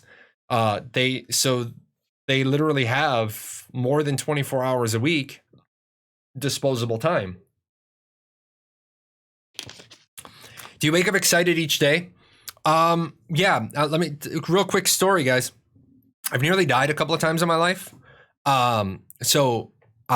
Like for me, it's not just like that bullshit Hallmark nonsense. Every day to me is a present. It's not the present. It is a present. I wake up excited every morning. I wake up excited absolutely every morning because I get to see my kids. I get to hear my daughter starting school downstairs. My 7-year-old is really independent. She can sit at her computer. She can do her learning. I'm really excited. Usually I see my daughter most of the time. My teenager, she's probably gone today already to her friend's house. But she's 14 and she's independent. I used to not see my parents when I was 14. The only thing my parents were like, "Where are you?" I'm like, "I'm in the basement." my parents would page me. Pagers. Haha. Smart beep, 99 cents a month. My parents would page me and they'd be like, "Where are you?" I'd walk upstairs and be like, "What?" Be like, "When did you get home?" Like 2 days ago. "Why are you still in the basement?" "Why not?" "How are you eating?" "Because we have a fucking kitchen downstairs, guys. Do you not hear me down there?" It's like, what's going on?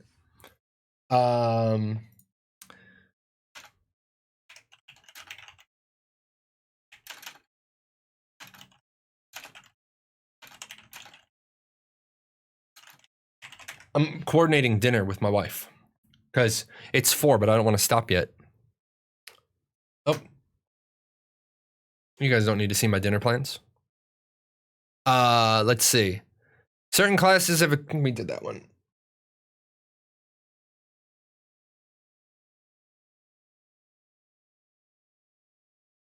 Let's see. Nope. Hi, intrepid friends. Cooking class with Jahlon. No, my wife is going to procure food. I'm not going to cook food. Hi, intrepid friends. I was trying to find a way to prevent RMT, but I also keeping the game realistic. Whenever somebody trades gold with somebody else, the gold will be taxed. The tax will depend on your node and you're currently in. Gold will always be taxed even if the user trades an item for gold. This might prevent people from selling huge amounts of gold due to taxes. Fuck this idea. Fuck that. The reason why you trade gold to people is to not pay taxes on it. No, it won't stop. No, and it won't, because the thing is that I want to buy 1 million gold. So you have 10% taxes. So the farmer just has to farm 1.1 million gold. No, that's bad. That is bad. Jahlon wants his money. Yeah, I think what people are forgetting is a lot of people say that a lot of people have called me out in PMs and they've said, you're just worried. You don't call having 2 accounts pay to win because you're going to have 2 accounts. Yes, but what you fail to realize is I'm going to have 2 accounts, but I'm also providing twice as much service to the server. So where somebody says, well, you're going to be filtering your gold from your tavern and putting it on your main. No, that's your assumption of what I'm going to do with the money. Okay. And you still have to put the hours into the 2 accounts. Yes, exactly. I have to play 2 accounts. Yes. Is there a tangible benefit for me? Yes. However, okay, I get access to 2 accounts, but I have to play 2 accounts. Poll. Yes, I want to replace it. But yeah, so people keep forgetting if I have 2 accounts, I have to manage 2 accounts. And people are like, well, I don't have time to do that. Well, yeah, it's the cool thing then. Invest all your time on 1 account. How many hours a week will you play? 25 to 40, 0 to 15, 15 to 25, 40 to 60. That all looks pretty well banana peanut butter spread.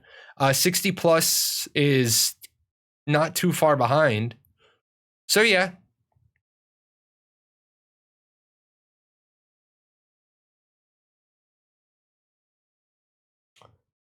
Let's see. Let me take this off the screen real quick so I can move this over. Okay. It's different, like if it's Arcade Unchained, stupid arc passes. Yeah, I mean, there shouldn't, like, people are like, well, you're gonna do, 30 minutes each account, big reward. That was so bad. Exactly. 60 plus, I can't even process how that is possible as a married man with kids and a job. That's because, Ninja, you're a married man with kids and a job. So your order of priority is husband, father, employee, gamer. There are people who don't have the husband and the father piece at the top. So,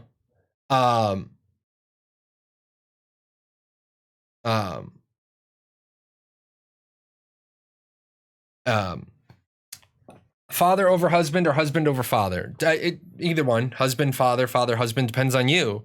It depends who's more important to you, your wife or your wife or your kids. I mean, people ask me all the time, aren't my kids more important to me than anything else? And I said, well, no, because I'm that guy that gets into those philosophical arguments. Would I die to save one of my children? Yeah, now I would. Except, hold on. If I die to save one of my kids at this point, my family kind of like gets really fucked if I die. Which kid?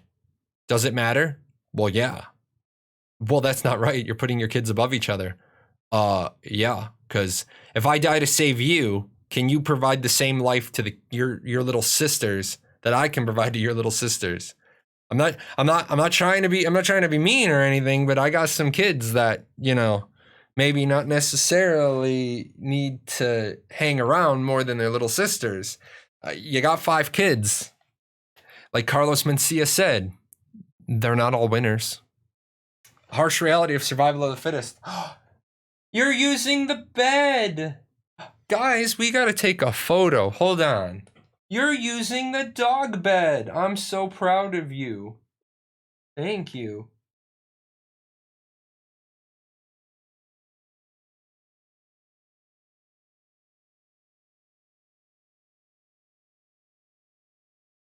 He's finally using his dog bed. I'm so happy.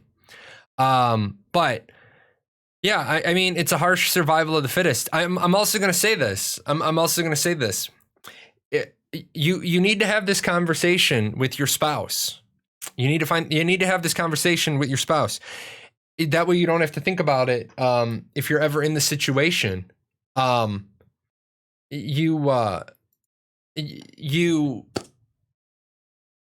you have a spouse, okay,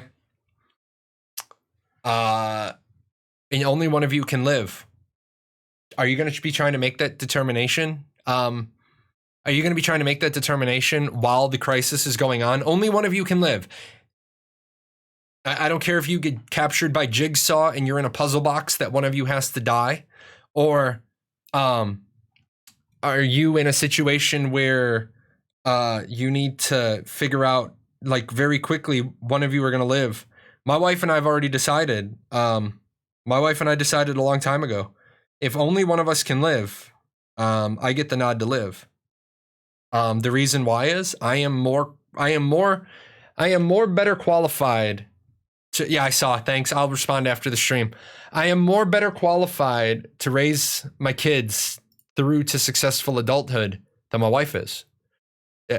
Now, will that opinion change once my kids are 18 and they're all taken care of? Because once my youngest is 18, all their college funds will be squared. All that'll be taken care of. Well, then yes, of course, I'll die to save my wife. I'll die to save any of my kids. But right now, if I die, you know, my kids, the quality of my kids' life is going to drop a lot if I die. So, yeah, my wife and I have had these discussions. And if you're going to be married, I highly suggest you have these discussions as well, because the last thing you want is to be in a situation where you get posed with this, you know, this question, and then you're torn about it. Yeah, health, life insurance. We actually don't carry life insurance. And the reason why we don't carry life insurance is because it would be a waste of money at this moment. The only real likely way that we're going to die at the same time is we're going to die in a car accident. And if we die in a car accident, then we have life insurance policy through the car. But I'm not planning on dying. Thank you very much. So, I don't feel like dying today. Thank you. You know what I'm saying? But yeah, my wife and I have had that discussion, because you got to have it. You got to have that discussion. Just like, yeah, you heard a producer outside the door. Just like my wife and I have had the discussion. I don't want to live without the use of my arms. I don't want to live without the use of my arms. Oh, why are you sideways? Because you show up the other way.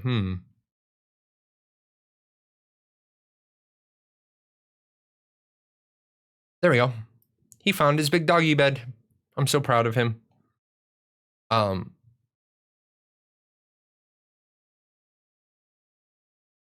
But yeah, kitten, that's Cloud. He's finally laying on the bed. The bed that was bought just for him. He's so small compared to that bed. Hold on, the other producer wants in.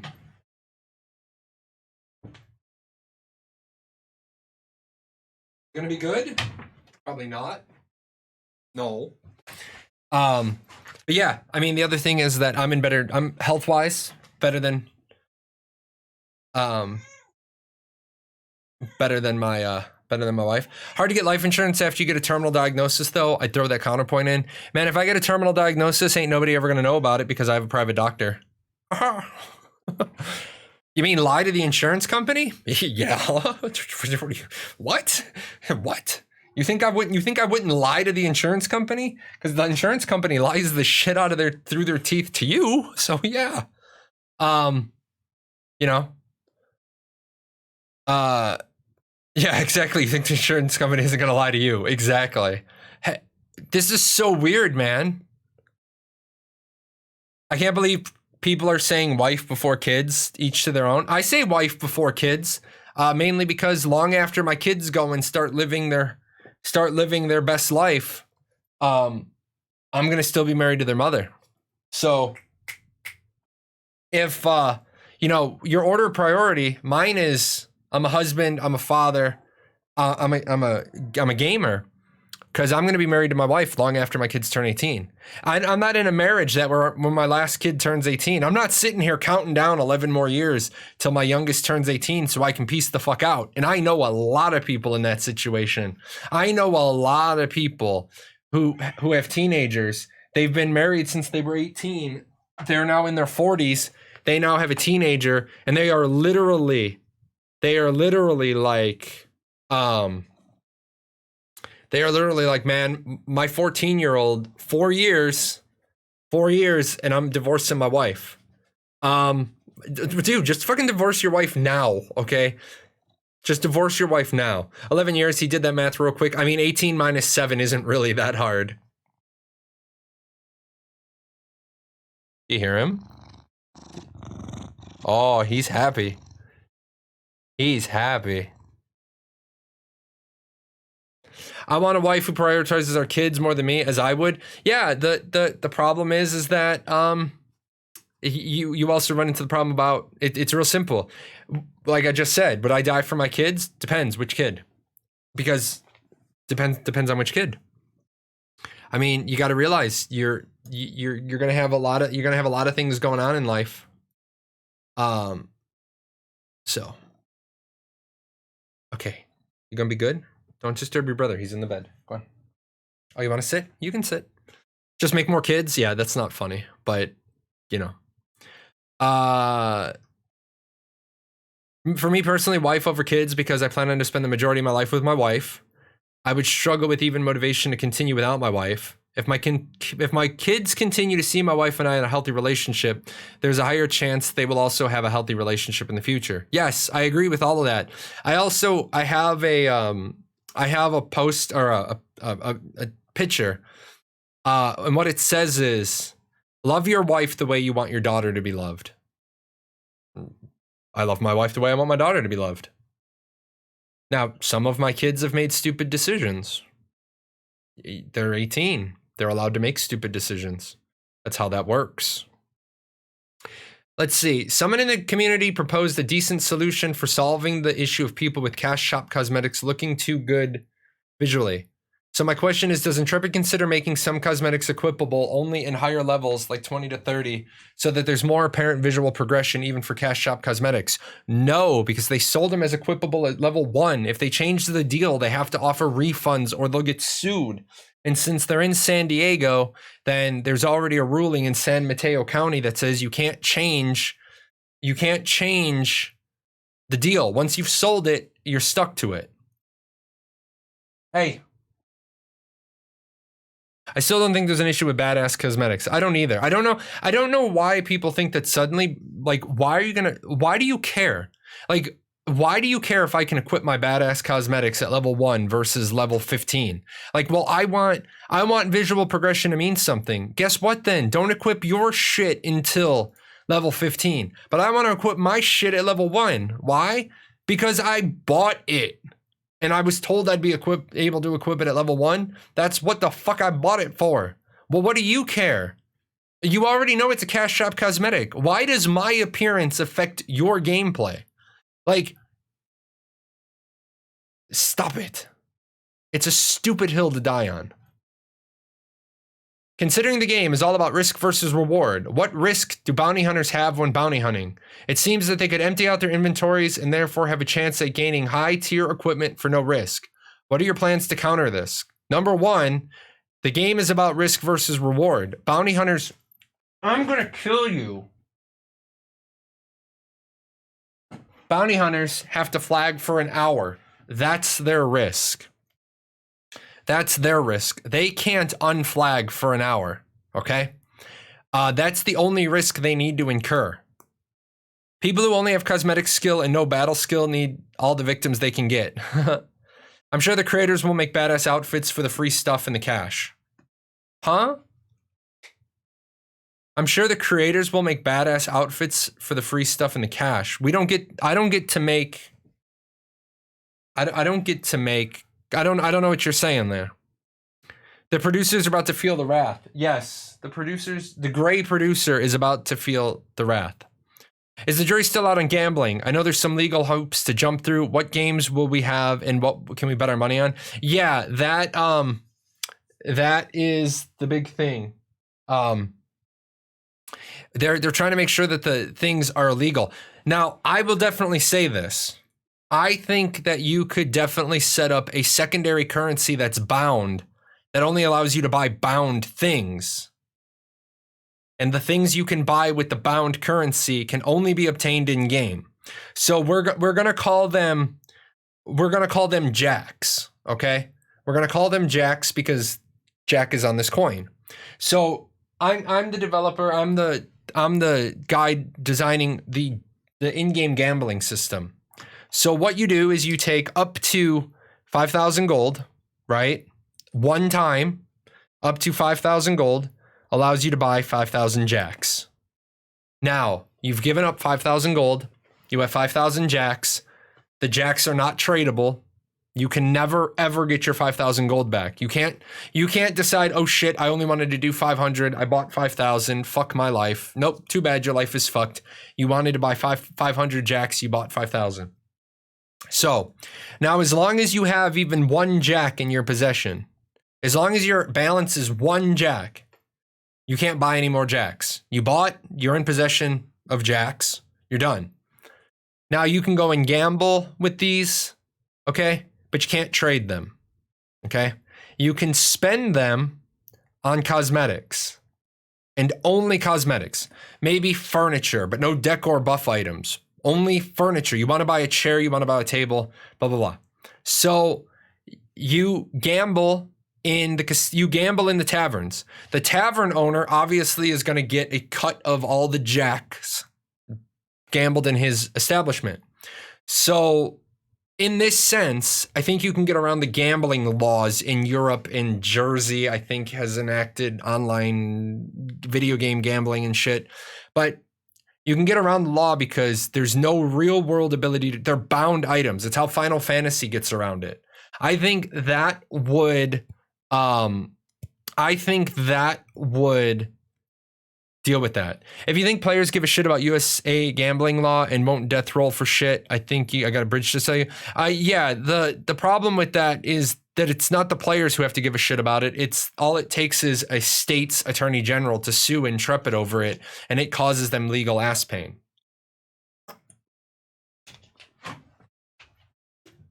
You know, it's funny. I stand up and you jump on the cat tower because you know you're doing it wrong. You want out, Cloud? You jumped on your brother's head. How not nice. How not nice. So I think they can get away with the gambling if they do it that way. No, this goes over here. The other point I've come to think of, if they ended up with 50k per server over various servers, over 5 separate spawn points on a finite number of people who go to those packs, you aren't going to see this forced as cosmetics. Yeah, exactly. You're probably not going to see, you're going to see some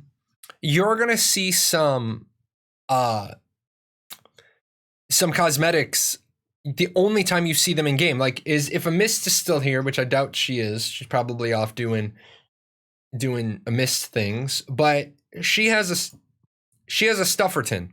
I don't have a Stufferton. I will probably never see the Stufferton in game. I don't think anybody in my guild has the Stufferton either. I don't think I will ever see Stufferton in game. And if I do, I'm gonna flag and kill the rider. Why? Because I think it's gonna be funny. Stufferton, it's pay to win. It's pay to PvP. I want a cosmetic that makes you look like a level 1, so everyone will underestimate my true power. Yeah, but level 1s look badass, so, you know. Plus the fact that they can just click on you and you look like they know you're a level 50.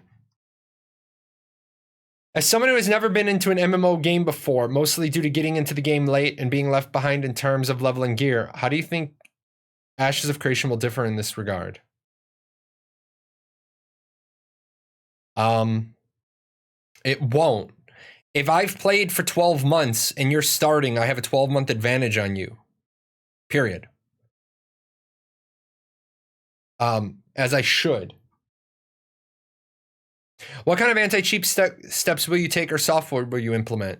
First of all, Dante Machiavelli, they're not going to tell you anything about the anti-cheats. They're going to tell you that, yes, they're going to have anti-cheats. Period. Family summons question. If someone in my family uses a family summon on me, does that create a cooldown for my summon button? No, not for your summon button. It creates a cooldown for your ability to be pulled if you take the pull. Their ability to pull would go on cooldown. You would get pulled and then you could still pull. You could still pull the next person.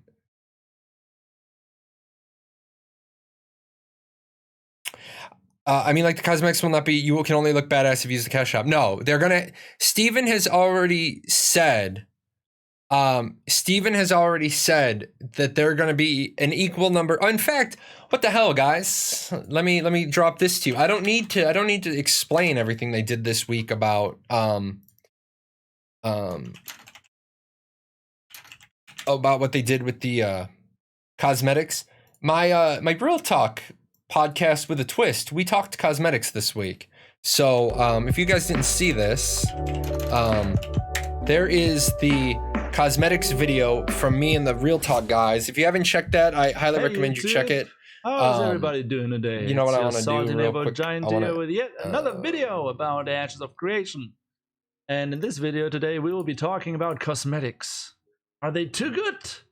Or should they be earned in-game? I know a lot of people talked about this on Reddit and on the Discord, and frankly, yeah, people apparently want to talk about this. So make sure that looks right. Today, it's not going to be just me. Don't want to put stuff in the wrong place. It's going to be me and a bunch of other content creators. You're going to have Jahlon, we'll do that. and Wondering Mist also sharing their opinions on this topic. So you better, comment below. Let's see. And share you can hear my YouTube? Sorry guys, that's not supposed to happen.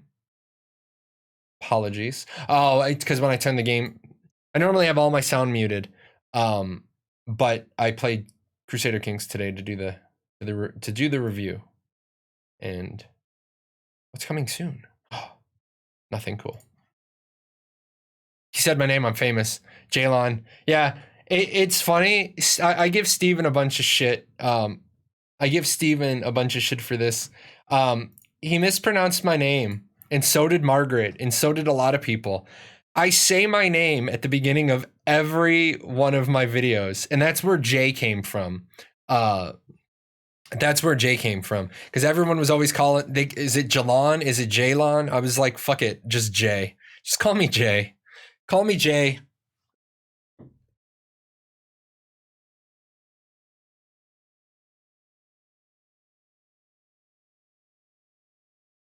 What? What just happened there? What?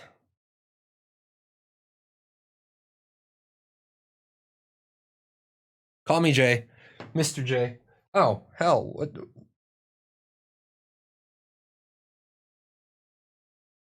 There we go.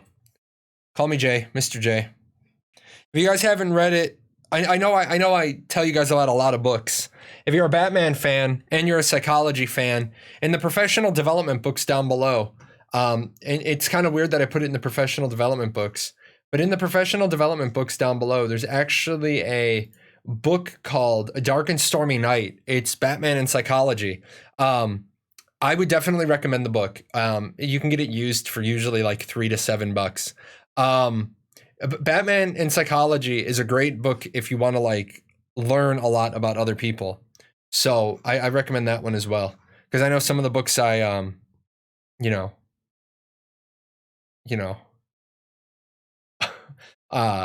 sometimes people are like, I don't want to read a detailed professional development book. Fine, read about Batman. So when the game launches and there is nothing in the world, is that going to be a once in a lifetime thing to see? Someone who joins 6 months, everything will already be developed, and a node siege is successful, it only goes down to level 3. That is incorrect. I don't know where you got that. If a node siege is successful, it goes all the way down to level 0. So they will see fresh and empty nodes. I started listening to the Ender's Game series at work. Excellent. Imagine Jahlon giving us all nicknames in the chat. Here's the thing. I'm not ashamed to admit it. I don't do vowels very well. I had to go to speech therapy when I was a kid. I had a really hard time. I had a really hard time with English vowels. So, like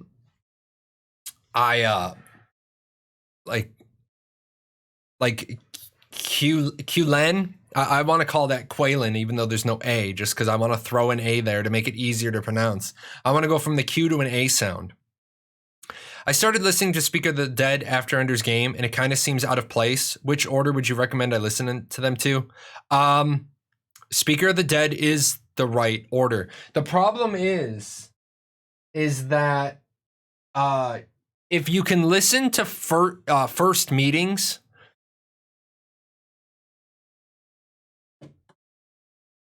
and I apologize, I don't have all the Ender's Games books. I lost a box of books, but if you're an Ender's Game fan, first meetings is really important because you go from the end of Ender's Game, and then you go to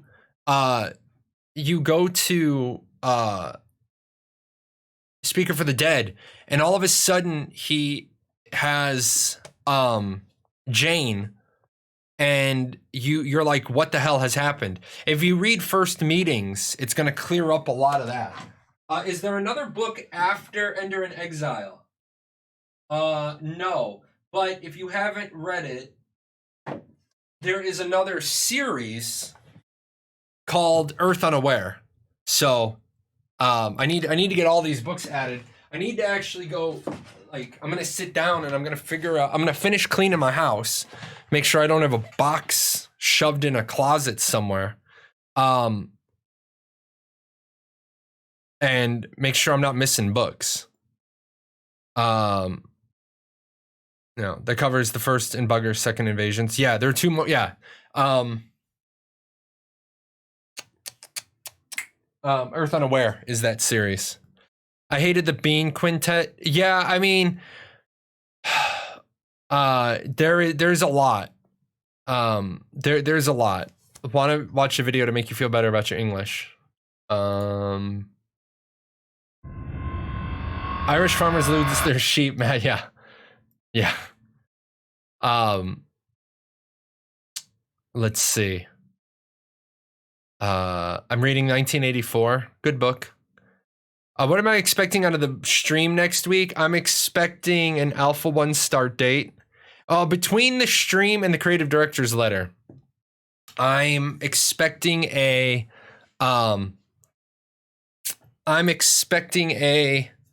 Alpha 1 stream date or Alpha 1 start date. And that Alpha 1 start date needs to not be between 8 and 12 October. Steven, don't you dare release Alpha 1 the weekend of October 8th. Don't you do it. I will come to your house. I will drop a siege flag on your kitchen. I will steal Herman, and on my way out, I'm going to pick up Silas and Riley. So I'm going to be holding a bag of bread in my mouth, and I'm going to have a dog under each arm. And you can't catch me because you don't do cardio. So I'm not worried. When the letter coming out, when the development update coming, yeah, I think next week we gotta have the creative director's letter next Wednesday anyway. So, what exact time and date is the stream? It is next Wednesday at 2:00 Eastern. We're going to do our stream on Wednesday here on this channel, and then we're gonna just go raid them. What happens October 8th? I'm gonna be on vacation. I'm gonna be on vacation. Best is that they do it in November during one of the long weekends. Yeah, I will be gone. I will be gone for 4 days in October. I will miss 2 streams. I'm taking my kids to Universal Studios. We go down every week. Not every weekend. Damn, I would need to be a big baller. We go down every fall. Can you even go on vacation in pandemic times? Yeah, I went to Disney this summer, and that was pretty good. I'm not gonna lie. I had more fun at Disney this time. I was really worried. I was really, really, really worried that Disney was gonna be a bust, but we were already committed, right? We were already committed to the trip. We went down. We had an amazing time. We had an amazing time. I rode every single ride at Disney as many times as I wanted. Literally, there was nothing more. There was nothing more I could have wanted. I rode Rise of the Resistance twice. I got to ride Rise of the Resistance both days we went to Hollywood Studios. There are people who have gone to Hollywood Studios and haven't gotten to ride the ride. I hate that Disney has it set up that way, but that's how it's set up. But yeah, I had an amazing time. The lines are a bit longer now. Yeah, the lines are a bit longer because they went from the early testing of how many people they could accommodate. They've allowed the number to go up, but at the same time,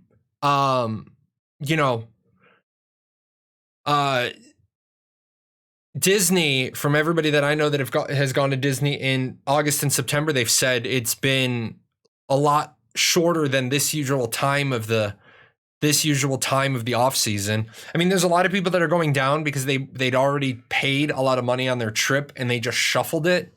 At the same time, there's a lot of places that people are just like, well, I feel good taking my kids out of school for a week because the kids can do their online homework. The kids can do their online homework. They can spend an hour at the resort at night doing their homework and not fall that far behind. So the game better not flop or it's a good game for the entire genre. No, there's a couple of more games that might save the genre. I don't think Ashes can flop.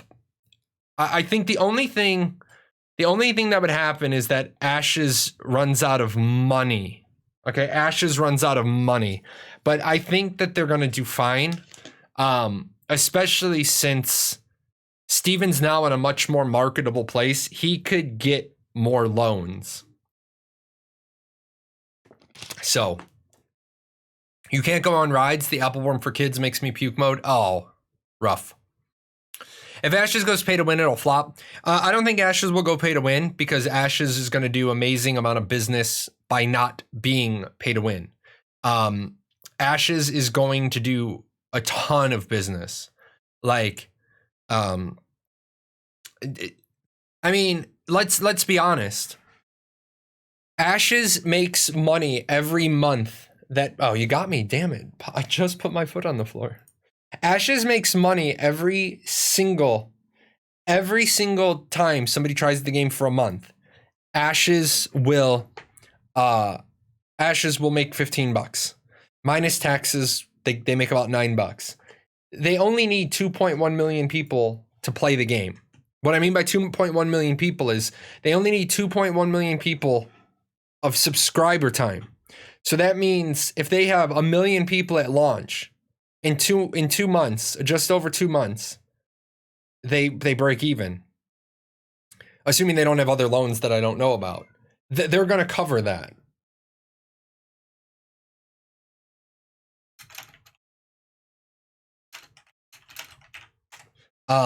So it can flop if they don't keep their promises and lying like Tryon and Gamigo did. Yeah, and so can I jump on that point for a second? I'm going to jump on that point for a second.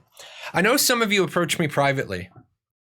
And you say, hey man, you are really brutal to Steven. You are really brutal to Intrepid. And you're always like riding their ass. The reason why I'm riding their ass on a lot of things that they say is because if you Jahlon proof your statement, chances are the media can't touch you. There's not going to be a scandal. If you satisfy me, I'm the lawyer from Jurassic Park. In 48 hours, if I'm not satisfied, you guys aren't satisfied.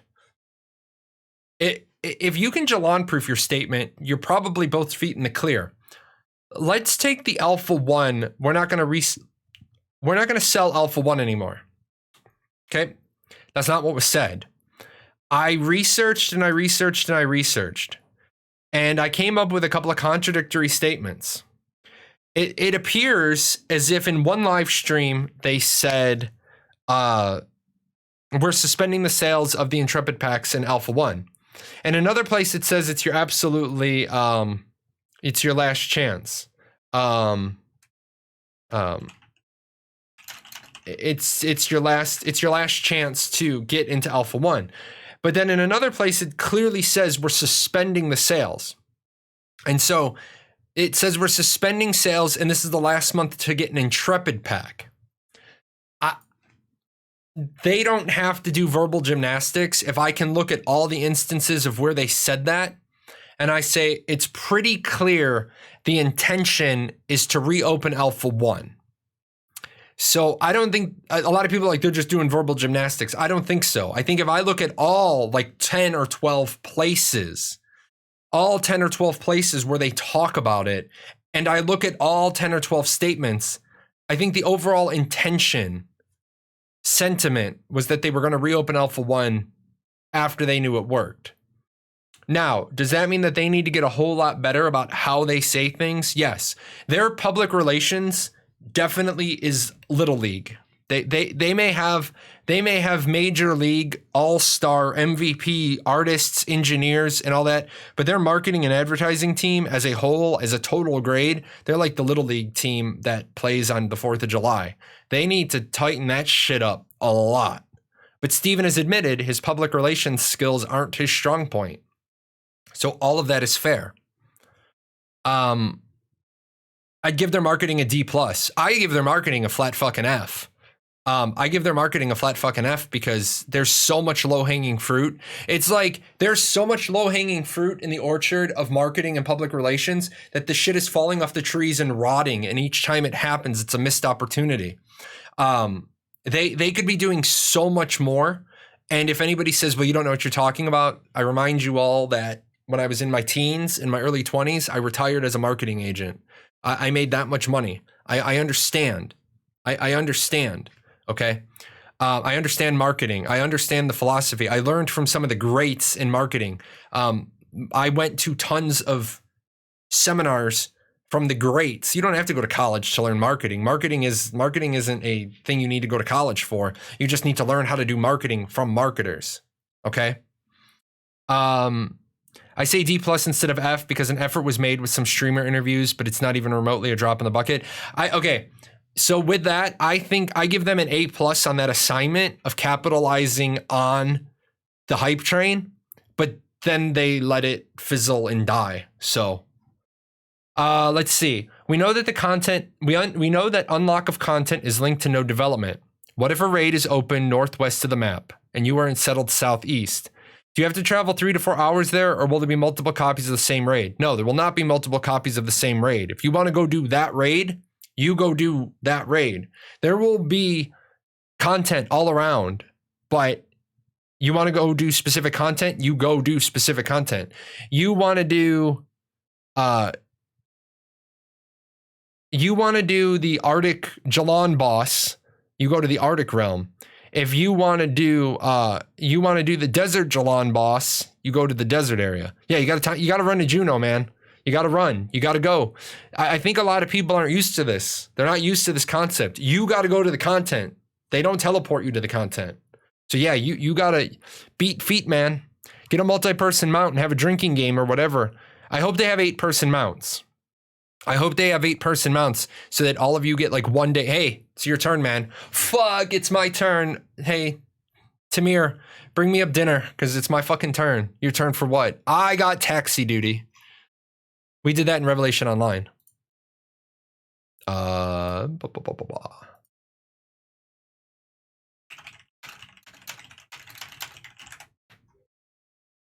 want to know where my wife's going for dinner. I told her a burger and fries, but I think I might want something else. In classic WoW, we had to travel to the enemy faction to do certain dungeons. Oh man, yeah, I love that. WoW was the first time I ever had to run through enemy stuff to get to a dungeon. I was Horde, so what was the Alliance server that I had? I don't remember, but I had to go to that Alliance town, and I had to go to the Alliance like capital city or whatever to do the dungeon that was inside. That was just a pain to get through. Stockades and Stormwind, yeah. I only did that dungeon once. I like the idea that I had to fight my way there. I found AOC randomly by browsing YouTube for hours, so it wasn't like, hey, check this promising game out. It was, oh, what's this? Sounds cool, maybe. Yeah, unfortunately. Hold on, guys. You guys are important, but so is my dinner.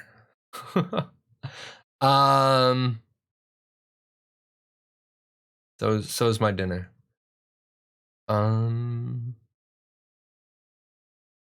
Oh, that's right. They don't have.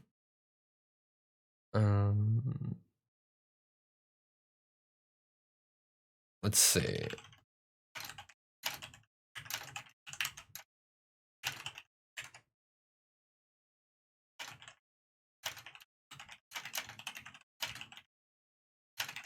Okay.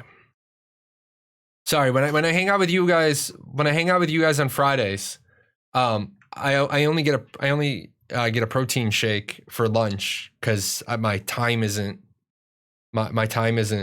intermittent fasting time isn't finished, and then I gotta, I go late sometimes to hang out with you guys, but now if my wife has to drive over to town to get food, yeah, it'll be a good time.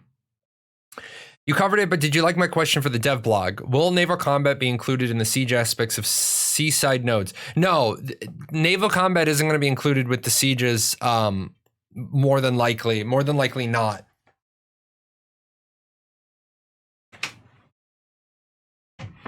The reason why is allowing naval combat to be involved with the sieges and stuff is going to create too many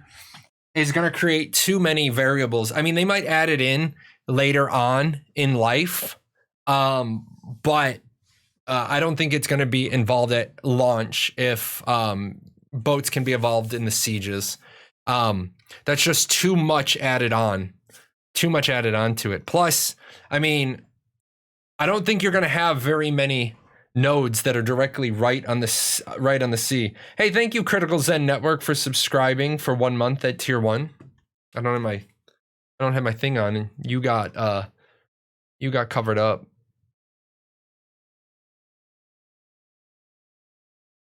That's the cat. I hope naval warfare and AOC. Yeah, it's gonna be. It should be good. I don't think we had 5 guys in Illinois. We have 5 guys in Illinois. We just have them in only a few places. It's not 5 guys though. We're getting Applebee's.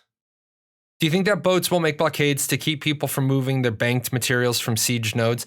It doesn't matter. Once the siege flag is dropped, all of your materials get locked in storage, so you can't evacuate your loots.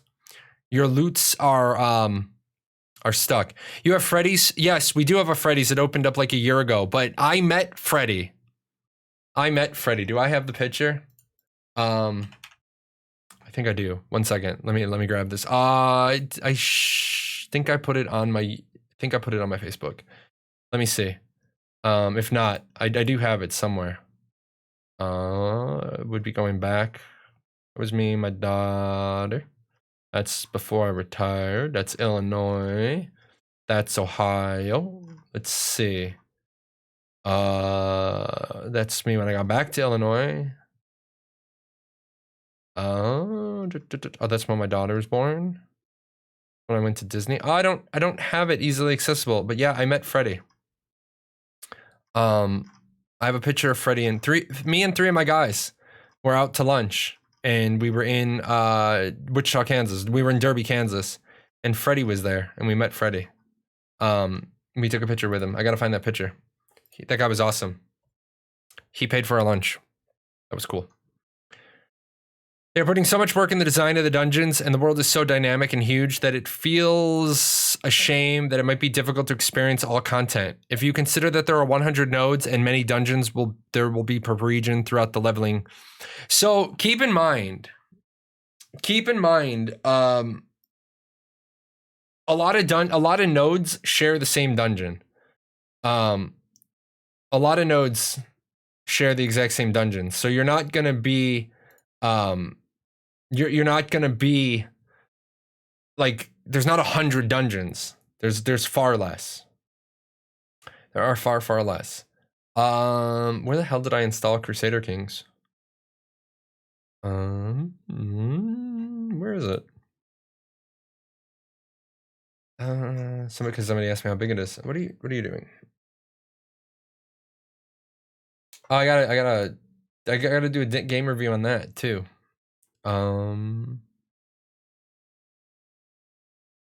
It's on the Z drive. Browse local files. Common. Oh, okay. Wow. 4.8 gigs. But is every server going to have two different but isn't every server going to have different content? No. Not every server gets different content. You get access to different content. You get access to different content based on which nodes are developed. Let me jump up real quick, and then I want to do a paint demonstration of that. Give me 1 second.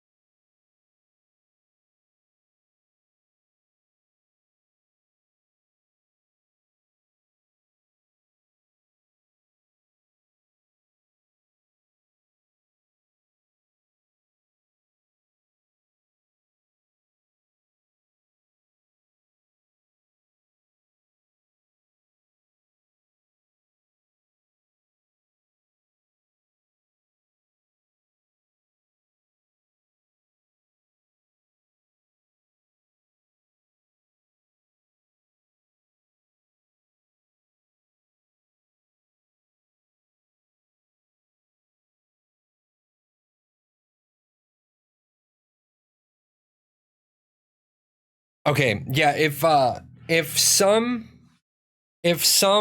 content isn't going to be available based on servers, here let's do this.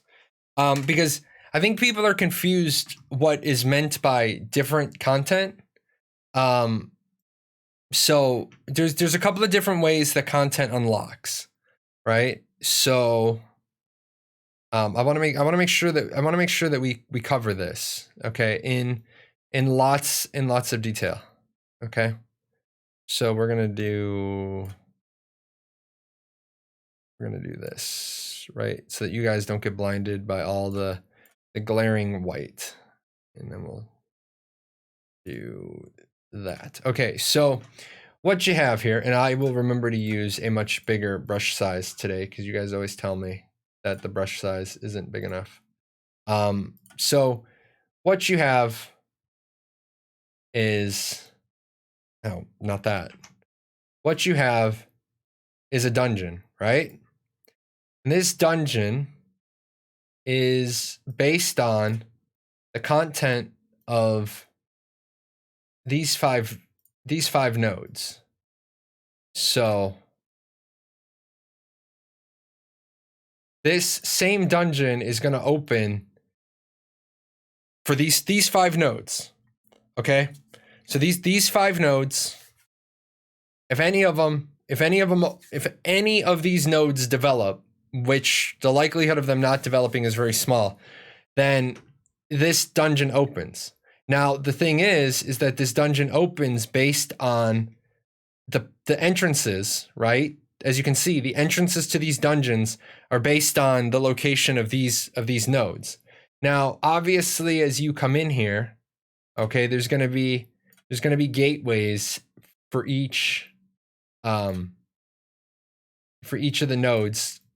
Each of the entrances is going to have gated content, and once I get done drawing it in, so you have multiple mini bosses, right?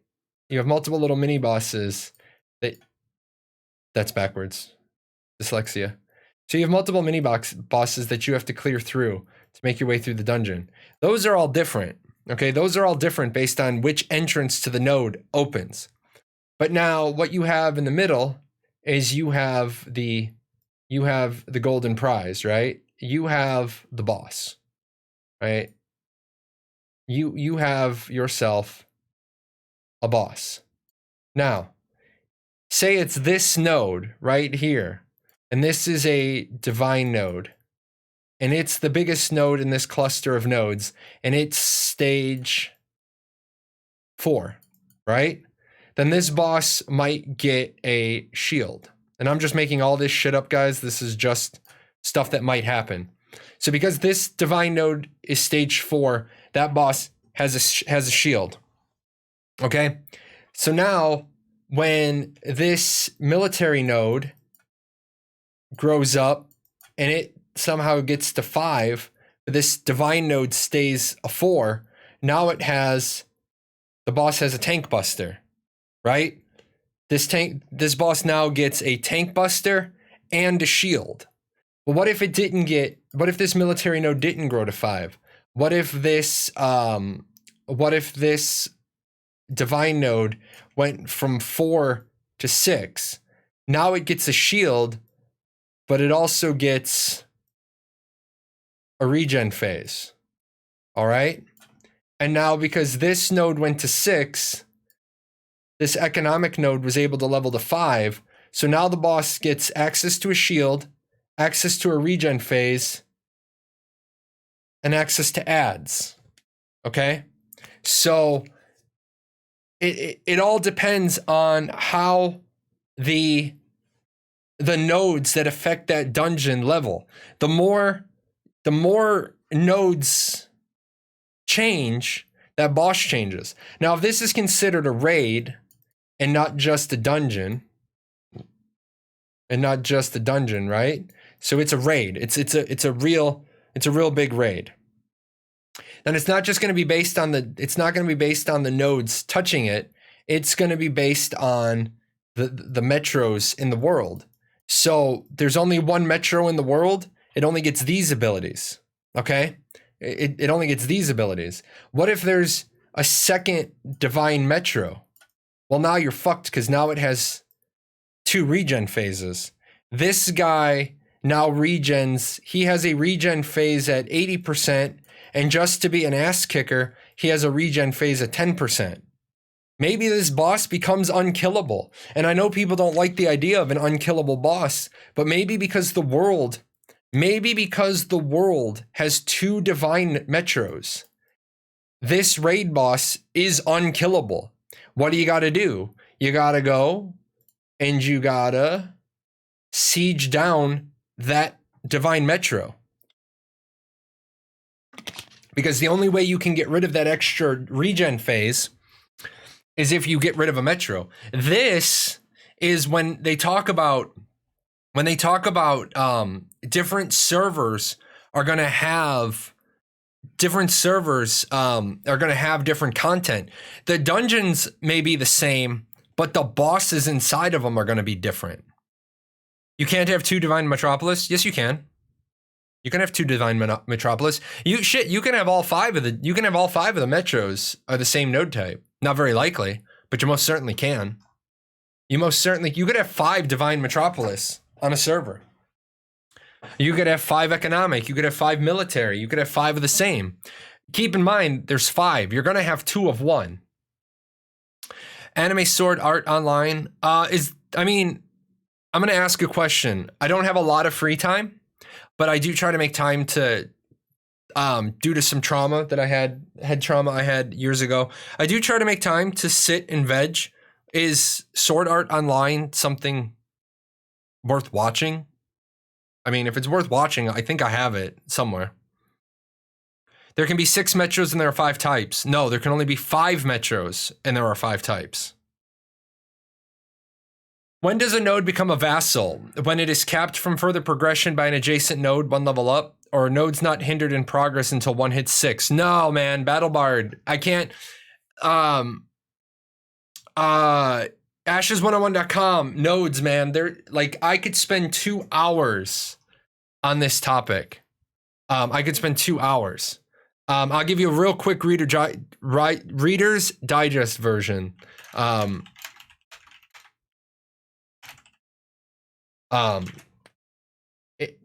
Node lockout starts at level 1. The vassal system starts at level 3. 4 metros, 1 divine, 1 military, 1 divine. 1, that's what I stood from one of the Steven interviews. Well, you understood wrong, my friend. There's 5 metros on a server, and there's 4 node types. Did I say there are 5 node types? There's 4 node types. So you are going to have a double of 1. Once the server reaches complete growth, there's 5 castles, they're static. But the vassal system starts at level 3. Once a node is level 3, it becomes a vassal. It becomes Crusader Kings.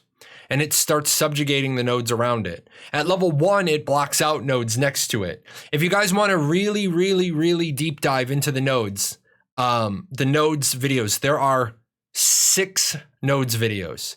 That's how much shit there is about nodes. I broke it up better, and when I redo the videos, I'll break it up better again because I continue to grow as a content creator. I broke nodes out to nodes up to level 3, nodes at level... No, that's... Yes, nodes up to level 3, nodes at level 3. I broke out the 2 side nodes.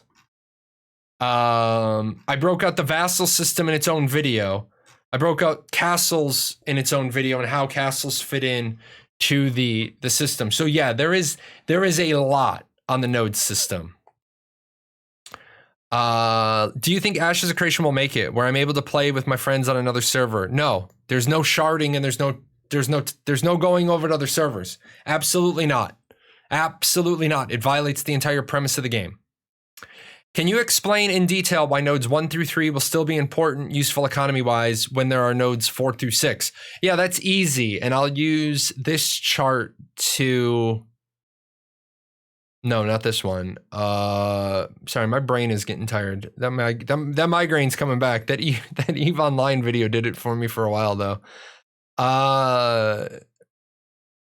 Zones of influence. Okay, so what you have here is you have a city, right? You have a city, and then you have towns, you have villages, you have expeditions. So why would I want to go live in a village if I have the ability to go live in a city? Number 1, the city might be a divine node, and I don't want to live in a divine node. I need the benefits of a scientific node, or I need the benefits of a military node or an economic node. I'm a crafter. I want to be in a node that has an auction house, because people are more likely to come to an economic node to buy shit than a military node. Number 2, I'm a crafter. The city has work orders that it needs to do. The city cannot do its own work orders. The work orders must be done by a vassal node. So I want to live in the town because I want to make money filling work orders. That's another reason. Now, why would you want to live in a level 0, 1, or 2 node? You can't. You can't live there because there's no housing in 0, 1s, or 2s. There's no player government. You still might want to travel there because there might be quests there. There might be raw materials. There might be some stuff, but there's not going to be any player housing there because housing starts at level 3. Let's see. I want to know if I can fight for the boss with other players' guilds so I can kill him and they not. No, everybody can attack bosses. They don't belong to you. There's 20% of the raid content is in 20% of the raid content is in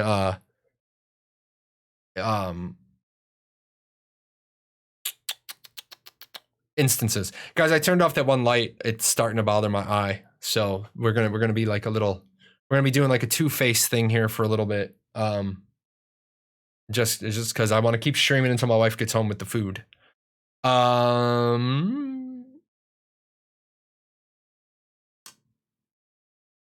Do we know how the culture of a node will be decided? Yes. The group, the race that puts the most XP into the node is the race that is the racial appearance that the node will take on. The more nodes your race has already influenced, the bigger the modifier against you is. So say the Vec have 20 nodes that look like Vec nodes. On the 21st node that is being developed, there's a penalty for the VEC XP contribution. They don't want the entire world to look like the same race. So all the people that are saying, oh, well, all games just end up having all human nodes because people play humans. Well, it won't matter because the ALA wouldn't be able to influence that many nodes. They'd start taking a penalty. 20% raid bosses are instance. Do we know any details yet? Size, difficulty? No. I can tell you the instance stuff is mainly all the story-driven stuff. Most people don't play humans in WoW. I know. It's like this. I don't argue with people about a lot of stuff. It's just easier to go with it. I just concede the point to move on. Sad. I did like the Red Dragon fight in Arcade where we had to defend the boss against Pirates and Reds. Yeah, you'll have to defend your bosses. You don't own the boss. People can come and kill you and take your boss. People can come and kill you and take your boss. People can come and over damage your boss and take your loot. I also don't think we will see a Nakua level 6 node. No, probably not. Probably not. Given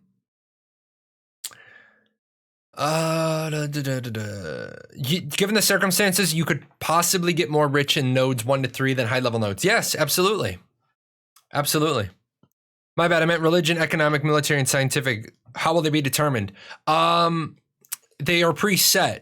Every node 42 on every server is military. So if you're on server 1 and you know node 42 is military, it's always going to be a military node on every server. That doesn't change. So, you guys get an extra long stream today. What I'm not so sure about at the moment is if Intrepid has story or lore adequate focus. Story and lore are part of the game that turn an MMO. Okay, so let me just tell you, this is not really... So the person's whole question is, I believe that Intrepid Canon will pull together the mechanical aspects of the game well. What I'm not so sure about is if at the moment Intrepid is given story lore adequate focus. Here's my response. Go fuck yourself. I don't want to say, I know Steven won't say that, and I know the staff of Intrepid won't say that. I'm going to say that on the behalf. Go fuck yourself. You've done zero research into the game. If you actually have that opinion, you shouldn't even be allowed to make the comment on the forums. Holy fuck if this game doesn't have a huge story and lore focus. This is the sort of shit, guys, that gets on my last nerve, not at game companies, at gamers. Story and lore are a part of the game that turn an MMO into an MMORPG. No, bull fucking shit. Having roles is what takes an MMO and turns it into an MMORPG, okay? That has the potential to hold the attention of a community for long periods of time. No, that's your fucking opinion. Without revealing to us the lore, can you expand on the size and priority given to the lore and the questline team and how they are planning on making a world that develops so organically with the potential differences feel cohesive on every server? Oh my God, you're a fucking dumbass, and it's offensive that you ask them this. First of all, I doubt this person has any background or knowledge about what the lore of the game, is about. They haven't put a lot of time or effort into the story or the lore. Holy shit. Ashes of Creation is being built as a Pathfinder campaign as well as in an MMORPG. Okay? First of all, they have thousands of pages of lore. You have watched them play this game as a tabletop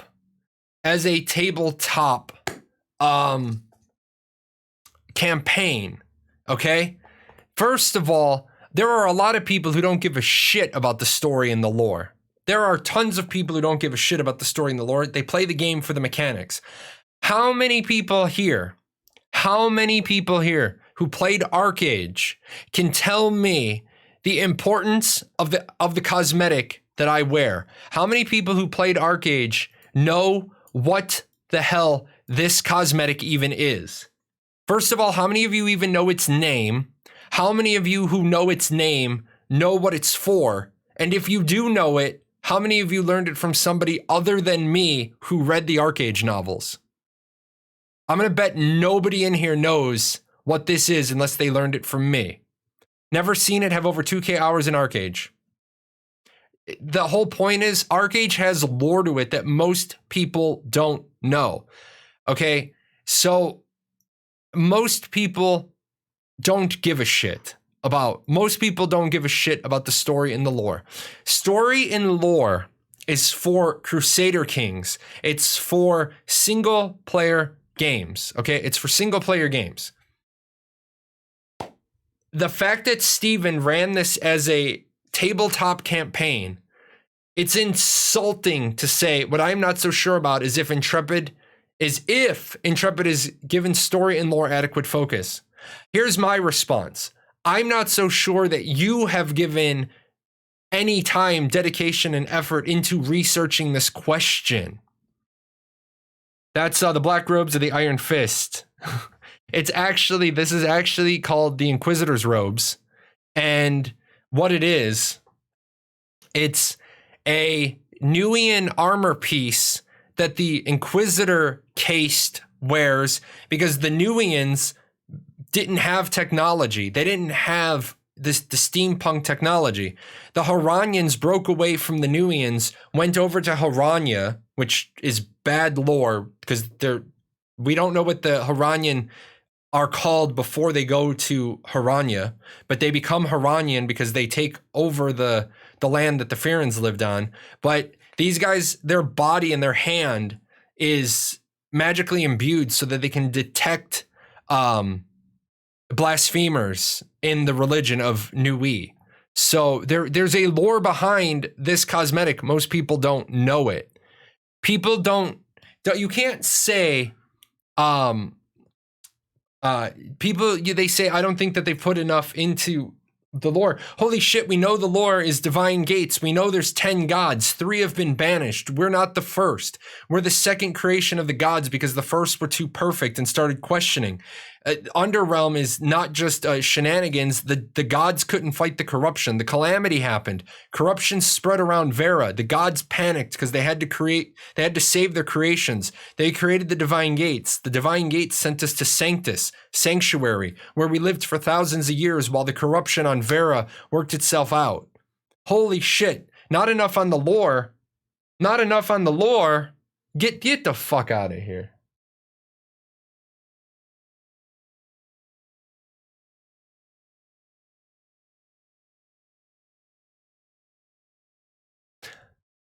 I was wondering if there will be different server types just to get like-minded players to look at the same servers when signing up. I love to PvP and PvE stuff, but what often keeps me in an MMO is being able to find people with an interest for RP. Okay. One more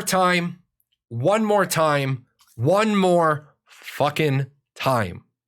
Role players, you do not want a server designated as the roleplay server officially, because then you're going to get the trolly little fuck guild come to your server and they are all way better at PvP than 90% of you, and they're gonna run around as the murderers guild. They're gonna roleplay as murderers and they're gonna fuck your server up.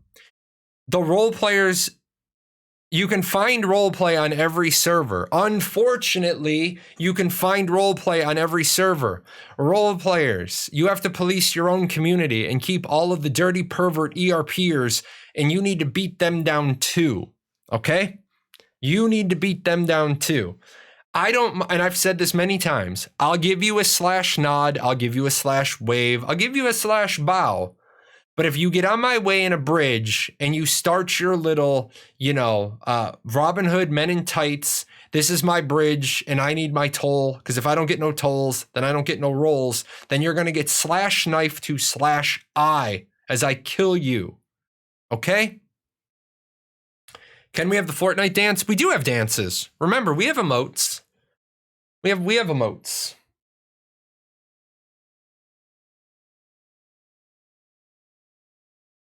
We're almost done. We're almost finished. Hello there. I have a short question. Your question would be a whole lot shorter if you didn't say I have a short question. Are game design choices being compiled in an internal knowledge base, or is it just generally in the heads of the design team?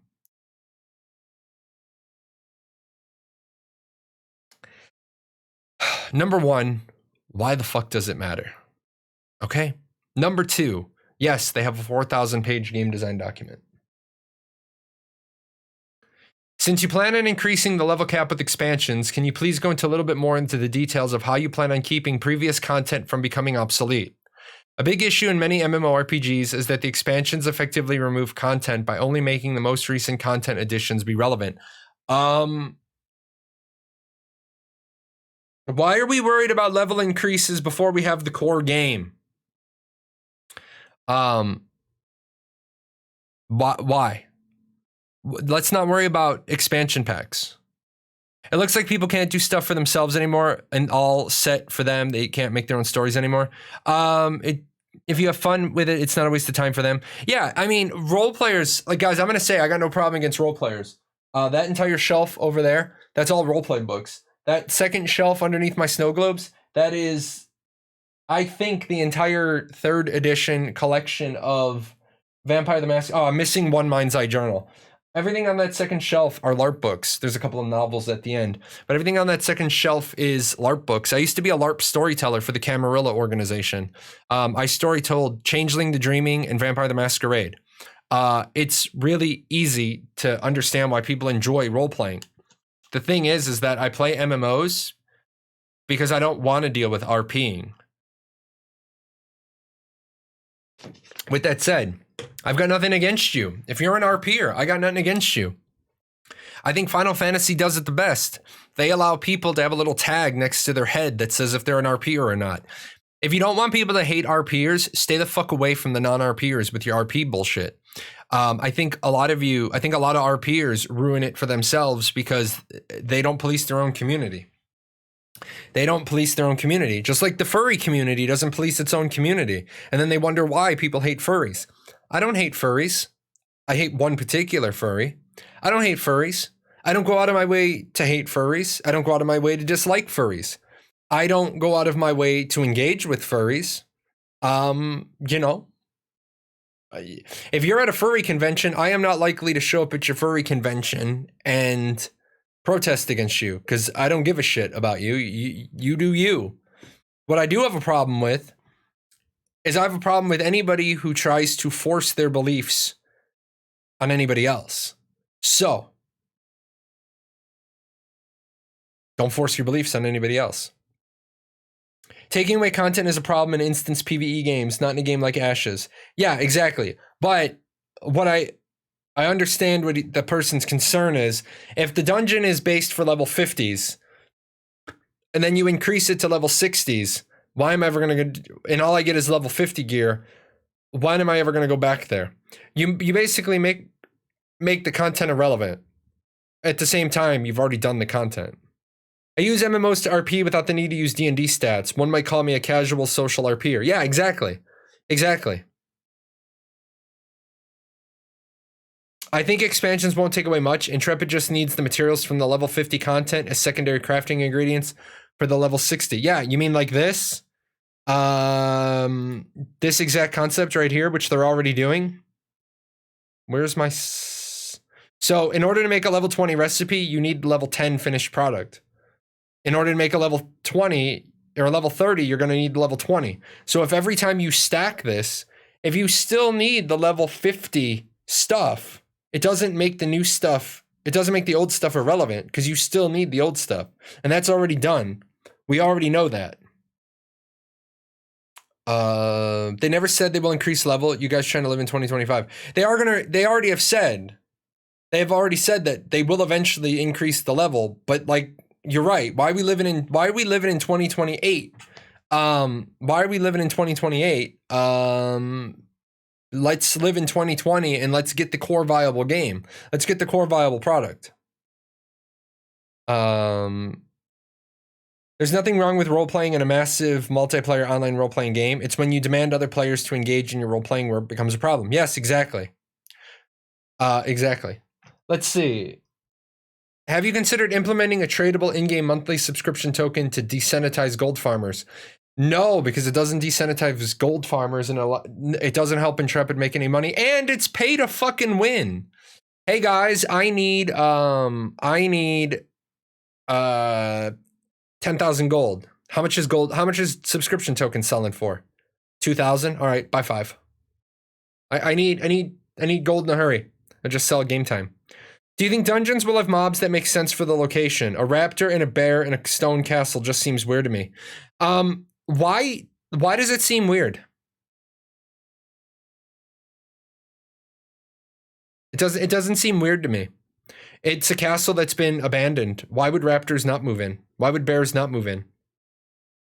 Also, with dynamically scaling difficulty, they could simply add another level that would make it essentially as hard as a level 60 boss. Oh, true. When do you think we'll get Bard and Summoner role info? Bard we might get early in Alpha 1. Summoner, I imagine, will be last. What sort of participating rating tool will the mayor have for sieges to help them pick the strongest players to help them avoid picking a dozen one-day-old griefer alts? The mayor doesn't pick who participates. When you die to an NPC, does the loot you lose as part of the death penalty persist in the world for a short time? Yes. If a corrupted player can loot your corpse after they gank you, then loot would persist. They don't loot your corpse, you drop it. If loot persists for a short time, can another player come up and loot on the ground and pick it up before it despawns? Yes. Alpha beta tester of many games. Congratulations. For a lot of people. Will tamers be able to bring their pets into battle? Yes, everybody can bring their pets into battle. To a bear, the castle is just the same as a huge-ass insulated cave. Yes. I'm really interested in the Bard. I like to play buffers. I do too. Alpha 2 for Summoner content. No, Summoner will be in Alpha 1. All 8 of the primary archetypes will be in Alpha 1 eventually. All right. We're gonna start with the last final rounds. So if you guys have any final questions, make sure you get them in. The wife has departed with dinner, but she's still got like a 20-minute drive. We live like hella far away from civilization. I live in a level 1 node. I really do. How skill demanding will crafting be? Will players be asked to perform some sort of task to craft the item? We've already talked about mini games. There's not going to be a mini game. Some of the artwork for the cosmetics embrace a certain archetype. I was wondering if it's possible to apply this to roles like the Guardian. Yes, full body cosmetics can go on everybody. Will it be possible for new players to play with high-level players? They're thinking about doing some sort of mentoring system, but no, probably not. Will your wife play Ashes of Creation? Yes. My wife is a fucking savage. My wife is a fucking savage. Like, my wife is, I've already told her about corruption, and she's literally like, nah, don't care. I'll fucking kill him. It's like, damn. She's like, anybody fucks with my stables, they're getting killed. Don't, she's gonna be like the guy in she's gonna be like the guy in, the new guy, the new kid, the new guy, the movie, The New Guy. Are you looking at my Janet? She's gonna be like, you looking at my stables? Nope, not looking at your stables. Does donating to the Paradox Network enable you to ask dumb questions? I would generally prefer people not to ask dumb questions. However, I will say that if you want to deliberately ask a really dumb question, you could donate to my charity for the month, my supply drop. If you really, really want to ask a dumb question, donate to Operation Supply Drop, and then ask the dumbest question you can come up with, and I will answer it. Dumb questions are inevitable, Padawan. Yeah, they are. They are. Which node level do you guess will be when the first siege takes place? Level 3, stage 3. I don't have to guess. You can't siege anything other than a stage 3 node. Could you humor me and attempt to say Irish wrist watch? Aye, why in the fuck are you trying to get me to say silly ass things like that?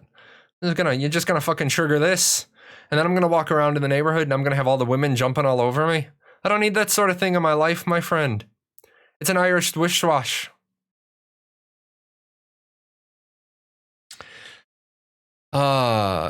And that is why I can't pronounce fucking American vowels, just so everybody knows.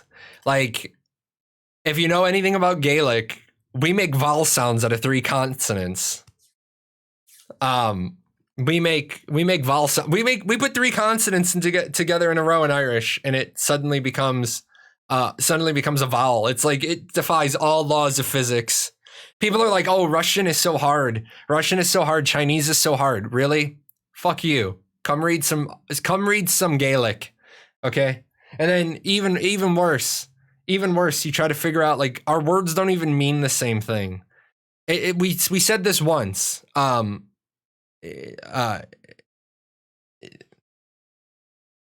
want to make sure I get it right.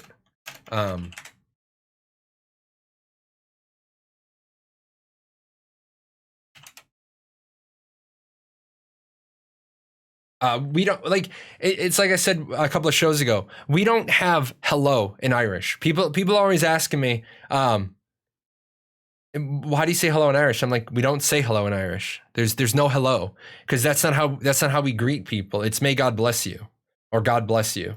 You know,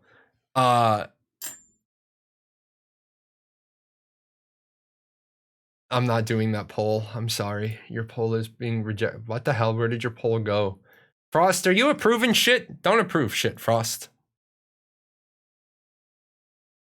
Okay. I'm rejecting that one. I completed that one. Okay, Frost isn't doing it. We demand an Irish audiobook recorded by Jahlon. Yeah. That would be interesting. Russian is not that hard. It just has a different alphabet. Yeah. New points. 5 minutes of Irish accent. No, I deliberately don't use my Irish accent because if I do, I start using it all the time. And then, okay, that raptor looks kind of stupid. Okay, side note. I see what you're saying. That raptor looks kind of stupid. I hope that they put the plague raptors in here just to test their cosmetic. That raptor in there looks kind of stupid. So how about a Gaelic roleplay Crusader King stream? That I might do. You need to be more politically correct. Go sex your own body instead of go fuck yourself. No, I don't have to be politically correct. I will not I will not be politically correct, but I will say if you want to tell somebody to fuck off without being crude, you can say be fruitful and multiply, just not in those exact words. No, I will never be politically correct because there might be a situation where I actually do run for president and I want all the political incorrectness to actually be documented because I don't give a shit. I am a honey badger. I am Jahlon, honey badger streamer. I don't give a shit. You know, I say what needs to be said. Like I would run for president. I would run for president and seriously be entertaining questions from the crowd, and somebody would say, "Excuse me, Jahlon, what do you think about us donating $800 billion to help stabilize the infrastructure of Africa?" And I would be like, "That's a stupid fucking question. How about we stabilize the infrastructure of America first?" Did you just call me stupid? Yes, because you see, like Carlos Mencia said, I went to school and I got a degree, and it lets me know who is stupid and who is not stupid. And you are stupid. He said today he's not leaving if he loses.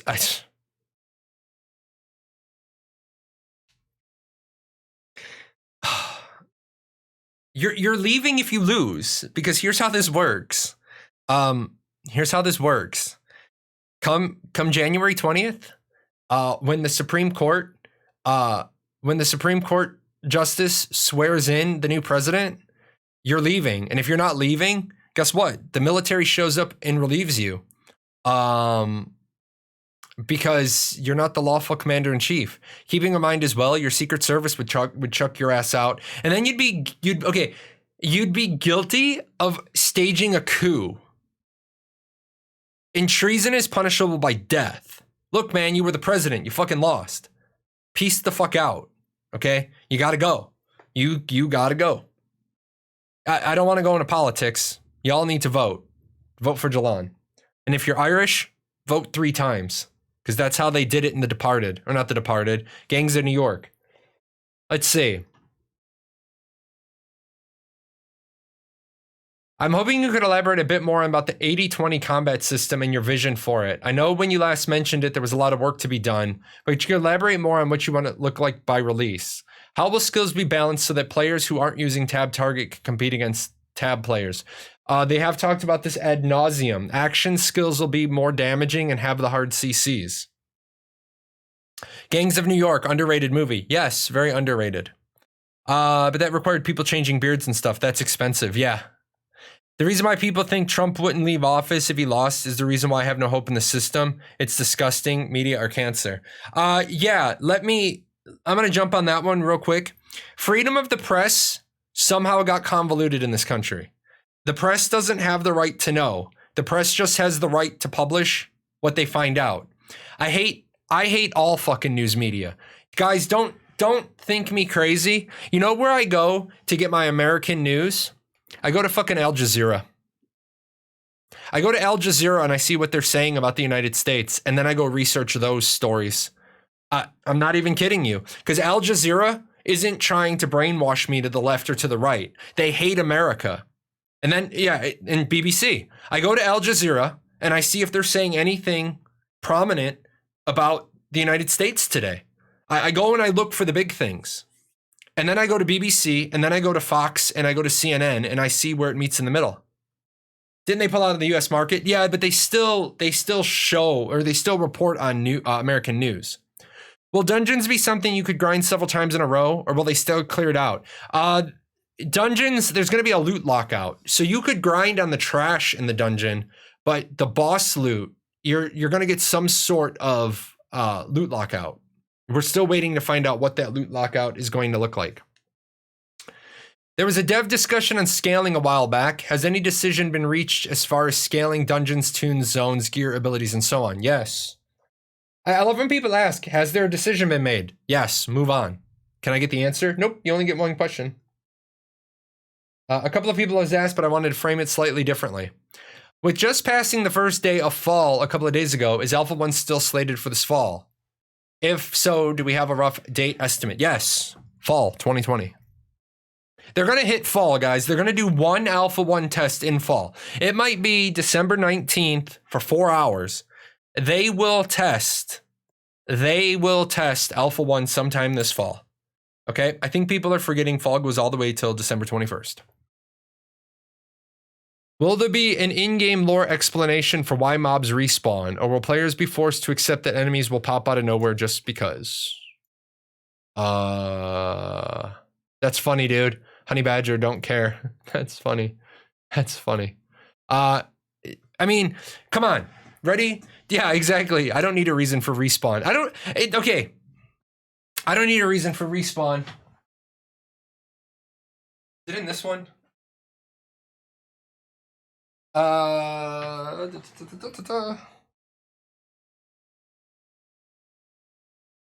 Nope, hold on. Where is my... Oh, where's my GM one? Oh, here it is.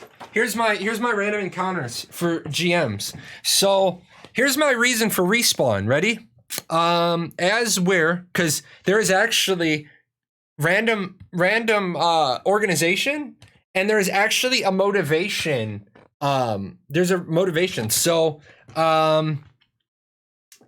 Emily, pick a number between 1 and 100. Lard, pick a number between 1 and 100. Ozington, pick a number between 1 and 100. And somebody else, pick a number between 1 and 100. Just 65. 65. So our encounter is going to be supernaturals and minions. That's all the numbers I need. I got it. I got enough. So our encounter is going to be supernaturals and minions. And Emily said 73. And so they are stealing anything not nailed down. And 42, they are treasure hunting. So we have a group of supernaturals and minions who are stealing anything not nailed down, and they're treasure hunting, which is ironic because this is all random. In 3, their attitude is cautious and friendly. So why did those mobs just respawn? Because they're a group of supernatural minions who are stealing anything not nailed down, they're treasure hunting, and they're friendly. Why do the fucking mobs respawn? Because it's a fucking online game. That's why. Okay? That's why they respawn. Because in a real in a real world, right? In a real world, they wouldn't respawn. But in a real world, in a D&D based world, there's only one group of adventurers. Was that D&D? No, that's Riffs. Very, very sexy druid with a tiger. A fucking tiger. Personal improvement in both your player ability and your character is a huge part of MMOs. What tools will you give players to improve their own ability? For example, training dummies. You don't need a fucking tool to improve your own ability. Play the damn game. You're going to get better at it. Some of these questions. Do you really need a training dummy? Really? With necromancy, will you only be able to summon undead, or will you be able to reanimate the dead? For me, at least, summoning undeads isn't really necromancy. It's just a different looking summon. For me, at least, summoning undeads isn't really necromancy. I'm not sure, but I'm pretty sure if I go to all of those books, including the Cappadocians, the Giovanni, Rifts Africa, if I go to any of those, I'm pretty fucking certain that summoning the undead is necromancy, by every tabletop definition. I wonder if I'll be able to swing my bladed crossbow like in Pathfinder. I can tell you, yes, you can. Rangers have an ability called swipe, but they don't do it with their bow. They do it, you draw your melee weapon and do it. But it's an ability that pulls it's a melee ability. Oh, no. Wrong game. Sorry, guys. I do cover a couple of games. Yes, your bow is actually bladed. So you do have a melee ability while you're in ranged stance. It is actually called Slice. It's a cone melee attack with you don't have to switch weapons for it. Woodchip. Woodchip's a good guy. Let's see. In the real world, not 1K people run into the woods and all kill everything that moves. Yeah, right? Is there any information on chloromancy? Other than the fact I've specifically asked if there's going to be a chloromancy type healer system, and they said yes. I don't have any more. Swipe is upgradable to a 360-degree swipe. Is it? Is that? Yes. And it adds hemorrhage. Excellent. Excelente. So, oh, come on. Come on, Twitch. Oh, I hear my wife. All right, guys. Let me pop out here real quick. It's been a great show. We did 5 hours and 38 minutes today. I am going to get out of here. I'm going to eat some dinner. I'm going to go for another walk with my wife. We're going to watch some Blacklist. I will be back tomorrow, guys. Don't forget, Saturdays is now a scheduled show, 2 p.m. Eastern. I am back. I am back tomorrow. I do need your help, though. I do need your help. Between now and then, organic growth. I need organic growth. I need you all to tell your guilds, bring your new people. When I go live, share it with your friends. I need growth. We need to grow. I want to answer questions. I want to answer every question there is on Ashes of Creation. So tell your friends, tell your neighbors, tell people that don't care. Oh, Bustin. Bustin is streaming Ashes of Creation for some reason. Bustin is a good time. He does lots of different things. Bustin is a good time if you're looking for somebody to go check out. Other than that, I'm going to go eat dinner. You guys take care. I will see you tomorrow. Oh, and last shout out. Thank you so much to Quantum's wife for my daughter's Baby Yoda. This thing is amazing. It made her very happy. You guys take care. I'm out of here. See you tomorrow.